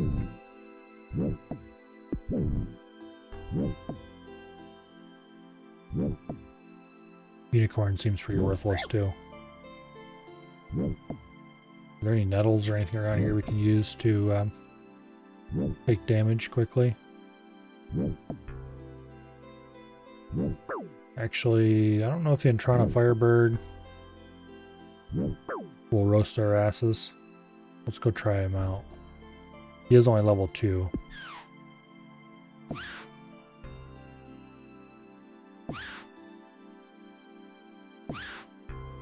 Wow, you are a total loser, Mr. Intrana Firebird.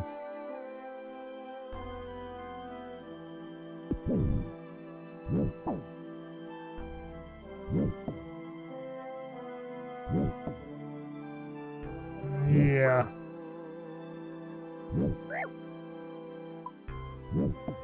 We could go down to the Intrana dungeon. That would get us off this place quickly.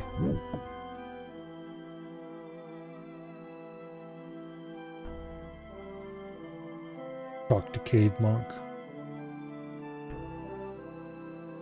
Be careful. It's very evil down there. Well, that's a risk I'll have to take.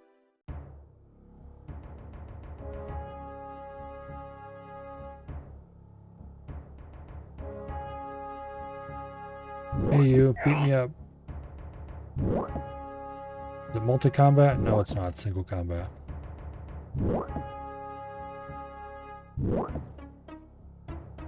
There's a lesser demon over there. He'll send us back to Falador quickly. Oh, a greater demon. Okay. Yeah, here we go. He's also draining our prayer of the jerk. Oh, we gained a little bit of variance even. Okay, now let's grab our stuff back. We have a death pile in Taverley Dungeon that has 0 GP in it.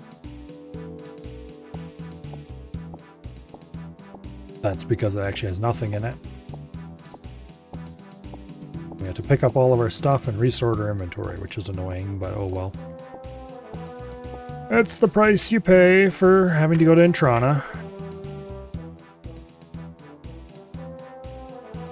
Okay.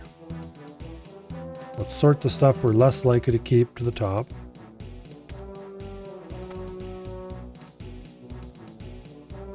I really should use up this fishing rod soon.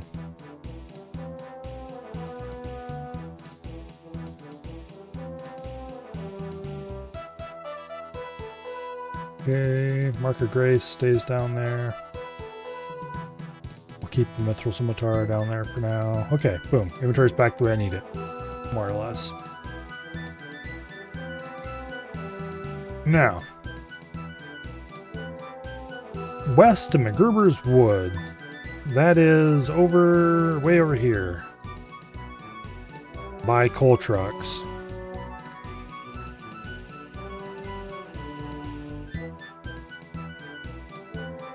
I can't cross the log balance. The minigame teleport to Barbarian Assault is probably the fastest way to get there.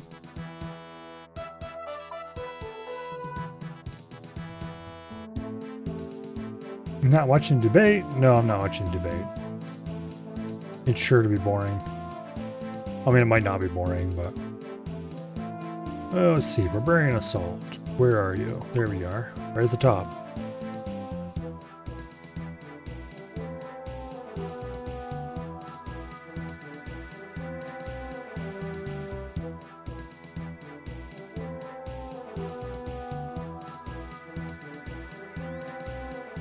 Okay, here we are in Barbarian Assault. Which reminds me I need to learn how to do Barbarian Assault one of these days. I need to do it for the Kandarian Medium Diary on my main. I've just never done it, so... Oh well. Okay, so we want to go up and over, down and around, through, and over to there. Closeted Democrat? I don't think so. I wouldn't exactly call myself a Republican either, but I definitely do not agree with the Democrats. Like Grandma. I'm pretty sure Grandma is not closeted. She's just a crazy old lady. Okay. Coal trucks. Dead content that pretty much nobody does. But you can mine coal here and put it into these mine carts, and then it will automatically be hauled over to the other end where you can get it out. So in theory, it's a great place to mine coal. In practice, yeah, no. Okay, hello Galahad.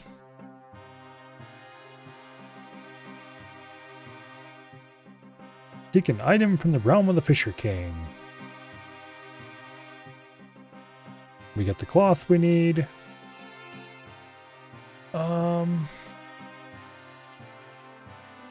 Travel to Draenor Manor. We need to get some magic whistles from Draenor Manor. You know, it might have been more convenient to get that earlier, not now. This is what I get for not reading ahead, I guess. Heard all about how great Biden is? Well, clearly you need to go back to see her again, so she can tell you all about how great Kamala is.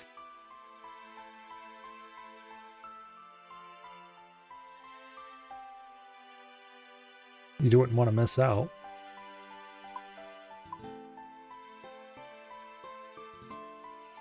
Let's see. Fastest way to get to Draenor.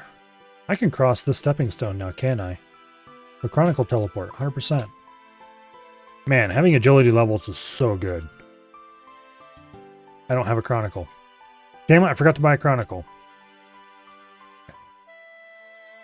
Okay, so let's go to Kandarian Monastery, then we'll run across, go to Remington, we'll go buy ourselves a Chronicle, and then we'll go to Draenor.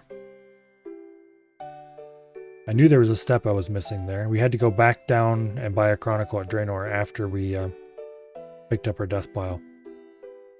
Oh well.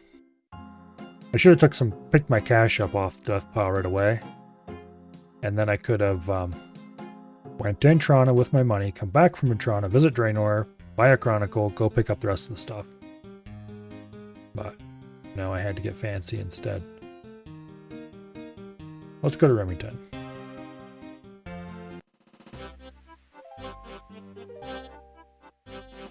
Some supplies have been dropped right. Yeah, I know. Okay, whatever. Board the ship, sail to Remington.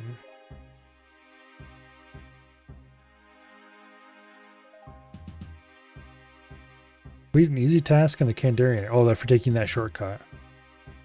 I should really be paying more attention to my achievement diaries.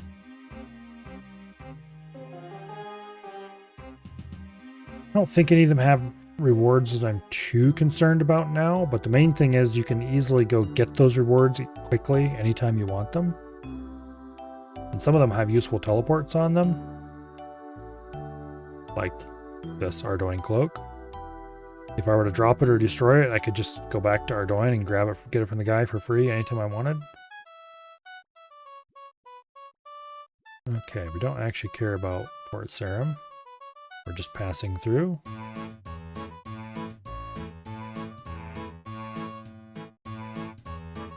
Over here to Draenor. I think we should actually be able to use this underwall tunnel. That'll save us a second or two. I need to remember.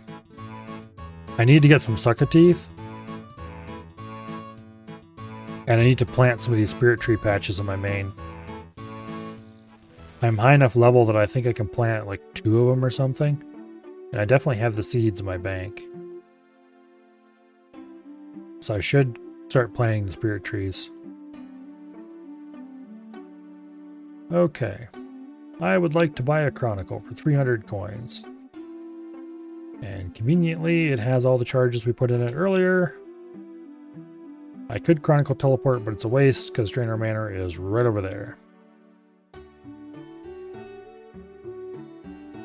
So we'll just walk over here.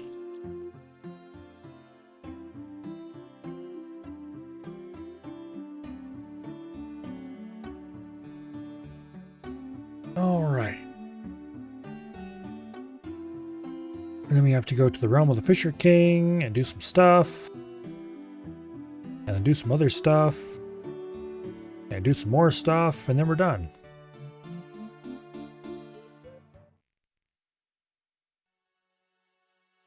Okay. Tower on Karjama near the gold mine west of Brimhaven. That's easy to get to. Kill Black Knight Titan. Kind of skimming ahead real quick to see if there's anything I should do to return to Camelot and talk to King Arthur. Okay. And then for the next segment. Sounds fairly easy, okay.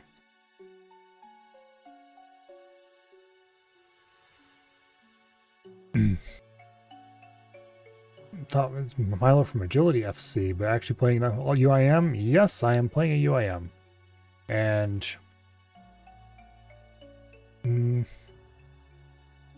no, I doubt I am that Milo.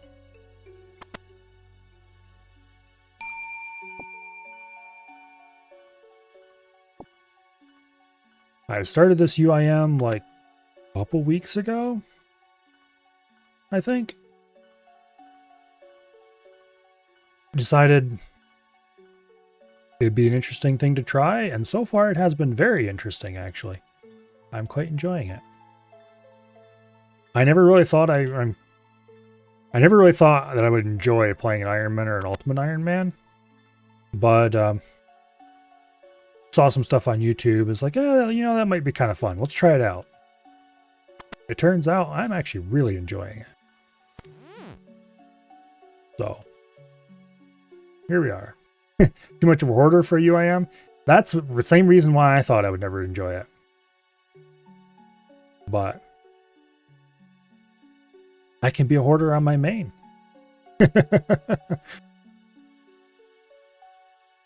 And unless it's untradeable, if I run into anything cool, I can always just drop it from my main and pick it up. So I don't have to lose valuable stuff most of the time. It's a completely different way of thinking about the game, and I kind of enjoy that. It's a nice change of pace. But anyway. Yeah, last night, just before the rollback, I was running laps to get myself marks of grace so I can finish buying graceful. And that is why Jagex stole agility XP from me.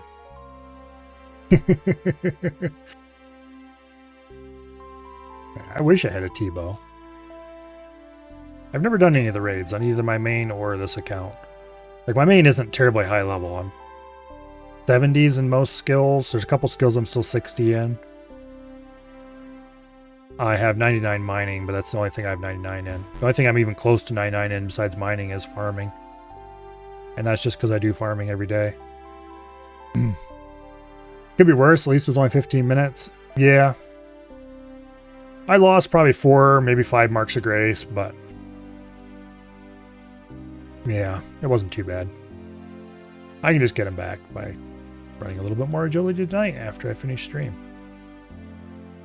Okay, so we need to go to Karjama, and the best way to do that... Let's just run over... We could teleport to Gandarian Monastery and then go that way, but... That's probably the fastest way. You know what? Screw it, let's do that. Teleports are free. I haven't done Varrock Museum quiz. Not on this character. My main I probably have. I finished most of the quests in my main. Not Desert Treasure 2. Not Song of the Elves. I just finished Sins of the Father a few days ago.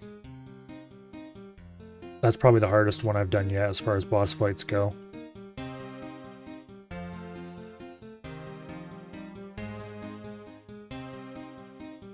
Grimhaven? I have done the new one. The one about the Eye of Jas and all that stuff. Whatever in the hell that one's called again. While Gothic Sleeps or whatever. That one was pretty good. Boss wasn't too hard. It was a little challenging, but...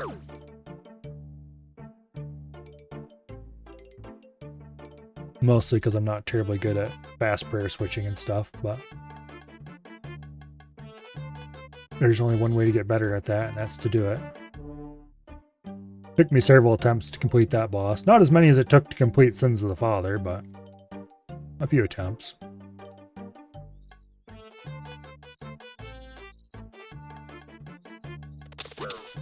And there we go.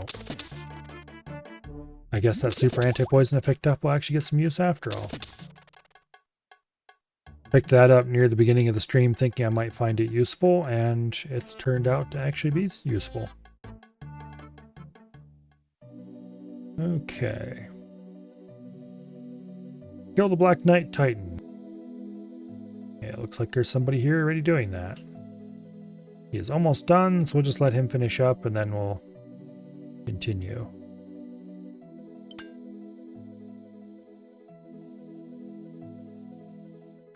That one took me a good chunk of time. Yeah, it did.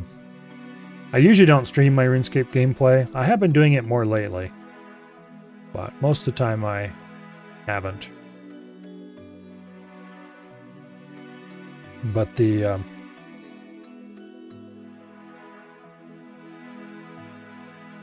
Have at you. Alright, let's kick this guy's ass.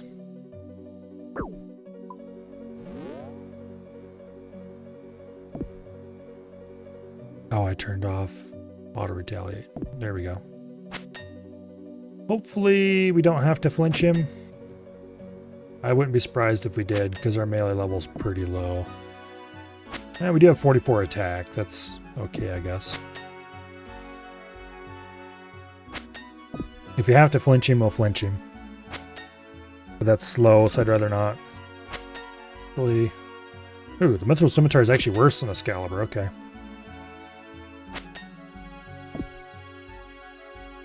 You can actually mage that thing. You just have to finish the sword.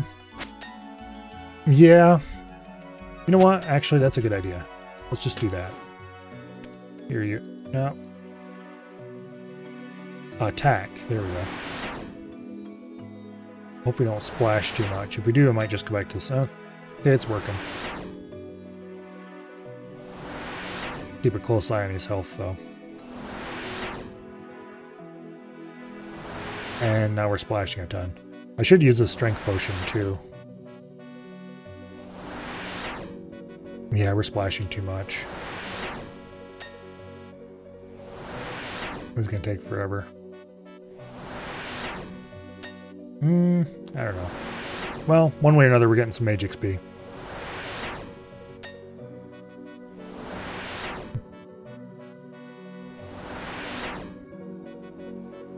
Oh. Strange plant.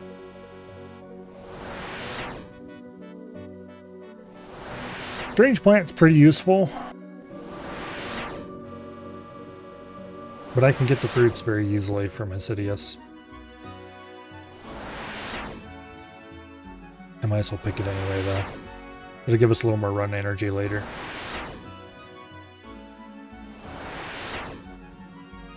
Yeah, this guy's taking too long.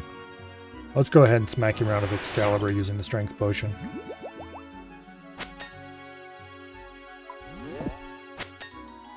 If I have to Prayer Flick, I'll Prayer Flick. Of course, it'd help if I didn't hit zeros. There we go. Max hit's only a 7, but...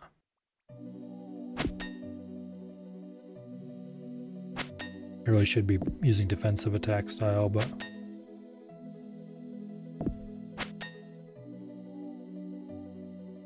yeah. I'll probably end up having to either flinch him or Prayer Flick if I do this.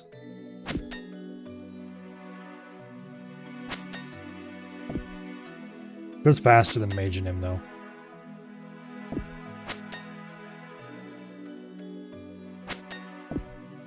Screw it. Damn it. Helps if I don't screw it up immediately.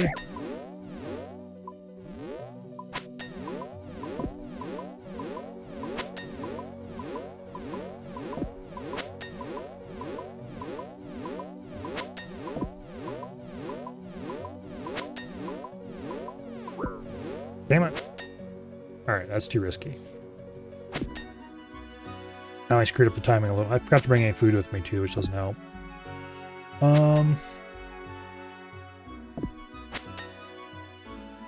Yeah. We're gonna have to mage him. Much as I don't want to, we're gonna have to mage him. I suck at prayer flicking so bad, but I need to practice. If I had food, I would continue doing it just to practice. But...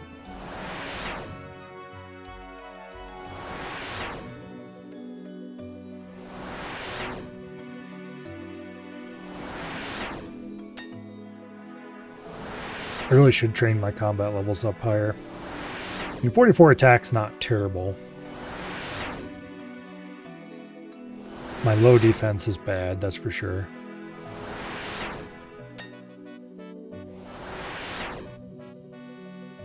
I need to pay attention, because if I don't stop him before we get the kill point, I'm going to have to start it all over again, and I really don't want to do that. Get a shit done through questing? Yeah, I've got most of what I got now, honestly, from probably Waterfall Quest.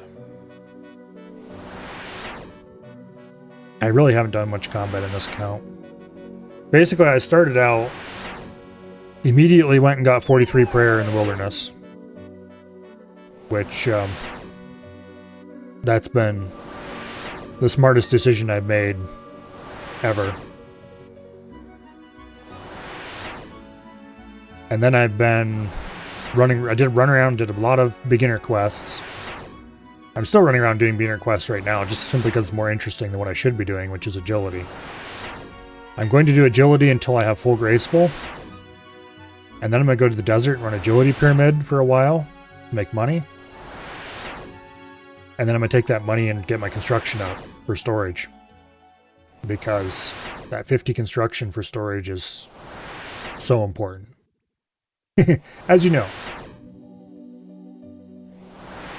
I want to be able to store this graceful set. I want to be able to store the thieving gear, the rogue equipment.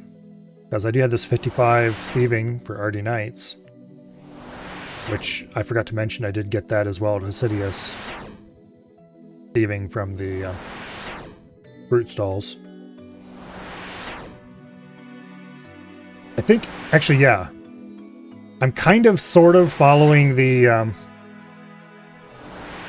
wiki's guide for UIM from start to Song of the Elves, but I'm just mixing and matching it as I feel like it. Like some parts I follow fairly exactly, and other parts I just go, I feel like doing this instead, so way off the rails, you know. But like the thieving, that was not something that guide tells you to do. I just decided that, oh yeah, I feel like getting thieving up, so I went and got thieving up. It was a reasonable thing to do, I thought, and I'll use it to get money later instead of some of the things they tell you to do to get money. Because I really don't want to go to the wilderness and pick up plate bodies. That just sucks. Thieving sucks too, but in a different way. I've never actually done... Did I run out of runes? I ran out of runes, damn it. Alright, I guess we're flinching. Okay, here. Swap left click. Okay. I guess you can't swap left click to attack.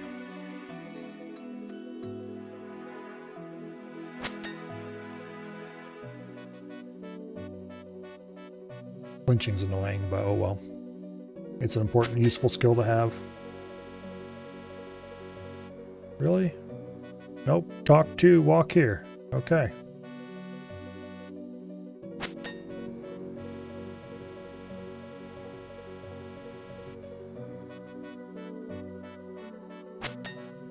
Oh, yeah. I have to go into combat options to set that, don't I? It's not because of... Okay. Left click where available. Okay, there we go. It was that, not that he was a quest monster. Okay, thank you for reminding me that that exists. Normally I want it to be the other way.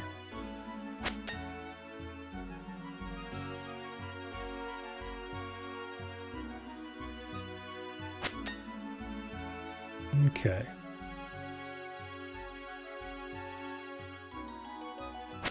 I should have figured that out for myself as soon as I realized that Menu Swapper wasn't seeing it as the non-default.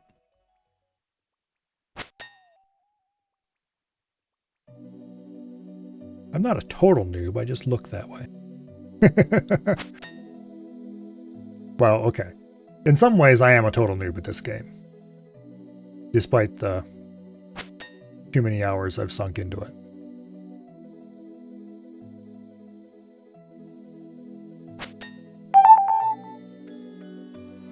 After all, like I said, my main is only mostly in the 70s and a few skills in the 80s. With the very rare one in the 90s.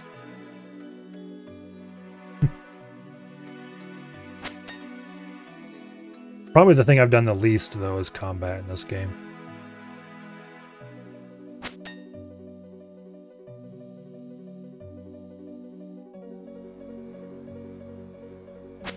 I used to play back when I was in middle school, basically.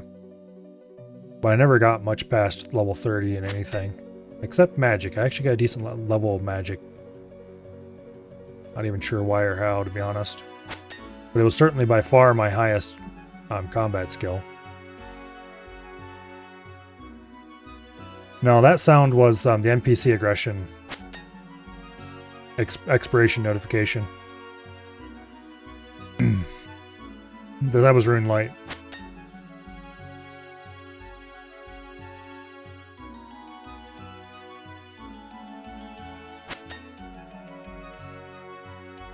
Why is that so loud? You know, honestly, I've never gone in to make it quieter. I probably should, because it is loud and annoying as hell.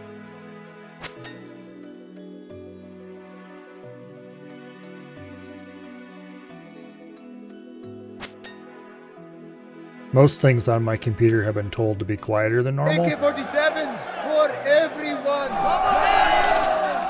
Or otherwise properly balanced, but I never got around to doing some of those things.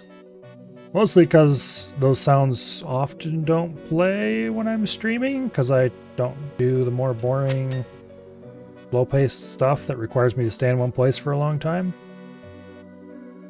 where you guys have to suffer through it with me. I prefer to suffer alone when it comes to things like that.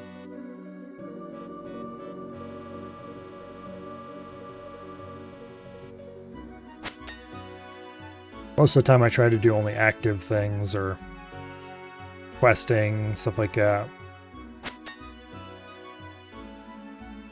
Getting past whatever hard combat bit I've decided that I need to attempt now. Slowly trying to get into bossing, things like that.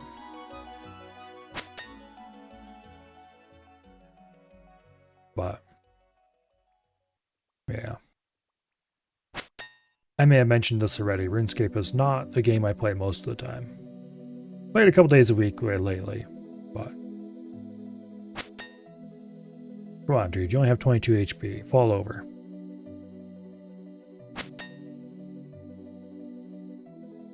You still have 22 HP. That's annoying. And I hit a 0. Yeah, sometimes I build guns on stream. 3D printed ones even. Ooh.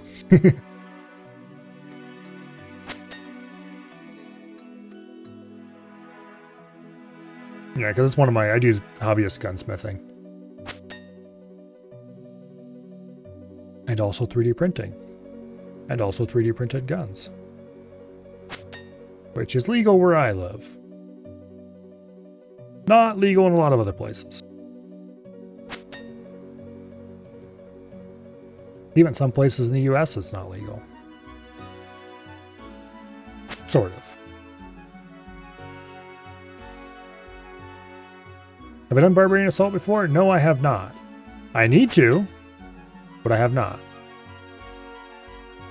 The Kandarian Medium Diary is one of the few medium diaries I have not completely finished because of the Barbarian Assault requirement. I was just like, oh, I'll do that later, and I just have never gotten around to it.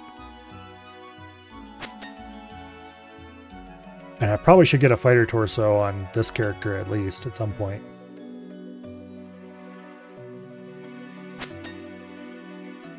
Now, the hitchhiker that I haven't finished building yet is still sitting on my desk in pieces. I need to print the last couple parts and start getting it together. The problem is the barrel liner. I don't know where it went. And I don't want to buy another barrel liner. Because damn it, I own one. I just put it somewhere and I can't remember where.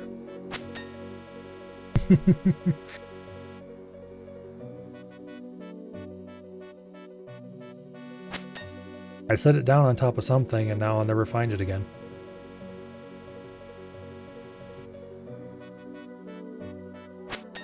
I should probably use the other bit of that strength potion. Not like it's going to do me any good anyway. And I picked it up again, oh well.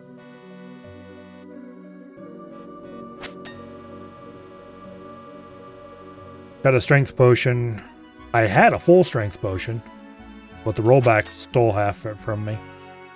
Got him from random events. Figured I'd keep it until I needed the inventory space. Which the day where I need that inventory space is fast approaching, so it's probably a good thing I use it up here. Get some use out of it before I have to drop it.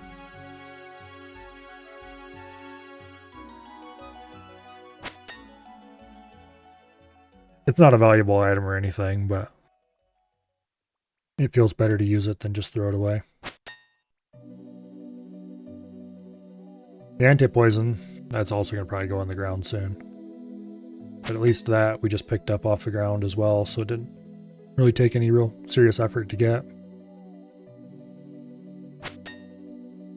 There's an anti-poison spawn over by, oh, where was it again? Not too far away from Castle Wars, where I got that.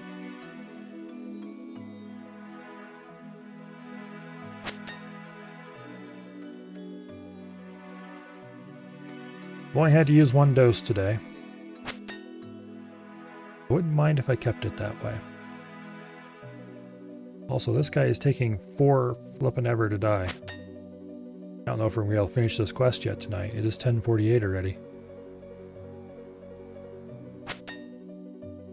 He's only got 12 HP left, so 3 more hits like that and he goes down. So of course we hit a 0 instead.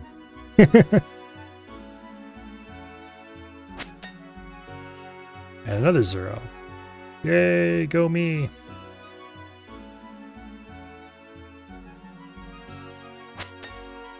I don't think we have to kill anything else in this quest.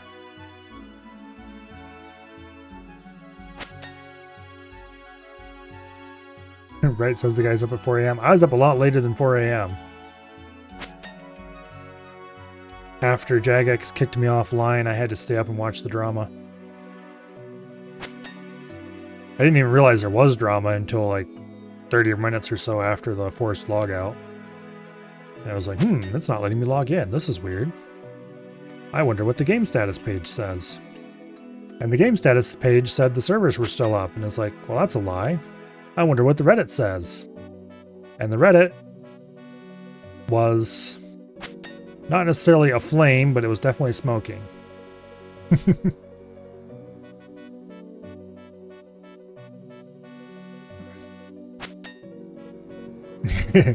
Wasn't the last update 7 AM? I don't think it was quite that late, but you might be right.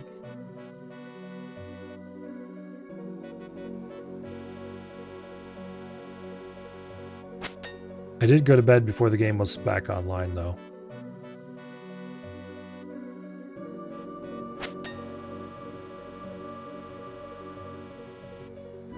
Anyway, he's down to 7 HP. Come on, dude, just die. Ooh, there's a nice hit. One more.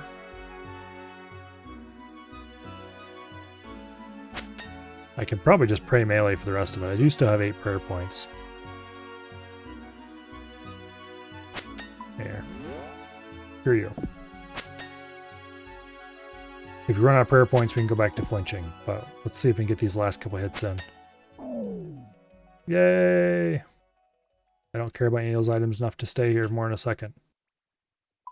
Alright. Now. Talk to the fisherman by the river. After talking to him, walk west to the castle. Okay, sure, whatever. 7 to 8 AM, timestamp in Discord. Well, I suppose Discord is a tattletale. Any idea how you get into the castle? Why, it's easy. Just ring one of the bells outside. Okay. Go up to the castle and see about ringing a bell. This is kind of an interesting little place. I don't think you ever come back here. There's a fairy ring right there and everything, but I don't believe it's possible to come back. Also, the castle looks a bit worse for wear. Alright, we got a bell. Ring the bell. You come inside. It's cold out there. Somehow you are now inside the castle.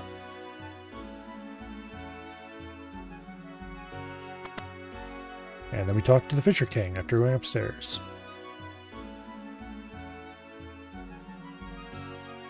Alright.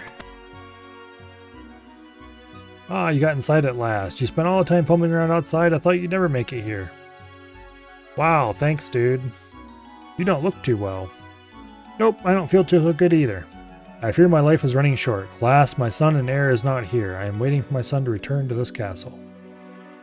If you could find my son, that would be a great weight off my shoulders. And we need to go find Percival. Okay, return to Camelot and talk to King Arthur. Conveniently, Barbarian Assault Teleport is off cooldown, so that's probably the best way to get over there. Yeah, we can run south, climb over the obstacle at full trucks. Our other option would be to run north from Ardoin, and that's way too long. I mean, this isn't exactly short either, but...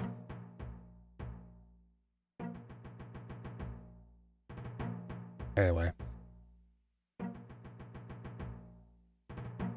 This mode is definitely teaching me a lot about ways to get around that don't involve law runes or magic levels.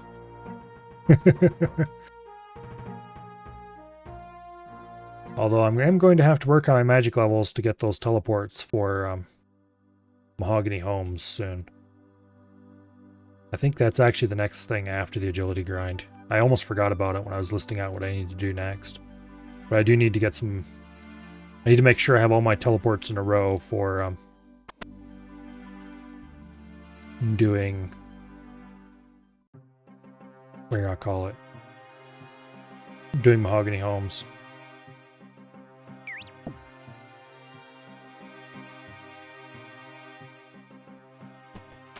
I should have teleported Ardoin first and prayed at the altar there. Oh well, we can grab one of those along the way, I'm sure. If nothing else, we can stop into the Sears Village Church.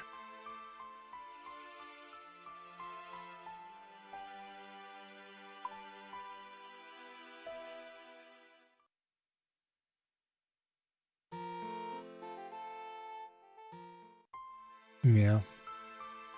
We'll go pray at the altar in the Sears Village Church.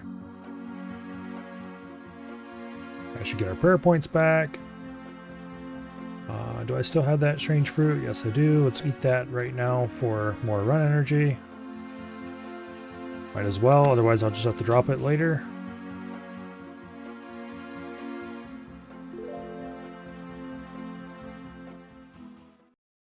Oh, that was achievement diary task. I didn't even realize.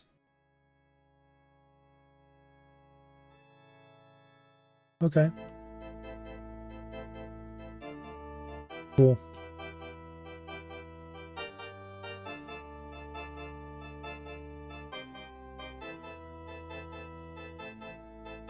Like I said earlier, I probably should pay a lot more attention to my easy achievement diaries at a minimum.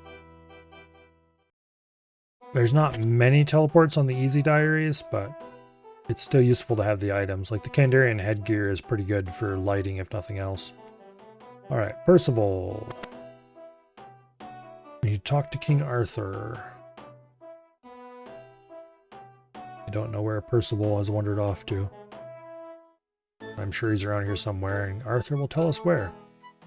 He rode off on a quest a couple months ago. We're getting a bit worried he's not back yet.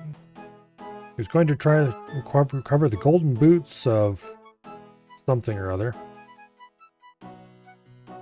Okay. Travel to the Goblin Village north of... That's going to be annoying to get to.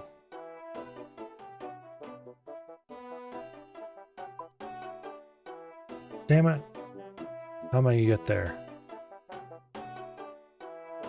Minigame teleport is on cooldown. Otherwise, Berthorpe Games Room and then run over would be the way.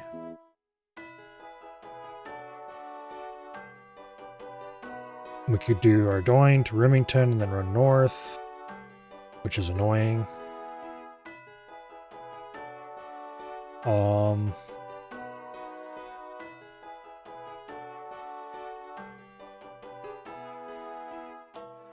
Chronicle teleport. Run over might be the easiest way.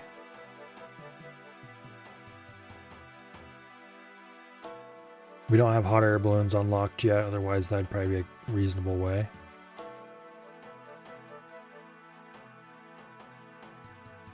We don't have the Falador teleport yet either, otherwise that would be a reasonable way.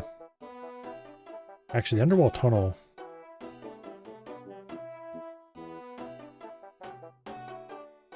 Our going to Remington might not be that bad.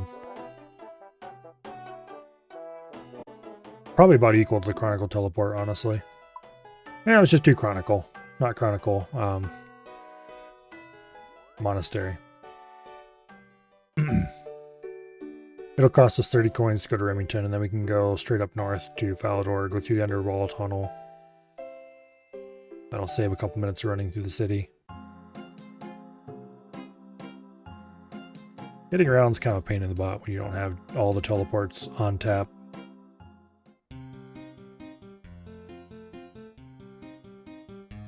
Although eventually getting our player-owned house up will help solve that a lot. Because then we can put portals to all the important places.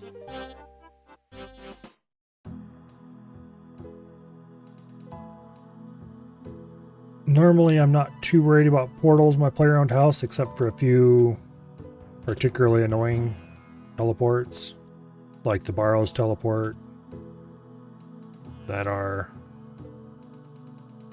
in inconveniently located spellbooks and things like that. Salve Graveyard is just a really good way to get to a fairy ring, a few things like that. But I have a feeling that for an Ultimate Iron Man, portals are going to matter a lot more.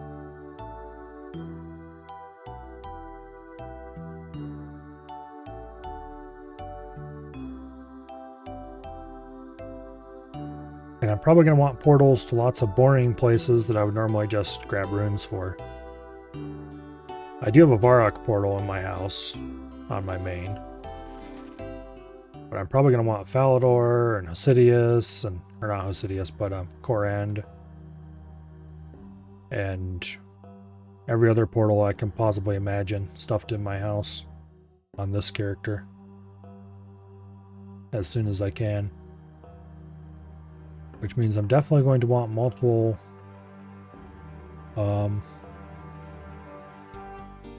multiple portal chambers quickly as well.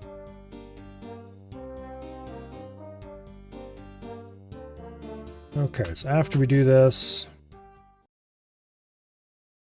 we just blow the magic whistle. Or no, we have to go back to the gold mine in Brimhaven and then blow the magic whistle. Alright, so that's going to be another teleport to the monastery.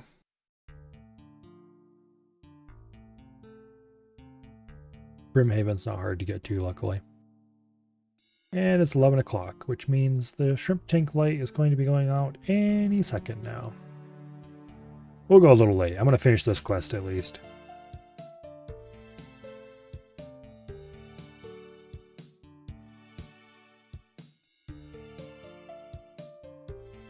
But anyway, let's go rescue What's-His-Face. Yep, there goes the light.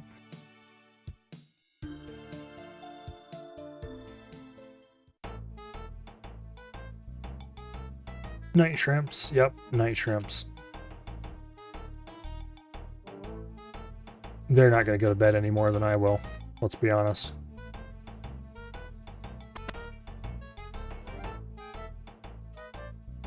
Their light going off has about as much meaning to them as me turning off that lamp.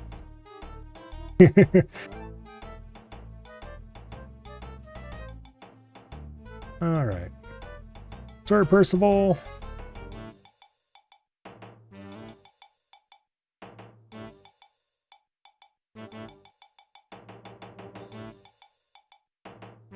Okay. So let's go back to Brimhaven.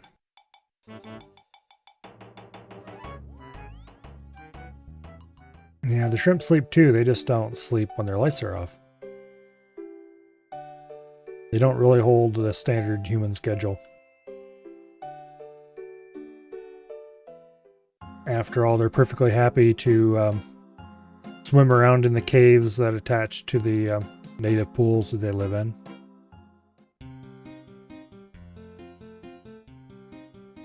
We're probably going to get a warning about the Taverley Dungeon death pile. but that's fine. It doesn't have anything in it. Okay, we need to go to Brimhaven, not Remington.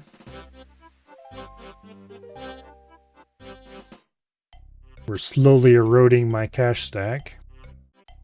So it's probably a good thing that the next major step into the not too distant future is to make a whole shit ton of money.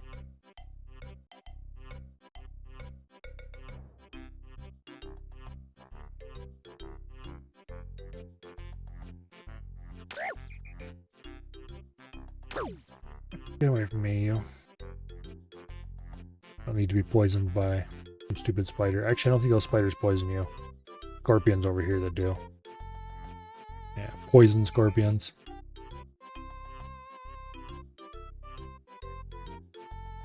But we still have anti-poison. You know what? I'm just going to preemptively drink a dose. And the poison scorpions can get wrecked. Speaking of which, I should drop that empty vial from the strength potion.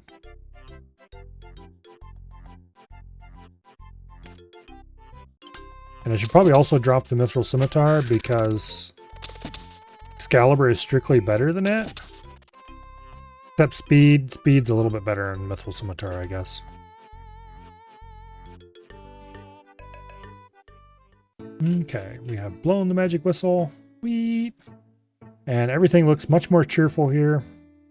Probably because the king's dead and been replaced by what's-his-face. I had to guess.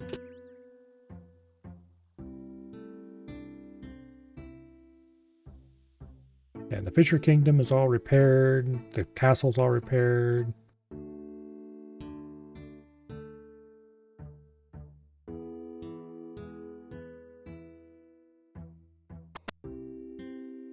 Okay. Now we have to go get the Grail.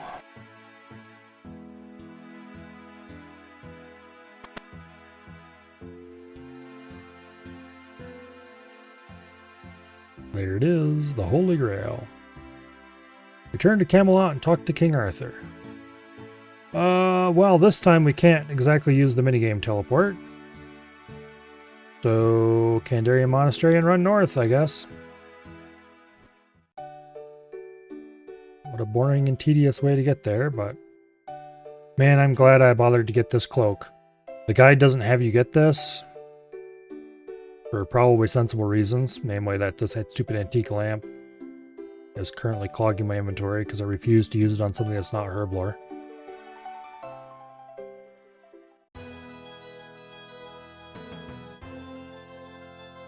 Run, Forest, run. Well, we're not running now, we're walking.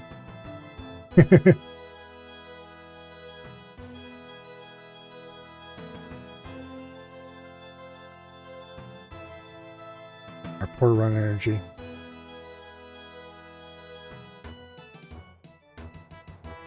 I can see why lots of people like to use stamina potions every time they have to run anywhere. I usually don't bother because stamina potions are really expensive and I save them for, well, really expensive. I generally try to save them for things where running is really valuable, like say Blast Furnace. But... oh well. This character, of course, getting stamina potions is going to be a problem.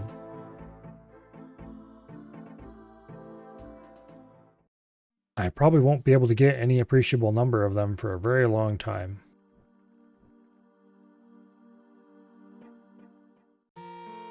I mean, I can just go buy them from the Grand Exchange. That's great. For this character, there are 2 ways I can get a stamina potion. I can either get the high enough level and get the materials together and make my own, which stamina potions are pretty high herblore level, and it's hard to level herblore on an Iron Man, I've heard. Let's see. Shut up, Windows. Nobody cares about you. Stamina potions. Where are you at?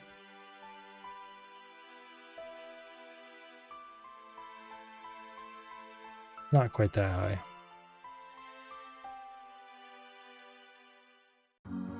Stamina potion, level 77. Amylase and super energy potion. And the super energy potion requires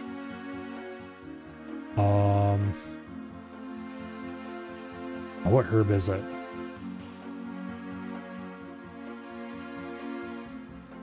Super energy potions are also useful for restoring run energy, but they're not as good as the stamina, that's for sure.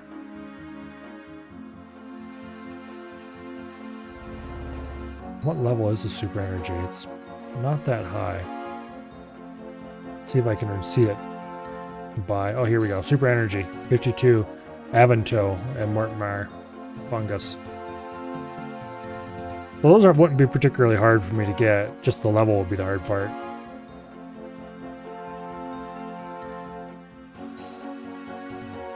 Obviously, we're nowhere close to 52.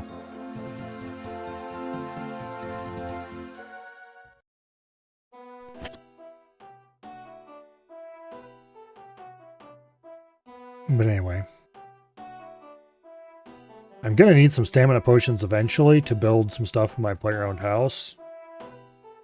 So either I'm gonna have to get the levels, or the other way to get them is by having a Torstal on you when a certain random event happens. So eventually I'm probably just gonna have to go everywhere carrying a clean Torstal. But the problem with that is I'm an Ultimate Iron Man, and you need 10 of them. That's not really a reasonable solution either. I'm probably just gonna have to get the level if I ever want to build a pool in my house. I've retrieved the Grail. And that gives us a bunch of prayer XP, which I'm certainly not going to complain about. And a bunch of defense XP, which is very good because defense is my lowest combat right now. Prayer is now 45. Nice. Now I use Mystic Might. And we have 32 defense, which brings it in line with the rest of my combats by a lot. And that takes us to 6 whole combat levels. Which, okay, cool. We're now 44. Yeah. Our defense is finally more or less in line with the rest of our stuff. We should probably train strength next.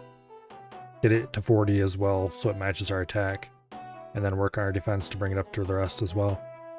Ranged would also not hurt to work on, but I don't really care about combats at the moment. 45 prayer is nice, though.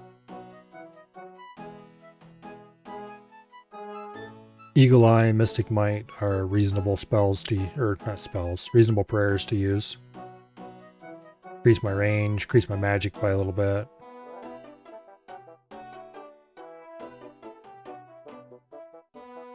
$60 for chivalry is a big one. And 70 for piety is an even bigger one. We need to do King's Ransom, of course, first, but... And then Rigor and Augury both come from Chambers of Xeric, in other words. Ha ha ha, fat chance. So really level 70 is all the higher I ever need to go with prayer. Unless I actually start doing raids on this account. But anyway, it is 11:10. It is a solid 40 minutes after I would normally end. So I think we're going to call it here. Okay, the Grail Bell we don't need. That's a quest item. Magic Feather we don't need. Holy Table Napkin we don't need. Staff of Fire I want to keep. Excalibur we don't need. Magic Whistle we don't need. We can get Excalibur back if we want it later. Anti-Poison.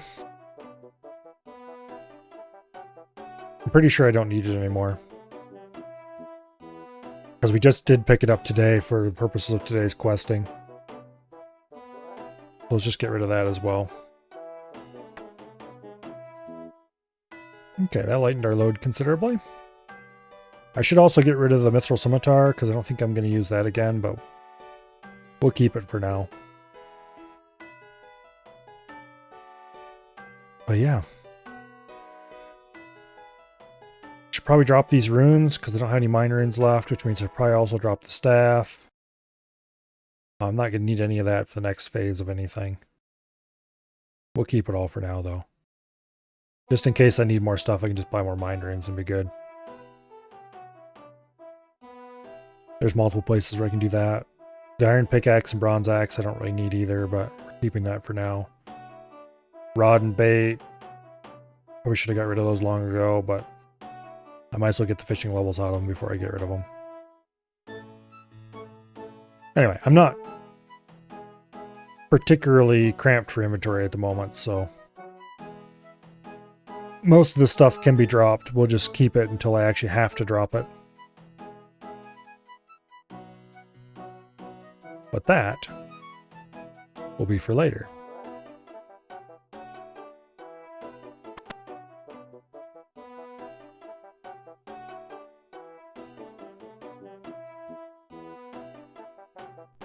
Next thing I need to do is continue running the agility course right here in Taverley. So this ended up perfectly, actually. We stopped right where I need to start. Although, I will take a break and not do that immediately because I do need to do a farm run on my main. Later. Tomorrow...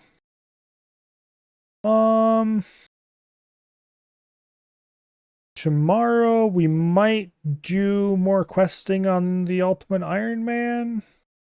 Or we might try to do some stuff on my main. I'm not sure. And failing either of those, there's a chance of door kickers as well. So it's going to be one of those three. Well, one of those two. Either more RuneScape or some door kickers. Thursday...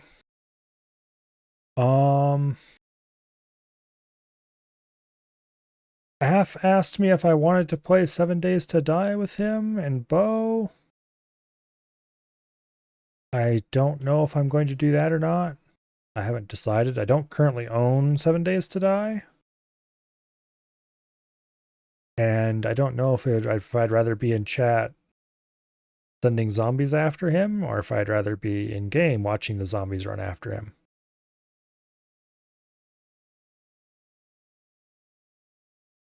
I'll have to think about it. If that doesn't happen, then I'll have to come up with something else to do Thursday as well, but we'll see. Friday, of course, we'll have some good old Crab Champions. Saturday, some EDF. And then Sunday we'll have some X4, and Monday we'll be right back to the good old schedule again. With more assorted games, including hopefully some more RuneScape. Hopefully I'll be done with my agility grind by then, but we'll see. Probably not. It's a very long one. In the meantime, who is doing what today?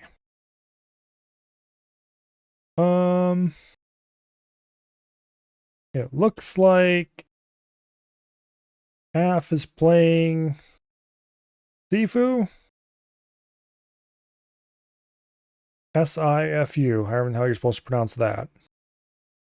Oh, is that game I think that's that game where we were picking on him for the longest time about Af beating up women. Yeah, let's raid Af. This is going to be fun.